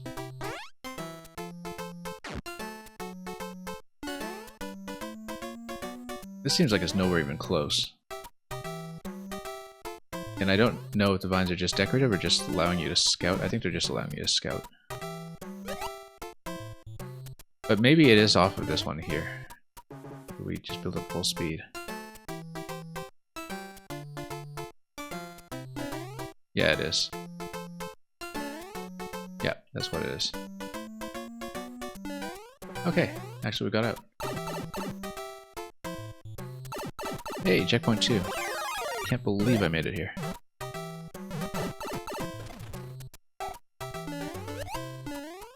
And now we need to wrap around.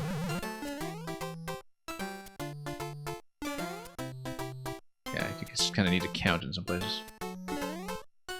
That's okay. We're pretty close to the goal at this point.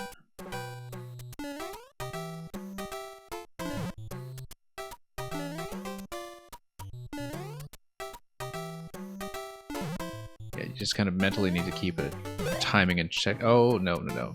That's okay. Checkpoint. We'll just take to death. No reset door to brace us over here, so we'll do it this way instead.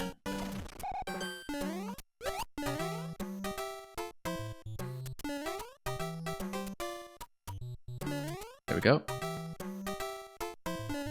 There we go.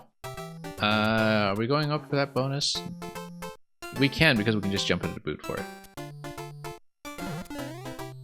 That was dangerous.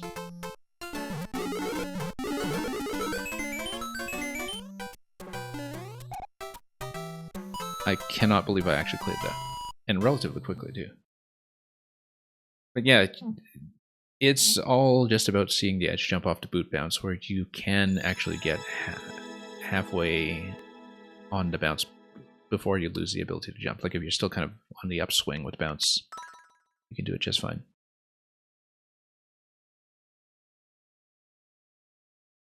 Execution-wise, that was the hardest level today. Even though it didn't take as long as something like the Carmina Burana speedrun earlier, so. Or that, you know, bit in the spiny level, where the spike top level, where I had to remember not to jump ahead instead of picking up the spring. That was the hardest thing today. Around the World puzzle / music. Can Dark Side of the Shroom. Ooh, Pink Floyd. I do know something after the 1960s. Imagine that. Yeah, we're obviously going to stop pretty soon, but then we'll be able to finish it with maybe another day. Let's finish with the puzzle. Let's finish with Around the World, which is a daft puzzle. I seem to remember that in Maker 2, I think it was 4YM, where it was either 4 or 5, where Cupcake had a music level that was also a Daft Punk Around the World. So I should at least know the song from playing Mario Maker. Anyway, let's see it. Pretty good clear rate on this compared to the other ones, but then clear rate doesn't tell you anything with puzzles, so. But the other ones seemed pretty abnormally low for how straightforward they were. Anyway, puzzle is going to do the initial scroll in and music loop. It's going to do it with auto scroll. And yeah, so as you can see, back in 2017, very early global looping. Because it's going to get you into the right side of the layout for what is essentially a scroll stop from the end of the level scroll stopping you. And then the music will just play. Okay, let's do it. If the music would play, of course. Oh, maybe you need to start activating things before instruments start hitting the music track. I think that's what it is. There's something very similar that was in the very small set of levels that Ren made in Maker 2 as well, I think, where as you do the puzzle and as you collect the coins, I think the instruments are going to drop into place. Like how the Goomba to the left is going to play the Goomba instrument and so on. We should grab the Yoshi first, of course, since we have it available. Oh no, it's on the other side, okay. And yeah, up throw through that maybe? We don't know what's in the question block, so we should check. Reloadable, but I don't see a door to reload or reset through. So I feel like that needed to be...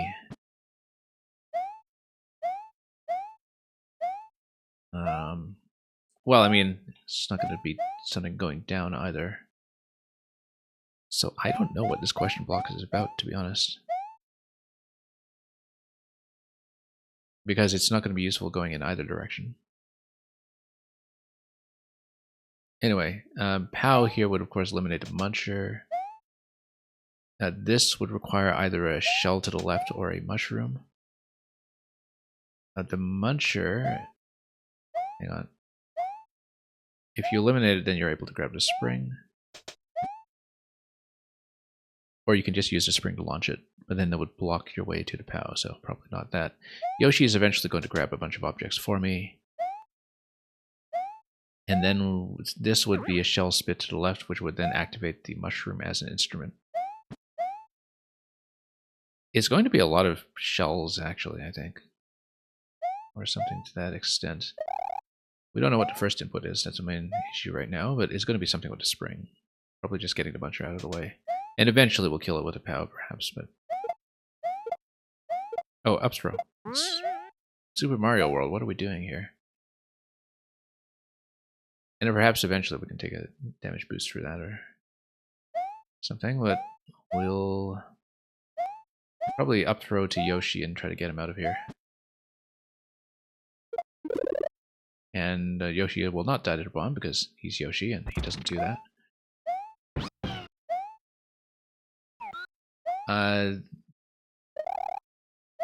This will need to be probably another up throw in that area though, like with a shell. I feel like we can do quite a bit with a shell in fact. But we need to get a mushroom or something first to bust this. So, mushroom is on the left side, we can see it, but that looks like a mushroom instrument, not a mushroom we can use. What we can do though is probably grab the POW. No, we can't. What we can do then is probably grab... what can we grab here? Is there a position we can push Yoshi into?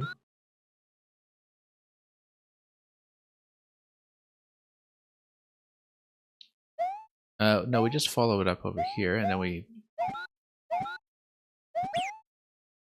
you know what? We can totally take some invincibility frames here and kill it.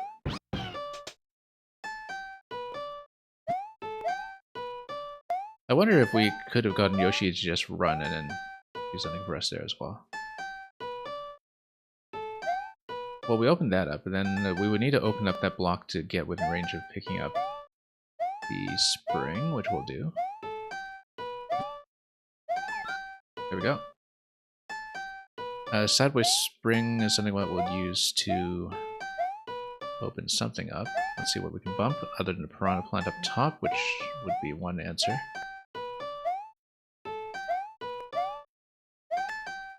Bumping a piranha plant is going to drop something on me, right? Oh, whoops, didn't want to do that. Yeah, I lost the spring. I probably shouldn't have lost it.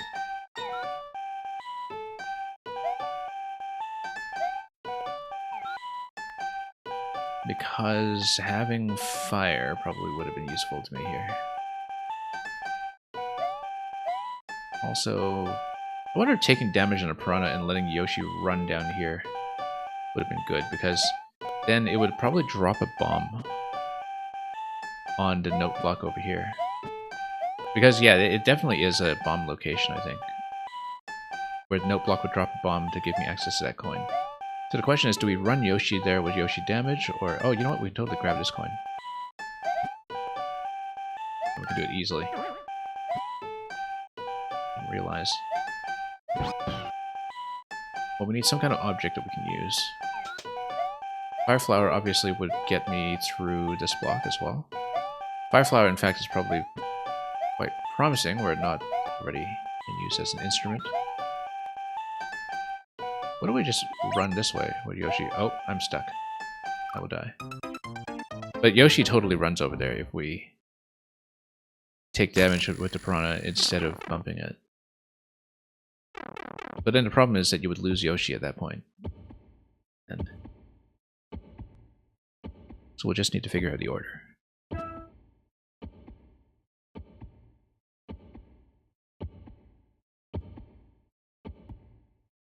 And then gradually assemble the track step by step, which was also the case with the drop the beat level that we saw shortly before this one.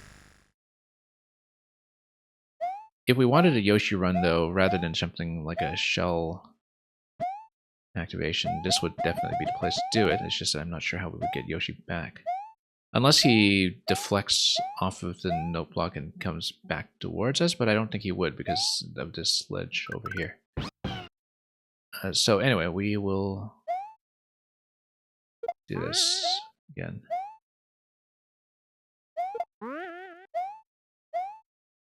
I feel like we maybe didn't do this in the most elegant way either, but that's okay. If it works, it works. Let's leave the question block alone until we know we need it, because it's quite possible that I need to bump something. Like if the Goomba walks this way instead of to the left, I don't think it would, because if we kill the Muncher, the Goomba is going to be trapped in the bottom left. But in the event that we need to bump something with this, we should leave it alone.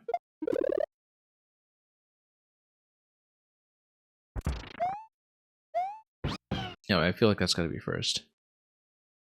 And then we'll do what we can with Yoshi before we take damage for that other coin that we see later.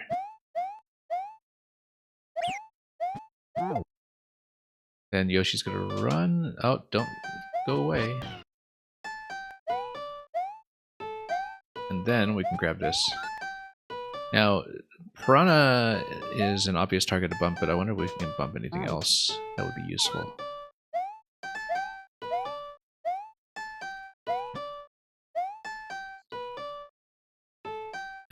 Obviously, this coin is already available, so we'll take it. I don't wonder about this track over here. I think it's part of the music load, though.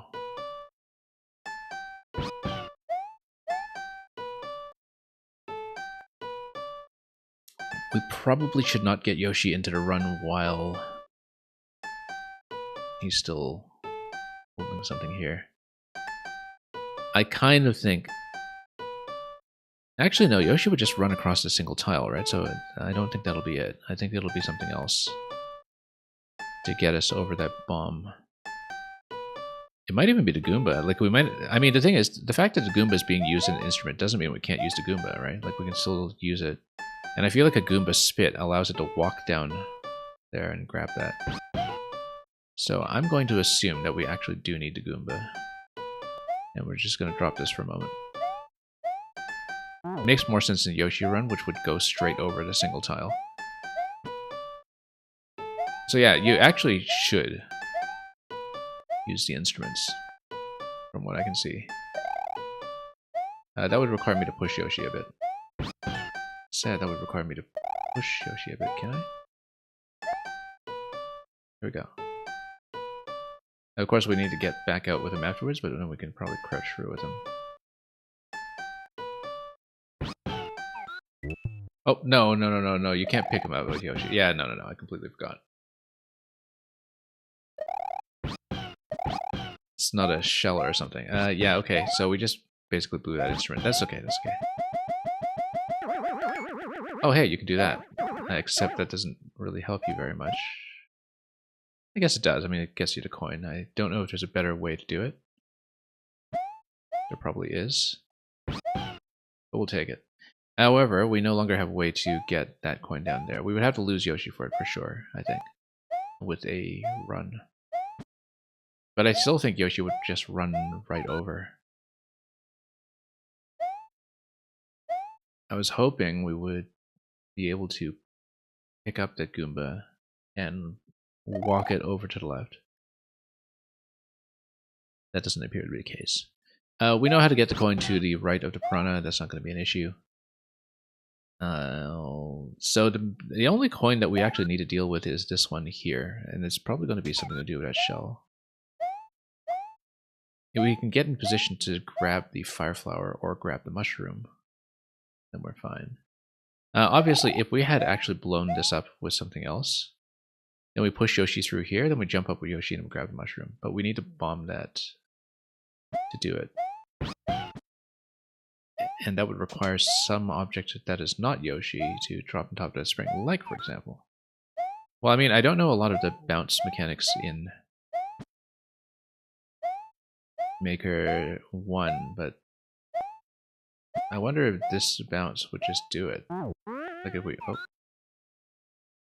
like, spit or something. No. No, I think Yoshi has to take damage on it.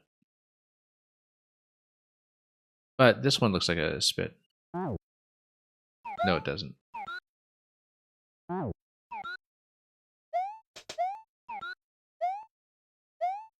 But I wonder, I mean, you know, this is obviously an interaction we have not used yet.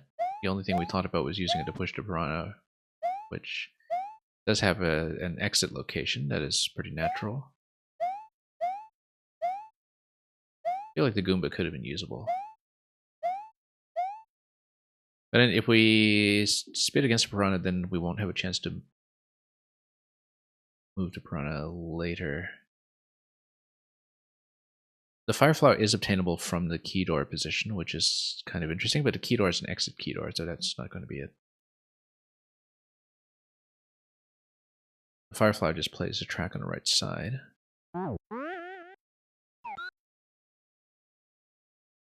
Yeah, piranha just goes up. Then let me see, because I think Yoshi just runs across without hitting the note block if we. But if you're facing this way, Yoshi would run to the right, right? Let's say you want Yoshi to run to the left. And what you would do is you lift the piranha slightly. And then presumably you take damage like, oh, no, never mind. Well, I mean, I guess you drop the trampoline and had Yoshi get bounced to the left. I don't know.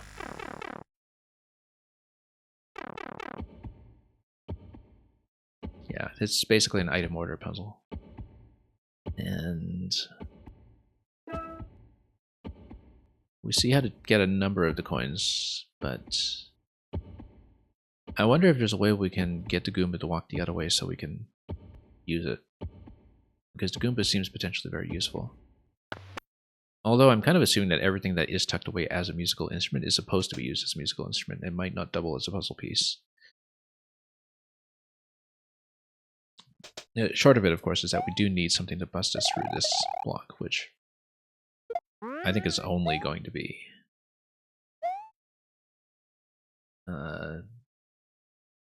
well, probably a mushroom or fire flower.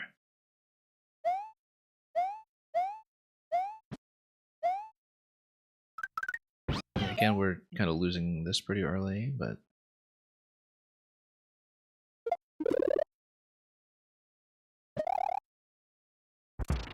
I also still don't know what this is all about. Maybe we need a particular timing to the Goomba. I mean, here we could just step on top of Yoshi and pick up the coin this way. Oh, not like this.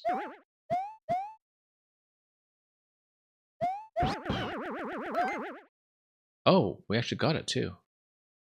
That's unusual. Didn't expect that. Yeah, that's a bit of an unusual interaction I didn't even think about. Well, that has some potential. Because now we can use it again for something. And not that I can see what that could be. But it could be that, you know, you can use the sideways spring to bump vertical spring, and you know, for example, you can place them both here, bump it against the muncher, and then, you know, when the muncher gets released by pow, then the vertical spring goes down below and then traps the Goomba. That seems overly complicated, but no, because in order to get the sideways spring, you need to activate the pow in the first place, so that's not going to be it. Yeah, I didn't realize you could just do that pickup. That does potentially change things. Also notice that we will need an object to stand on at the end. to get through the key door, which I didn't think about. And possibly that means that we can't actually use the POW yet, perhaps? We'll see. No, it's sideways spring would be the object that you use to get through the key door. That's what the purpose is then. Which means we can't expend it on getting any coins. This little bit with the mushroom here, it looks clearly like it should be with a shell. Basically, if you... Yeah, and then we see this here, that if something lands on top of the note block, it drops a bomb, it opens this up, we get a pink coin, we also get the mushroom. Mushroom gets you to the shell. Shell gets you this coin here. How also gets you the coin above the Goomba. And we can basically get this one here anytime. But the Fire Flower just plays as an instrument, it doesn't do anything else useful.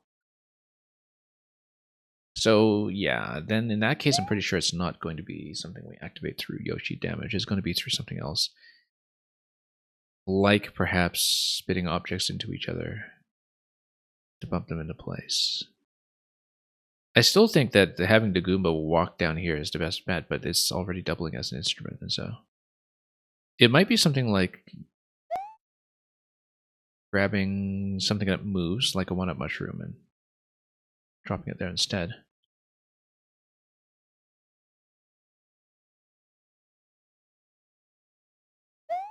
I'm gonna think about this, because maybe I can also bump myself through a muncher.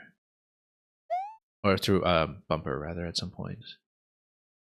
You know, by having a sideways spring and running into it and forcing myself through. Let's see here. Oh, wrong spring. Yeah, because massive deflection off of this. Let's go here again and just grab this quickly. Oh. Yeah, because that does release the Goomba pretty quickly. I don't see a way to get the Goomba out of there.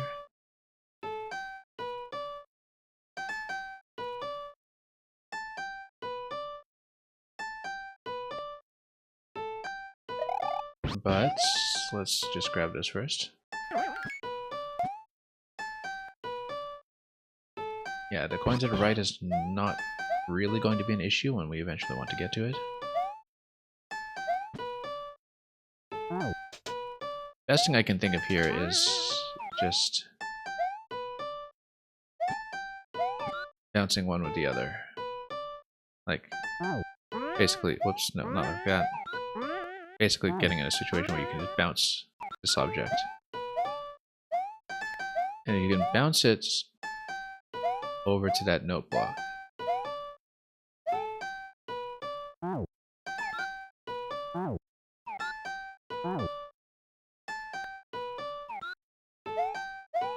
Maybe I can get you to bomb. Once you get the bomb, you can get the shell, and then everything else comes together. But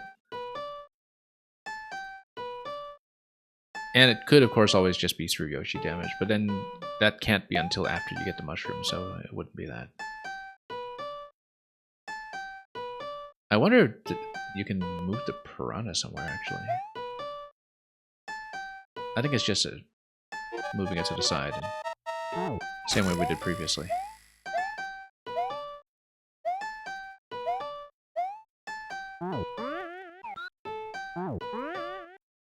Yeah, and then let's not take damage to it, obviously. And actually play some music for once. I still don't know what's going on with this block here that presumably gives you a vine. Because the vine would stop in either direction, right? So why would that be useful? Unless you're supposed to do some kind of launching mechanism here. Like it's a vine block, it's not going to launch anything if I put a spring on top of it and hit.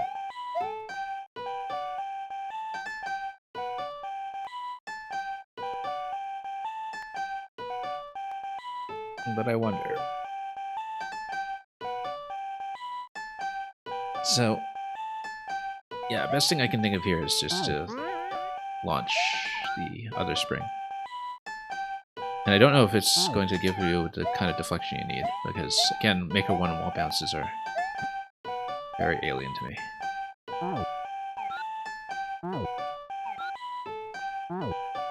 Because, what if we place... like... Yeah, that's not... Oh, no, yes it will. Because if it falls in that location... Maker 1, I think, does this thing where... Time's up, first of all. If the vertical spring falls in, it actually should bounce the object to the left. We should try that out a few times without timing out.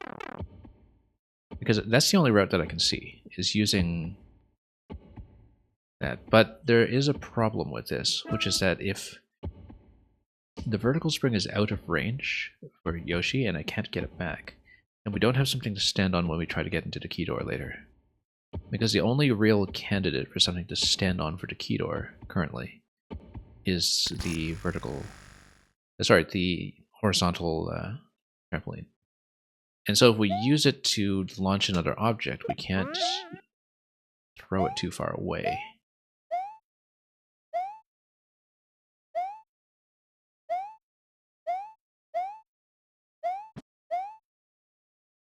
I still don't know what this question block is for. But anyway, the weird little Yoshi interaction here that gives me both a coin and a spring is worth looking at as well. Because basically you go over here and then try not to get bounced too badly, and yeah, you can do that. So the question is there a way I can save the Goomba? No, I think the Goomba is just an instrument.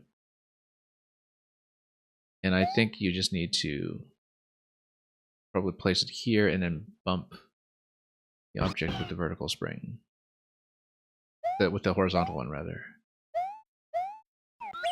Before running into too much trouble, let's grab Yoshi. And then grab sideways. There we go. Always these little bits of finesse with the tongue range that we need to deal with. Okay, now we go down. Just let him up.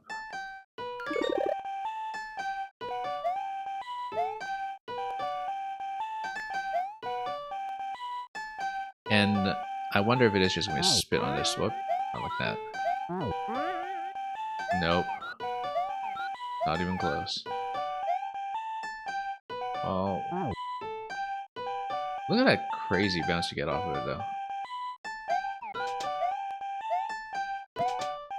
Like, this thing just bounces off all the walls.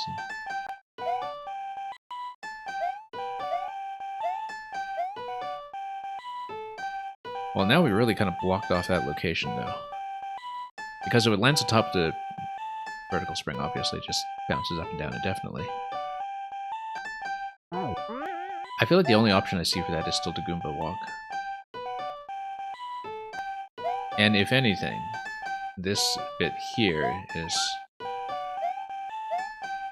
what is relevant to this direction. We bump something else on top.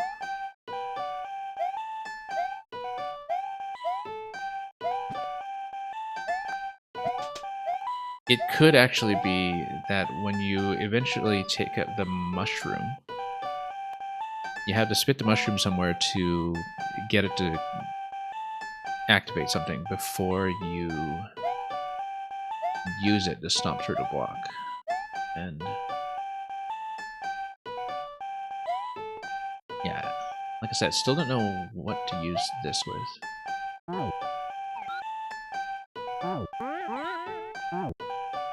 I wonder if we could just force ourselves through the bumper somehow.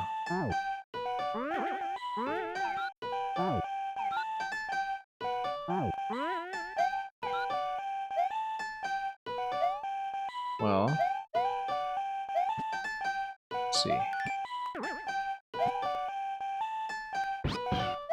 Firefly's not in range. Anything else in range that I can pick up?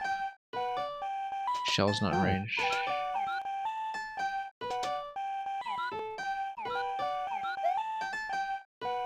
This guy doesn't do anything.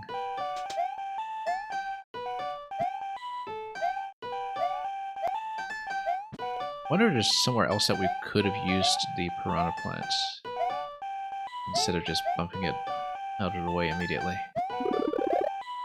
That's nothing.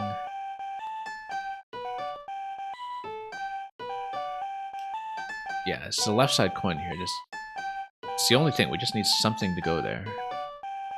We should actually try with the Yoshi run. Because for all we know, maybe Yoshi has a way to come back. Well then, no, I don't think he would.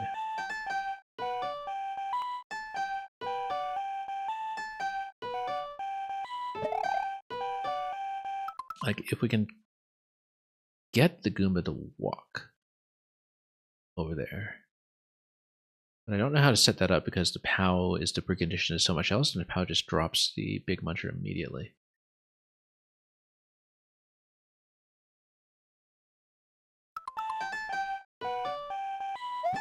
We could perhaps get something like the one at Mushroom, which would just be an instrument there, so that's not it. There's something else we can grab that I don't know about. Yeah, and eventually we'll need it in this position here, like right here. Stand on it. Yeah, cloud blocks on the bumpers. There's nothing to do with that. We know that sometimes there is hidden information in some of these levels that we should be aware of. Yeah, it's definitely a no block into a bomb drop. It's just we have no idea what to do with it.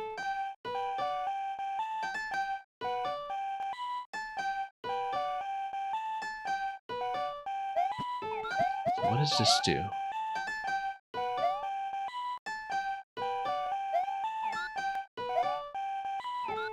Is there something I can do with the piranha, like fire or something that will activate? Not fire, but hang on. We can't grab the big piranha. Let's just start this.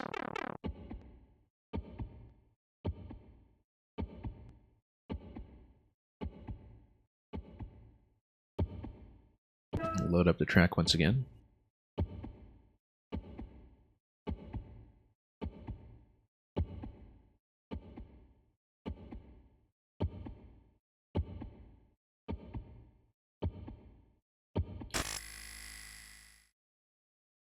Okay, so the first move I think pretty much has to be this. We see nothing else we can do with this.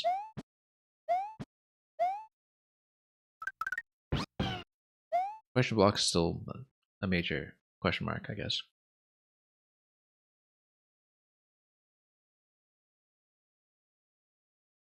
I don't think the POW is within reach for Yoshi as something that we can use for multiple purposes ahead of time.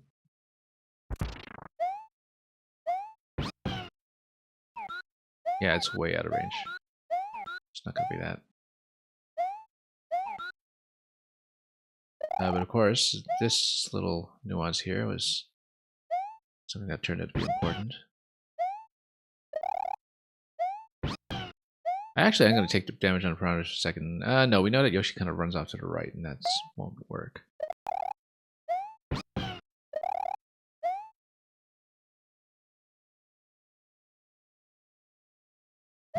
We also know that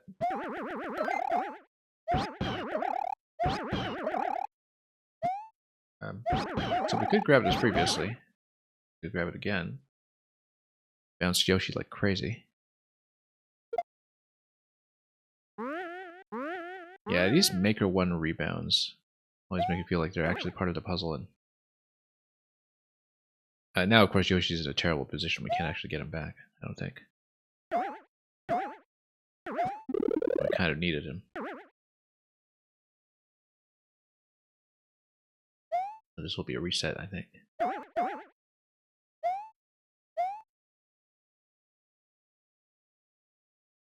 Yeah, this coin here is a stumbling block right now. It's pretty easy to see where everything else is going to go after that. Like it's going to be shell down here. So everything we've found so far has had a use. It's just the question is, who goes down to no block? Is it something that we accidentally killed with the power, for instance?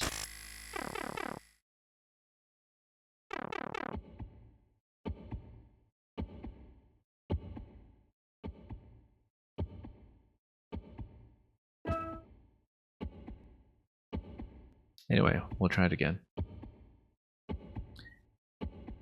And perhaps we will see.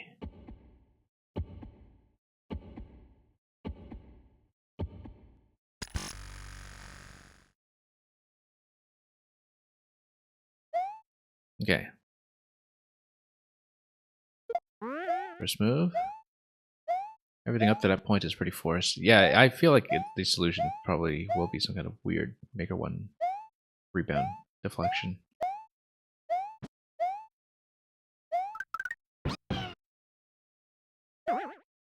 Yeah, it does have to be through the up throw. Get a bomb in that location. It is a question block that spawns a bomb incidentally. So in the event that we want to maybe revise my order here, should keep that in mind in case there's some kind of interstitial move before that that we're missing.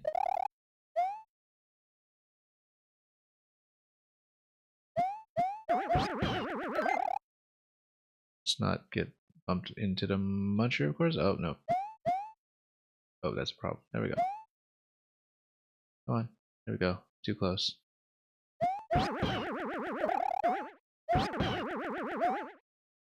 Yeah, if you kind of spin jump off the edge, oh, that's a bad bounce once again.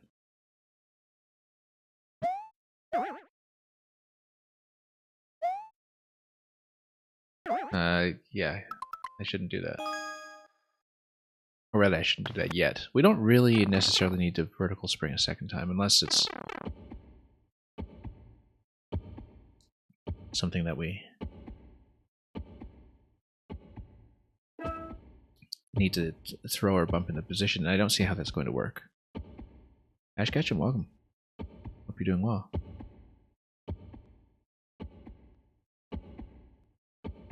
Alright, let's try this again.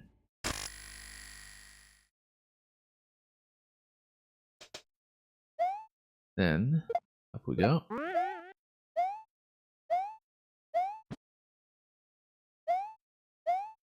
So, I don't see that there is a valid second move for me other than going for Yoshi right away.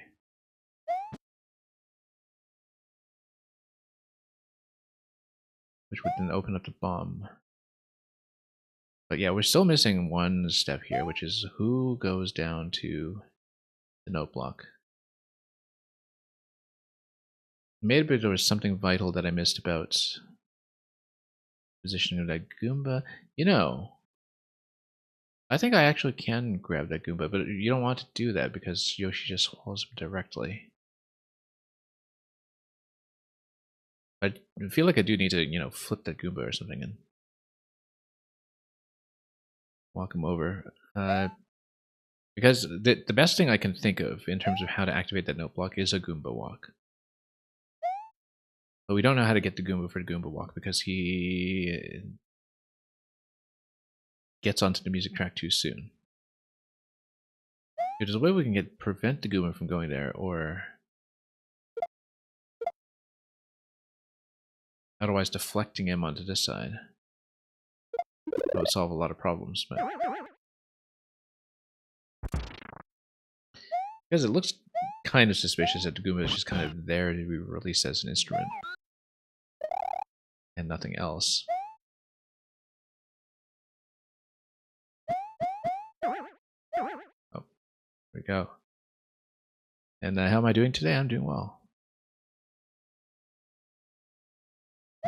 Not sure what you're grateful for, but I hope it's something good. Okay. Oh, let's push Yoshi out this way. Yeah, we'll deal with the vertical spring later when we know we have a use for it. For the time being, let's just weave through the other interactions that we absolutely know about. So that would be this one here.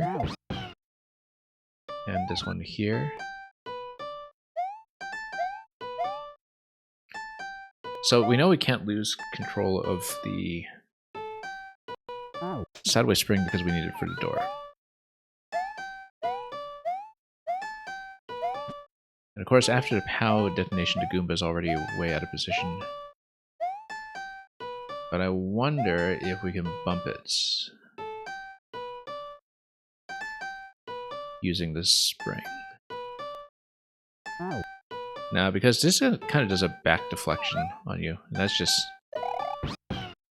how Make 1 bounces are going to work, is that you always have these massive wall rebounds off everything. Very difficult to plan around them. You know, everything just bounces like that.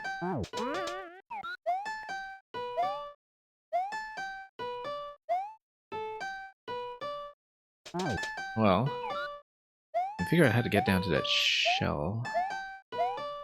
Now, the mushroom is the main thing here.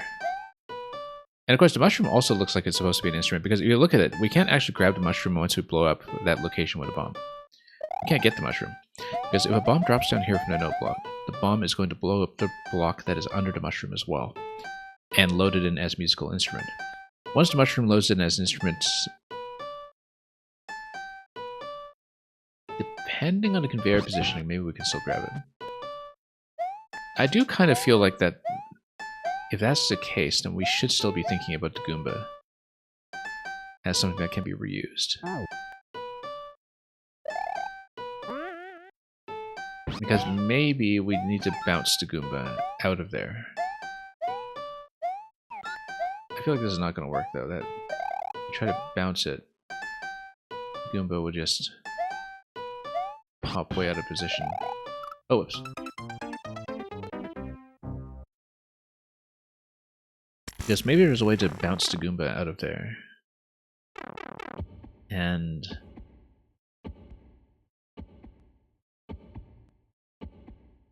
get him to play in my desired position.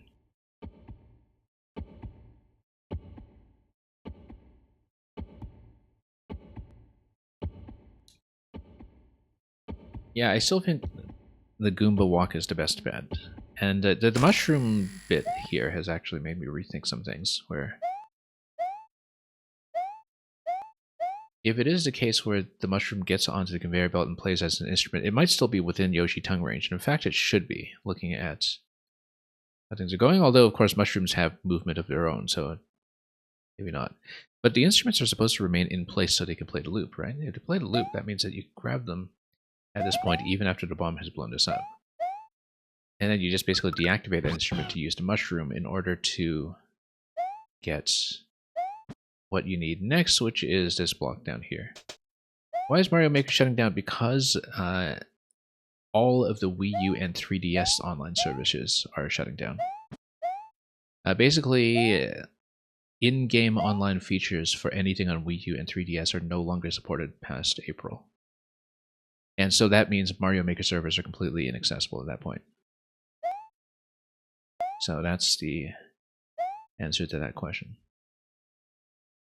Okay, same first move as before. I have not seen any good alternative to this. Same second move as before.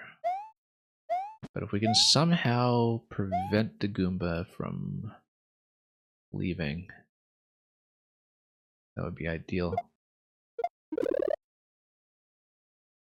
I see no other object I can up throw for Yoshi in step 2.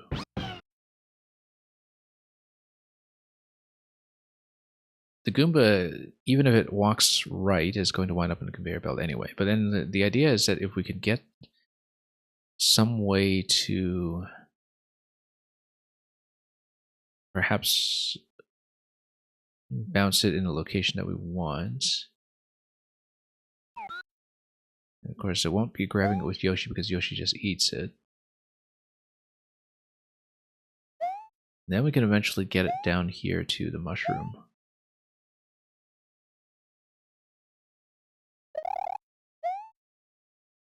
Okay, let's go. Yeah, well, I mean, the thing is, you can play anything that you save on Core Spot. You can recreate layouts by other people if you have access to that somehow. And also, there are some people who are working on third-party connectivity services, like basically, you know, unofficial servers that you can hack a Wii U to connect to if you're able to set up homebrew on your system.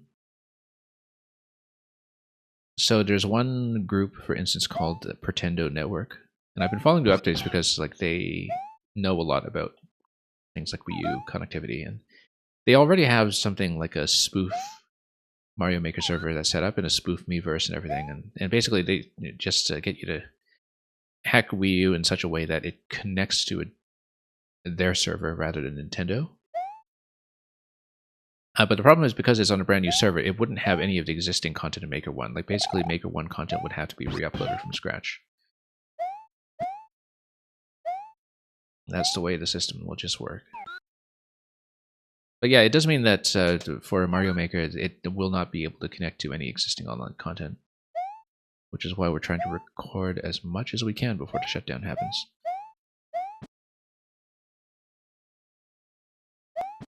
So I still don't see this. I know how to get to the POW by damaging the muncher.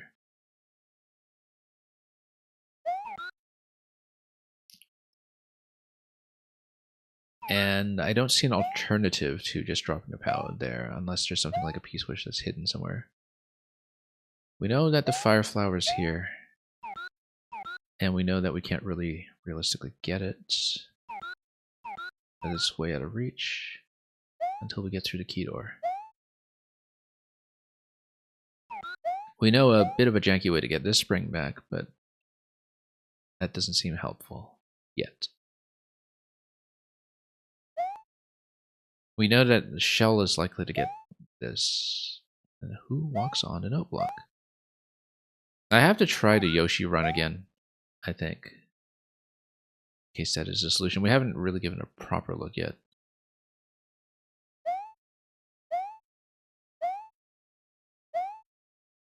Notice that... Oh, notice that... Well, whoops, no, not like that. A lot of things are off camera for the POW activation. At that point. That's why the Piranha Plant actually survives that, I think, is that it's off camera for the POW. So if the muncher supporting the Goomba is off camera for the POW, maybe there's some potential there, but it's all within the same vertical zone, so I'm not sure. And of course it hasn't worked for me so far.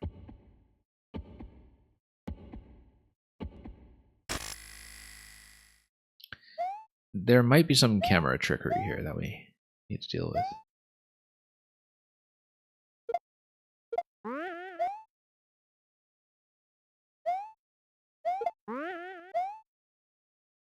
Wonder if we can do something to reposition the muncher as well instead of just outright killing it. Like if we just do a flat throw like that, maybe we can bump it just out of the way, and then I don't know if that'll do anything useful, but probably not. No. Okay, let's go back to Yoshi then.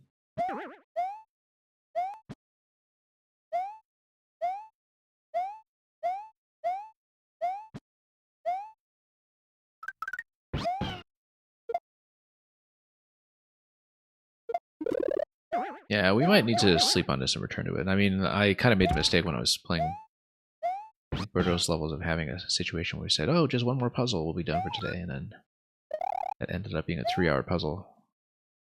Well, we actually didn't solve it on that sitting anyway, because, you know, after a while, the tunnel vision really starts kicking in. And you start getting a little narrow-minded about what you see as the possible solution space.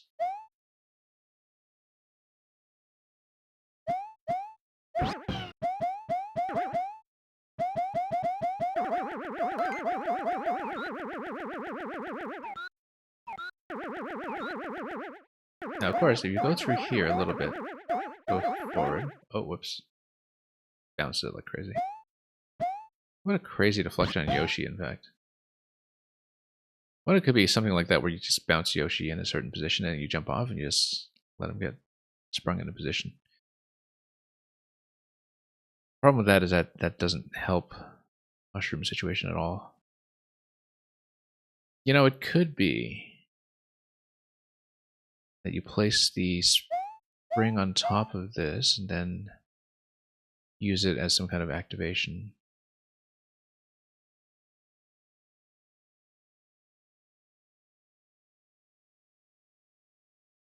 I wonder if that might be it. In fact, that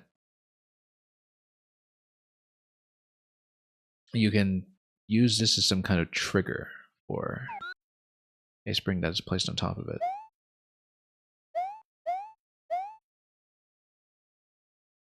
Anyway. Yeah, oh, let's not let Yoshi get too far here. There we go. Okay, he actually does deflect on a wall over there, so that's good. Now, because of camera positioning, what survived here? Goomba is still an instrument. We don't want to eat the Goomba, but then we have the sideways spring, and then what do we do with it? Let's see. I wonder if we can get some kind of back deflection on the Goomba. We didn't really see what it looked like when it scrolled in.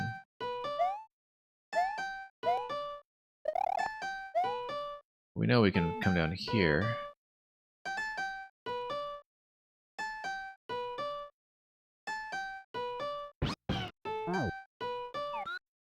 Oh, that's gonna be a problem.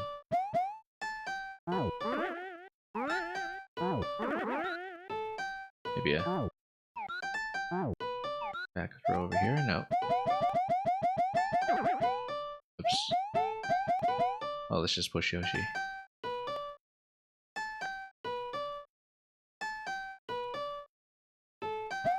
Yeah, it might be some kind of trigger that you need to activate. Using... Now, oh, here's the other thing. Yeah, Yoshi can soft drop in his style, but it's like he can in Maker 2, but we have to be pretty careful about how to do it.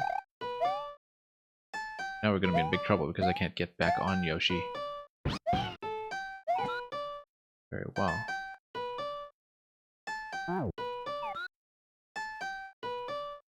I feel like we needed some kind of mechanism here too. For example, if we spit this way, he's not going to push me through, but if we spit like this, we go down like that. Yeah, there's a bunch of positioning trickery that we could do. Make a 1 here where there might be something relevant. I still don't know what's going on with this question block. Like, because I was hoping that, you know, you could maybe set something up with it, put something on top and use it for some kind of object launch or deflection. I don't really see it.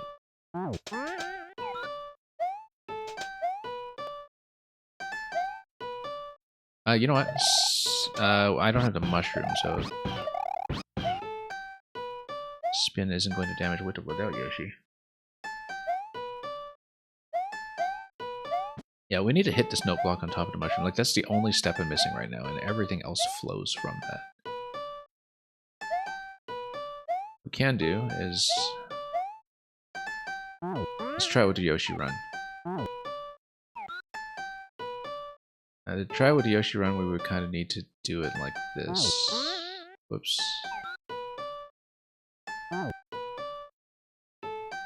Need to take damage. Yeah, this problem is that it's very difficult to position anything in Maker 1. Oh, and we lost that. Okay, that's not good. We're gonna take damage here? Or am I just stuck? I am stuck. I locked myself. Look at that. Amazing.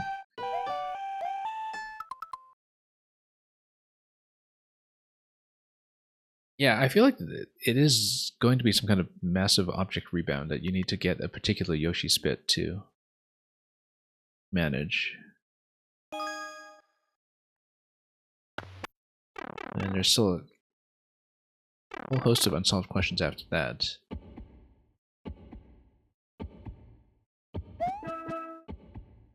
It's okay, we'll give it another shot. We might have to call it after this though and just continue it next time, which is an experience we're familiar with. And it does help. Like, sometimes the fastest thing you can do to solve a puzzle is to look away from it for a bit. I wonder if there's anything that I could have done up here for enough to those cloud blocks in both locations. I haven't quite looked at it carefully because we don't always see what's in each of these blocks. Let's over here again. I still feel like these first few steps are essentially forced. Like there's nothing else to interact with at this point.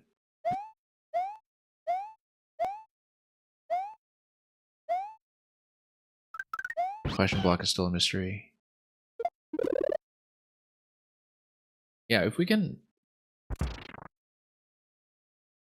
get the Goomba to walk, that would be great. But if the Goomba is being used as an instrument, it's got to be something else. I was hoping it would just be Yoshi damage that we can do, and then maybe if we are on a note block and we are bouncing up towards the piranha. We need to try this. So we'll try a couple of things, even if it's not in the efficient order.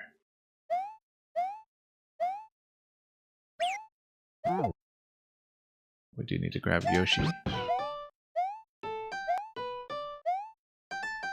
Just want to try something. We need to get Yoshi to face the right direction. I've been talking about trying to get Yoshi run down to the mushroom all this time, and we have not actually successfully executed it at any point. This looks clear enough. No, that's the thing, is that if the... Yeah. No. If the piranha plant is jumping, then I don't actually take damage off of it. And again, if Yoshi takes damage on the way over to the mushroom, first of all, I expect him to run over that one tile, and secondly, we won't have Yoshi to retrieve the mushroom afterwards, so... We need to look in this early scrolling segment carefully, perhaps, to see what the left side of each of these power-up rows looks like. So, we had presumed up to this point that the just function is instruments, and then you can't really interact with them beyond that, because, you know, you spit something and it just falls in here and goes away, right? If you spit a shell, for instance, it doesn't go anywhere useful.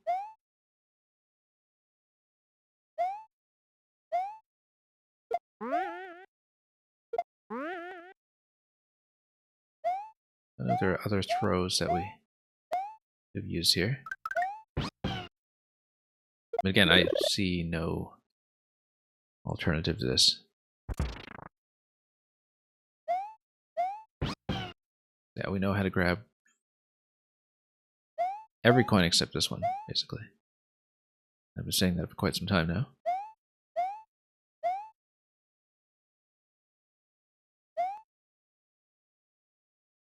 If you land on top of the mushroom, the camera does scroll up, but let's say you...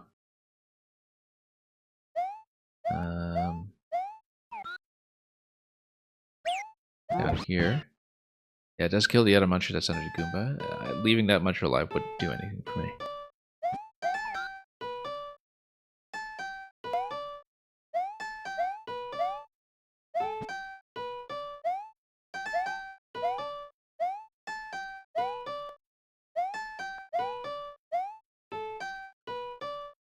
We can bump the piranha, but if piranha is jumping, that doesn't help. And we don't want Yoshi to just run to the right side either, right? If we take damage from here. Although, would he? Yeah, he would.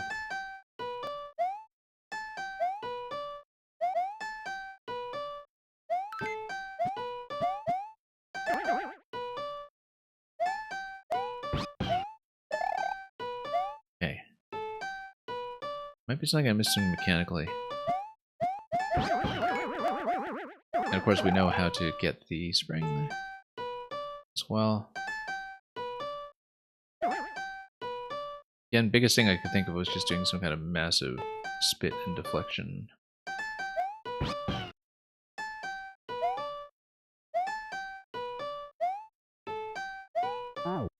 I wonder if we can use the question block to launch something.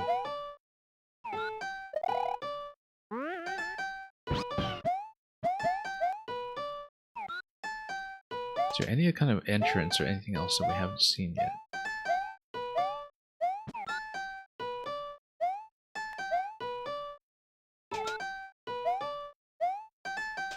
Maybe there's some kind of momentum mechanic that's necessary to, which is the tongue length or something. I don't know.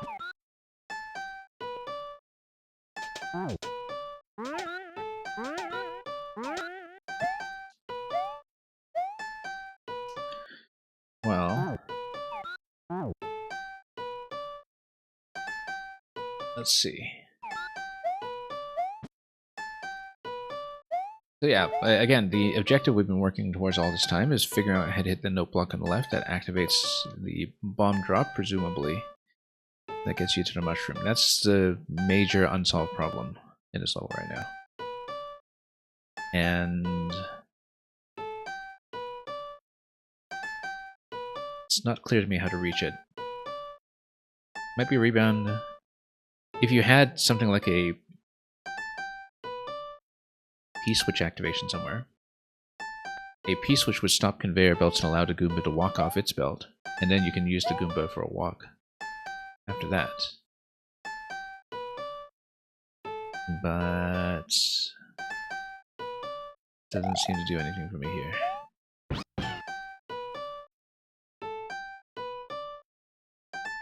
And if Yoshi could pick up and preserve the Goomba, that would be great, but Yoshi just devours it immediately, and so that's not helpful either. It is kind of a locking location where you can load the piranha. It seems like the implication is pretty clear that you are supposed to put the piranha up there and get it out of the way. But in doing so, that means that Yoshi taking damage is not going to be the solution as well.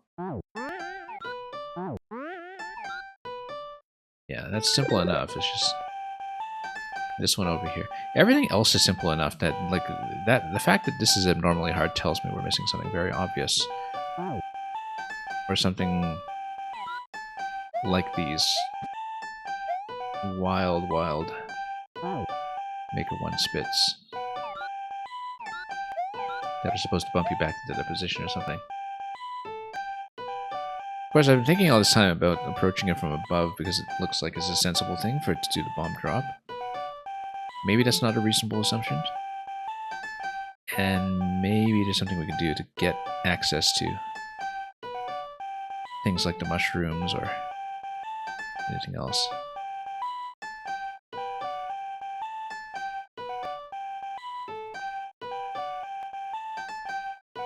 It doesn't seem like there's supposed to be something here as well that we could have gotten through with an up throw or something. And let's try to look at like any kind of alternative positioning that we have for running around. And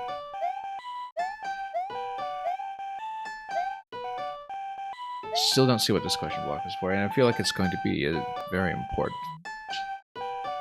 piece of this. Because if the Goomba is walking over in this row, the purpose of the question block is that you could flip it. But then why would you want to flip it in that position instead of just letting it walk off and jumping on it? Like, it seems like the question block here and the Goomba placement over to the left can't be coincidental. But then you would need to find some way to drop the Goomba while having it land on something.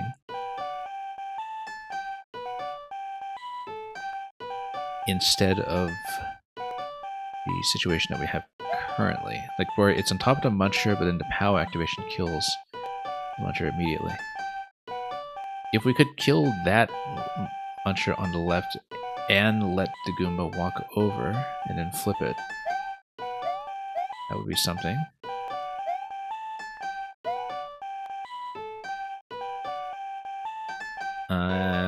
Yeah, I mean, everything's on conveyors though, so I don't think it's going to be something like Fire Flower either.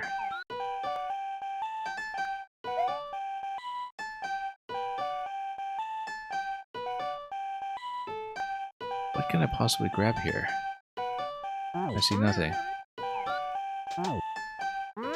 Unless there's some kind of momentum boost that you can get. get in position for the shell, but I really do feel like mushroom is a requirement for the shell, unless we're missing something here. Like, oh, what if?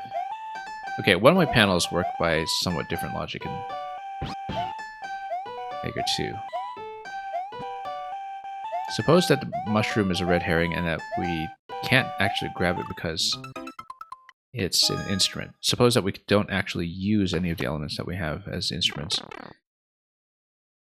One thing I hadn't considered is how up throw positioning might actually be a little bit different in Maker 1. Because maybe we can in fact hit that yellow turn block without using a mushroom or a fire flower. Or anything big that allows me to punch through it. Using the only object that we can up throw, which is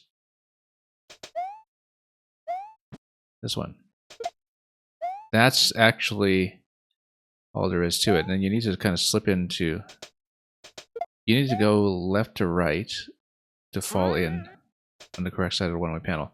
Yeah, no, this is Maker 1. One-way panel logic works differently. That's all it is.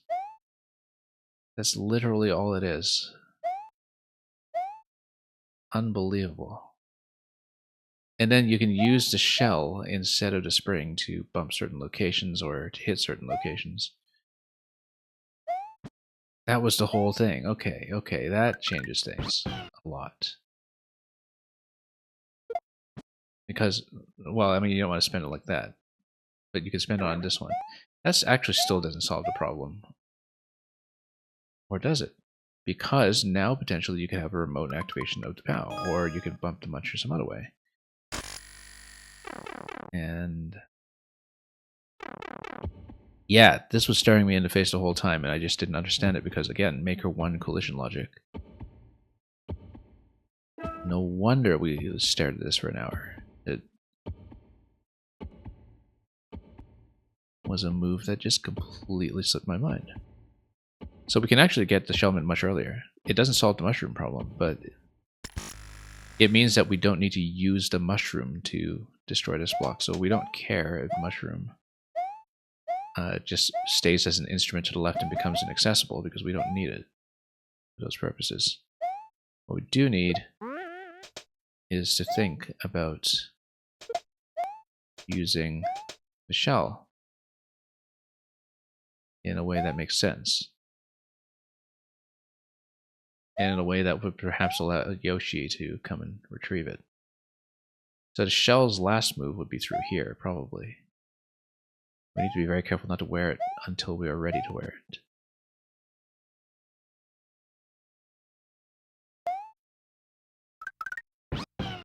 And maybe using the sideways trampoline, you could actually have some kind of weird double deflection or something.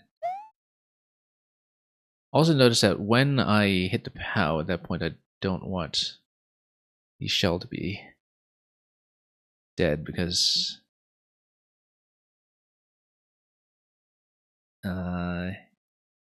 yeah, and actually if I up throw the shell instead of the spring,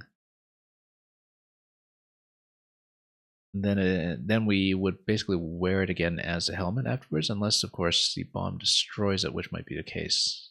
I think the bomb would destroy it. It's within 2 tiles. So it's going to be spring through here still, but then Goomba is an instrument, and then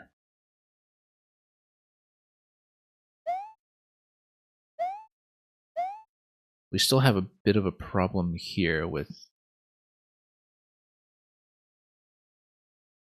the shell probably just bouncing over the note block. And we need to keep the shell anyway for this bit down here. But we actually made progress, which is interesting.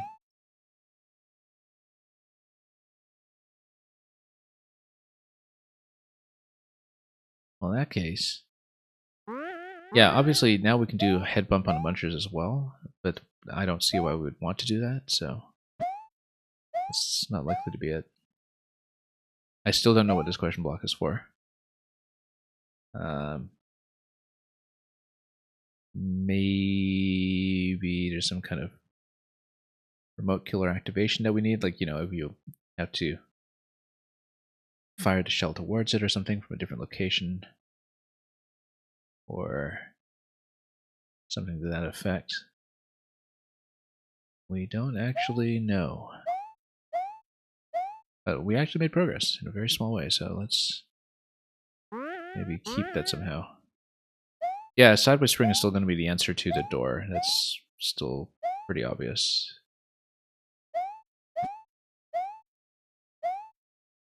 But now we know a lot more about this all of a sudden. I think this has to be the move. Yeah. So we're in the same position as we were earlier, except this time we have an extra shell. And we still haven't solved the mushroom problem. But except for knowing that we don't need to get the mushroom, we just need to load the mushroom music track.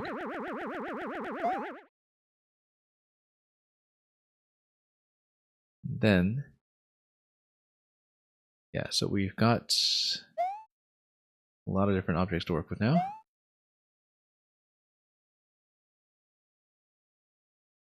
This is risky. Hang on.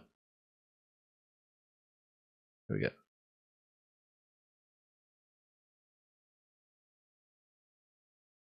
We know how to get the coin to the right of the piranha. That's not an issue. We still need to figure out how to get something on a note block without it sailing over, but it could be Yoshi damage. Because now we know that we don't need to grab the mushroom with Yoshi or anything. So even if you just hit Yoshi with the shell, with a shell spit in a certain location, the only issue there is that you need to stop the shell somewhere else.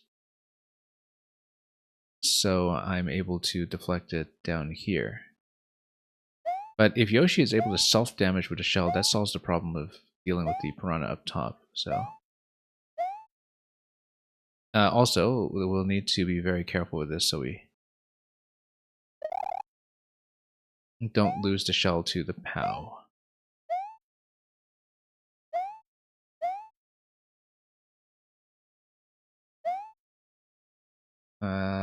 Yoshi just needs to hold the shell then. Yeah, Yoshi needs to hold the shell while I do the damage move up here. Hopefully we don't lose it.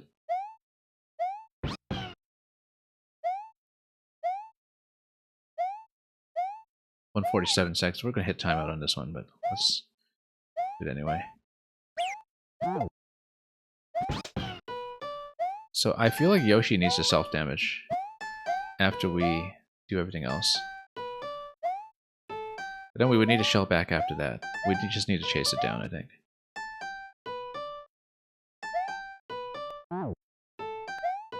Yeah, I think it will be a self-damage with Yoshi. Assuming Yoshi doesn't just run across that gap, which he might.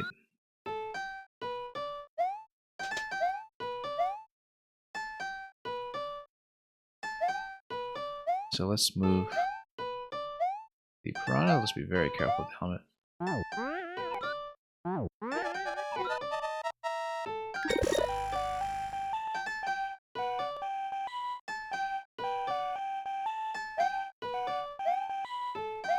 Also, you can kind of do a shell launch at this point now, too. But let's grab this first.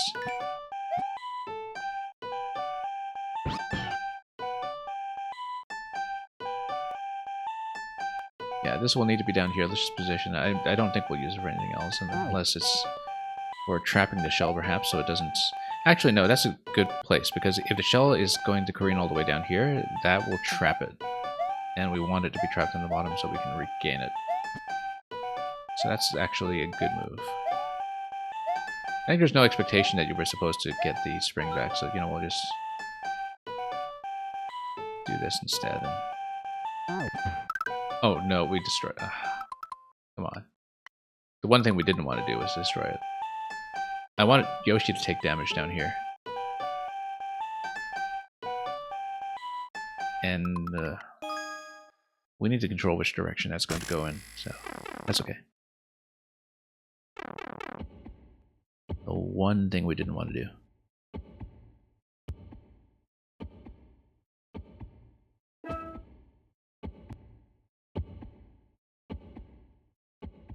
Anyway, we did make a breakthrough. Just remembering make a one-way panel rules.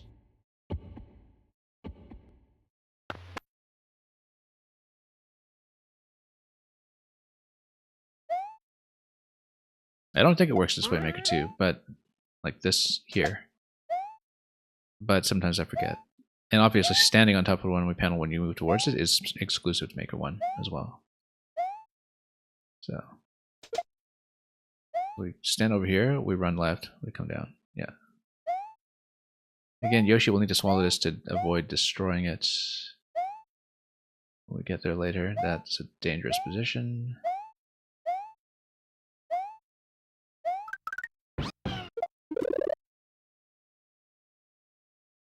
We'll grab everything we can with Yoshi and then self-damage him over the left side and hope he doesn't just run over the note block, which he might.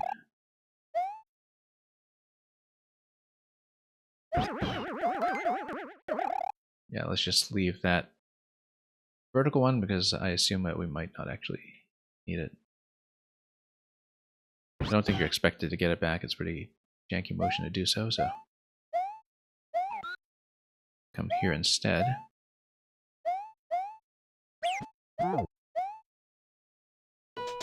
Oh, Yoshi will bounce back though, right? Yeah, he will. Conveniently.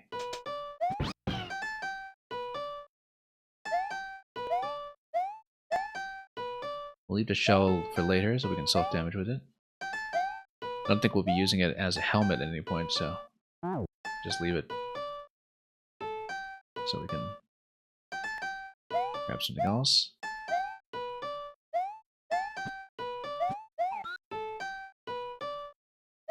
Grab the coin up top.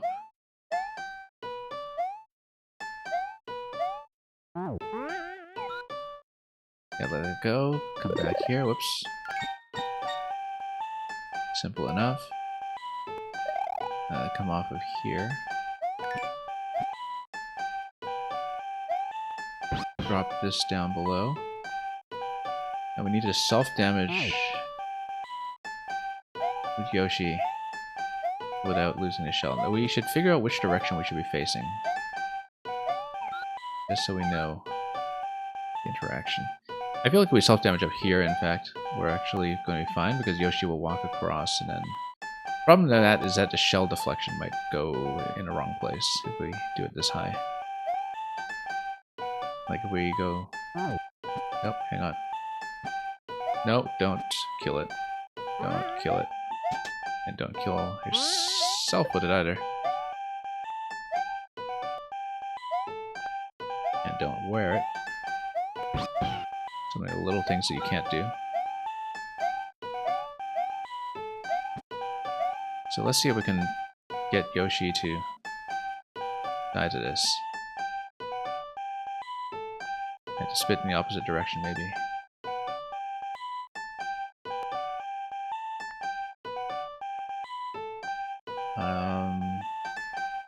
I still don't know how to use the question block with this, but...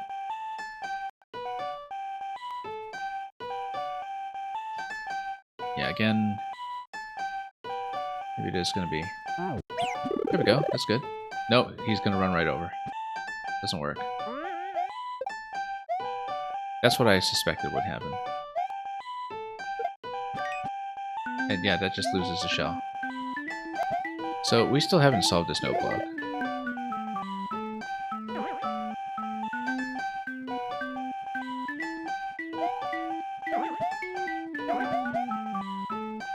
It's got to be some other kind of object bump towards it.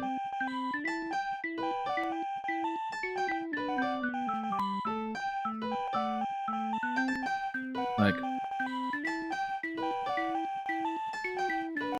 what could it be?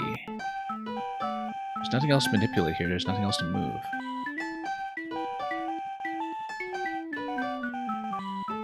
And the shell just disappears on that side. Oh, Fuzzy Beetle, where's that come from?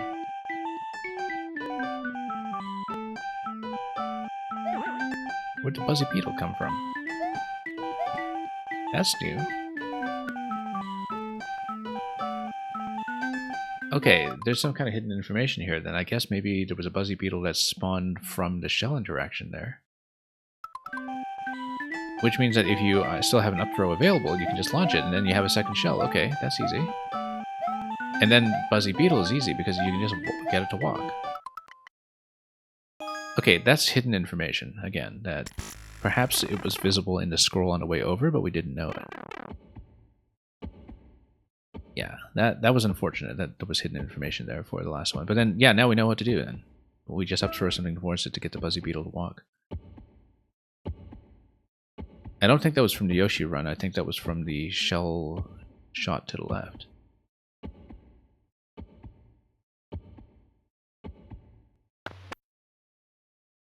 Maybe. Because, yeah, perhaps hitting the turn block there actually spawns a beetle? No, that couldn't be it, because then if a turn block contains anything, it wouldn't release like that. So maybe it was with the Yoshi run. I don't know, because or maybe it hit something. Anyway, there's a Buzzy Beetle that spawns there, and we don't know why. And I don't know what triggers it. I didn't see. It could be from the Yoshi run. If it is from the Yoshi run, that's okay. That just means we needed to salvage this spring, and we're actually set. Because that's the only piece we're missing then. So maybe I did have the right idea. We just... See, this is something that's also not possible in Maker 2. To throw through the one-way panel like this.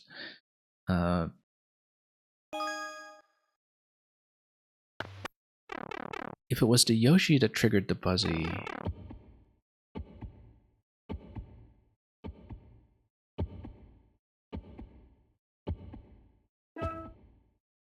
Well, I don't know. I think it must have been...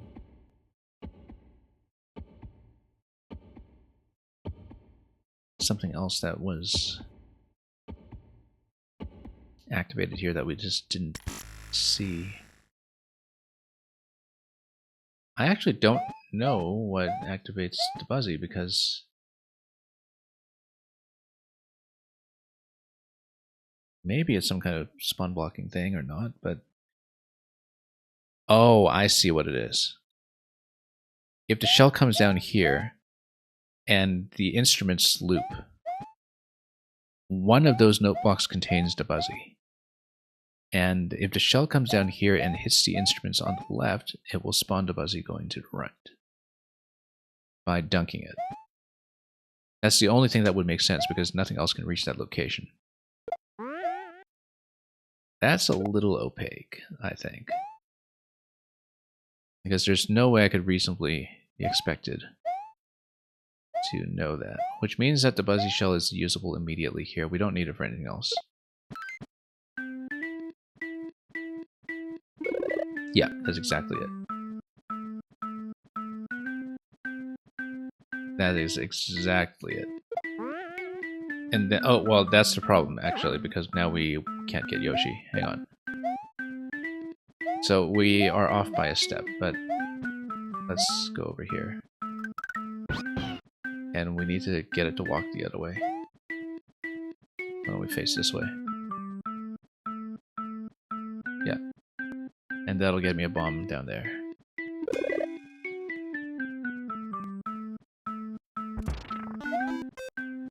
Now, this will not be a clear because I threw the one-way panel prematurely before we got Yoshi out of there.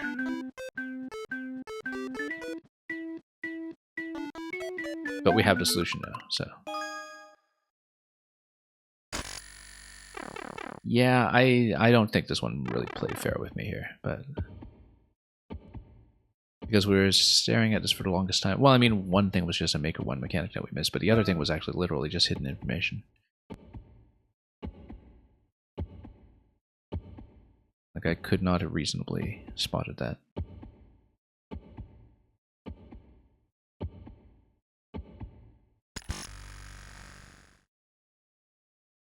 Unless the idea is that the Buzzy shell picking up the 1-up gives you a new Buzzy Beetle. And thematically, I guess you can imagine that making sense, but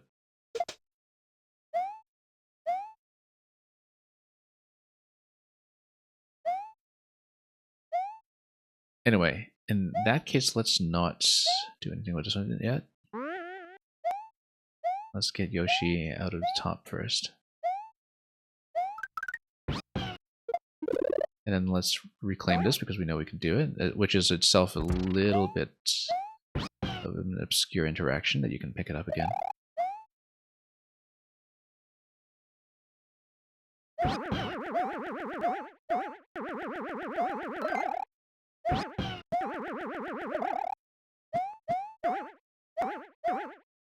Hang on.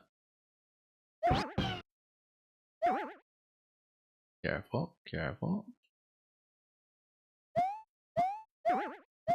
Nope, not.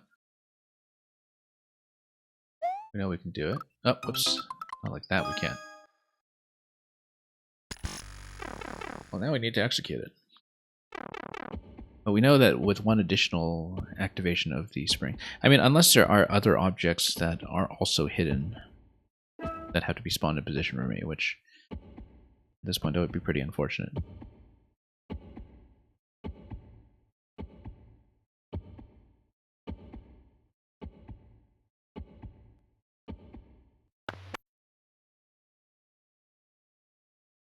Yeah. Anyway, we'll get that. We'll get this. Well, very important interaction to remember for later as we do other puzzles in Maker 1.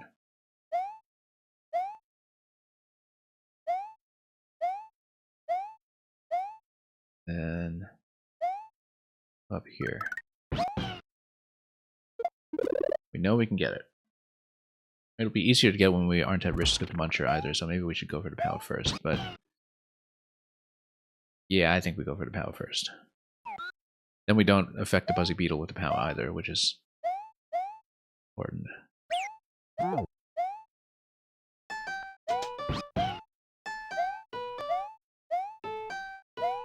Okay. Let's get what we can before we deal with the shell. Let's pick it up again. Spring.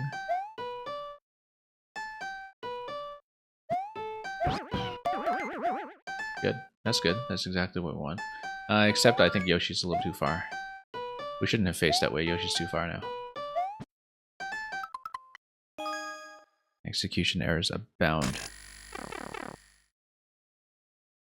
Yeah, that bumper just knocked Yoshi way out of position and then...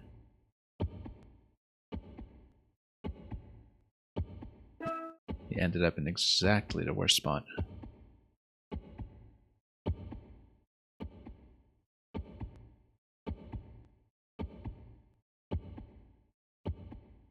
And... now we'll try that again.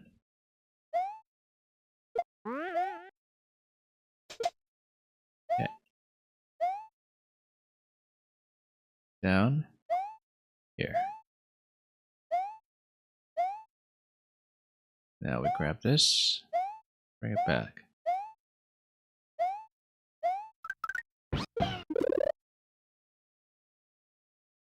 And we do the whole thing with the POW.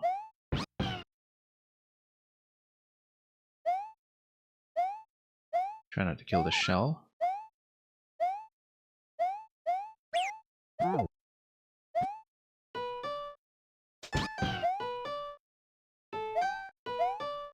We do need to come up here with Yoshi.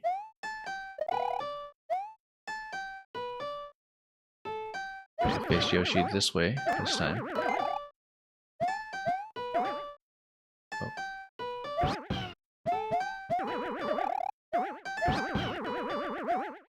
There we go, that's fine, that's good.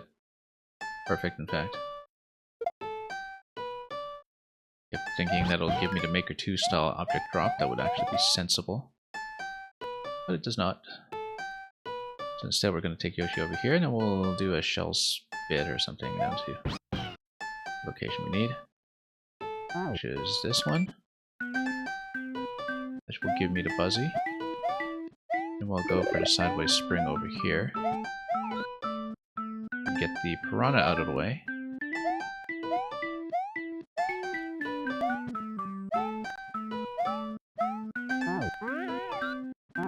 very simple from here.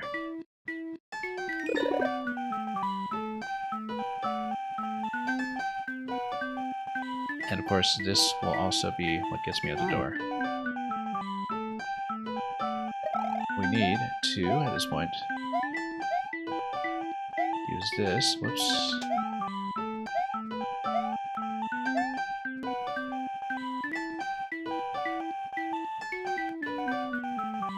And raise it.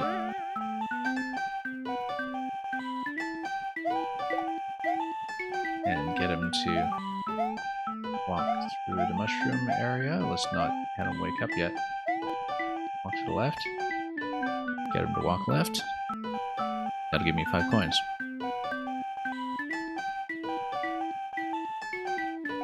And then we can actually carry the full track in its glory after we grab the coin. And have the mushroom too.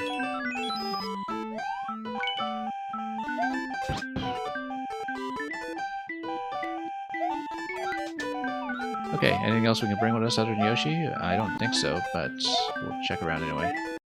Yeah, I never used this. I think maybe it's just a way to flip the shell again if you need, but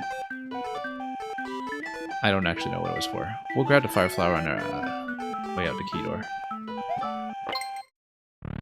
Because we can do it. Oh no, we can't because the fire flower no longer spawns there. Okay, that's fine.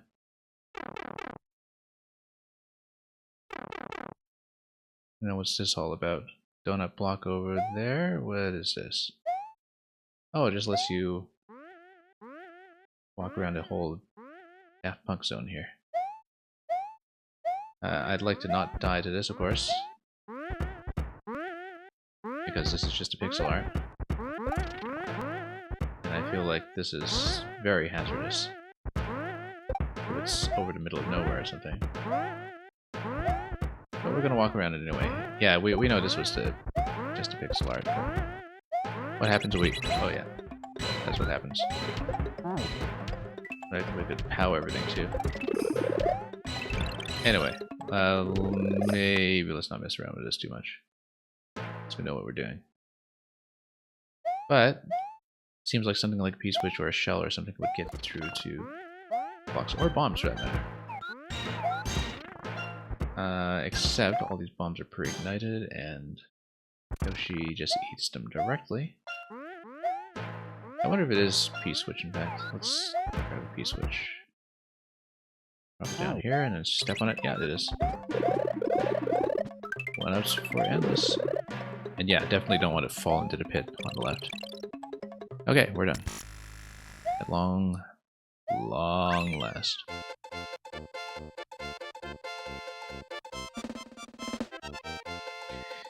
That took entirely too long. 2 roadblocks, basically. I didn't know the Buzzy Beetle would spawn, and we just never tried the interaction that would grab the coin that would spawn that for us, and unfortunately the coin with the bomb and a note block was dependent on that, because we knew something had to walk there, and that one slot had walking speed. But of course the other main holdup was just forgetting that you could actually kind of throw through the one-way panel. Which again, I'm pretty sure that doesn't work in Maker 2, but I have to check in the editor afterwards. Pretty much every stream that I've been doing of Maker 1 has sent me into the Maker 2 editor afterwards to check if something works the same way or doesn't. But anyway, decent set of clears today, including some surprising ones. I didn't think I'd be getting over it, but it was actually quick. Spike-Top Temple's second half seemed potentially under-tested or something because it seemed like I just cheesed it, but the first half was pretty satisfying to learn after having it look very opaque at first. Didn't get a lot done, but the puzzles were actually pretty good. The last one, again, a little bit of hidden information I wasn't too fond of, but the other ones, number 1 and number 2, were great. A lot of really, really early looping music that we hadn't really seen before in Maker 1. Except, of course, in Ren's level for IMM. And that's it for the 2017 levels. We're going to be getting into 2018 to 19 for the rest of that over the next stream.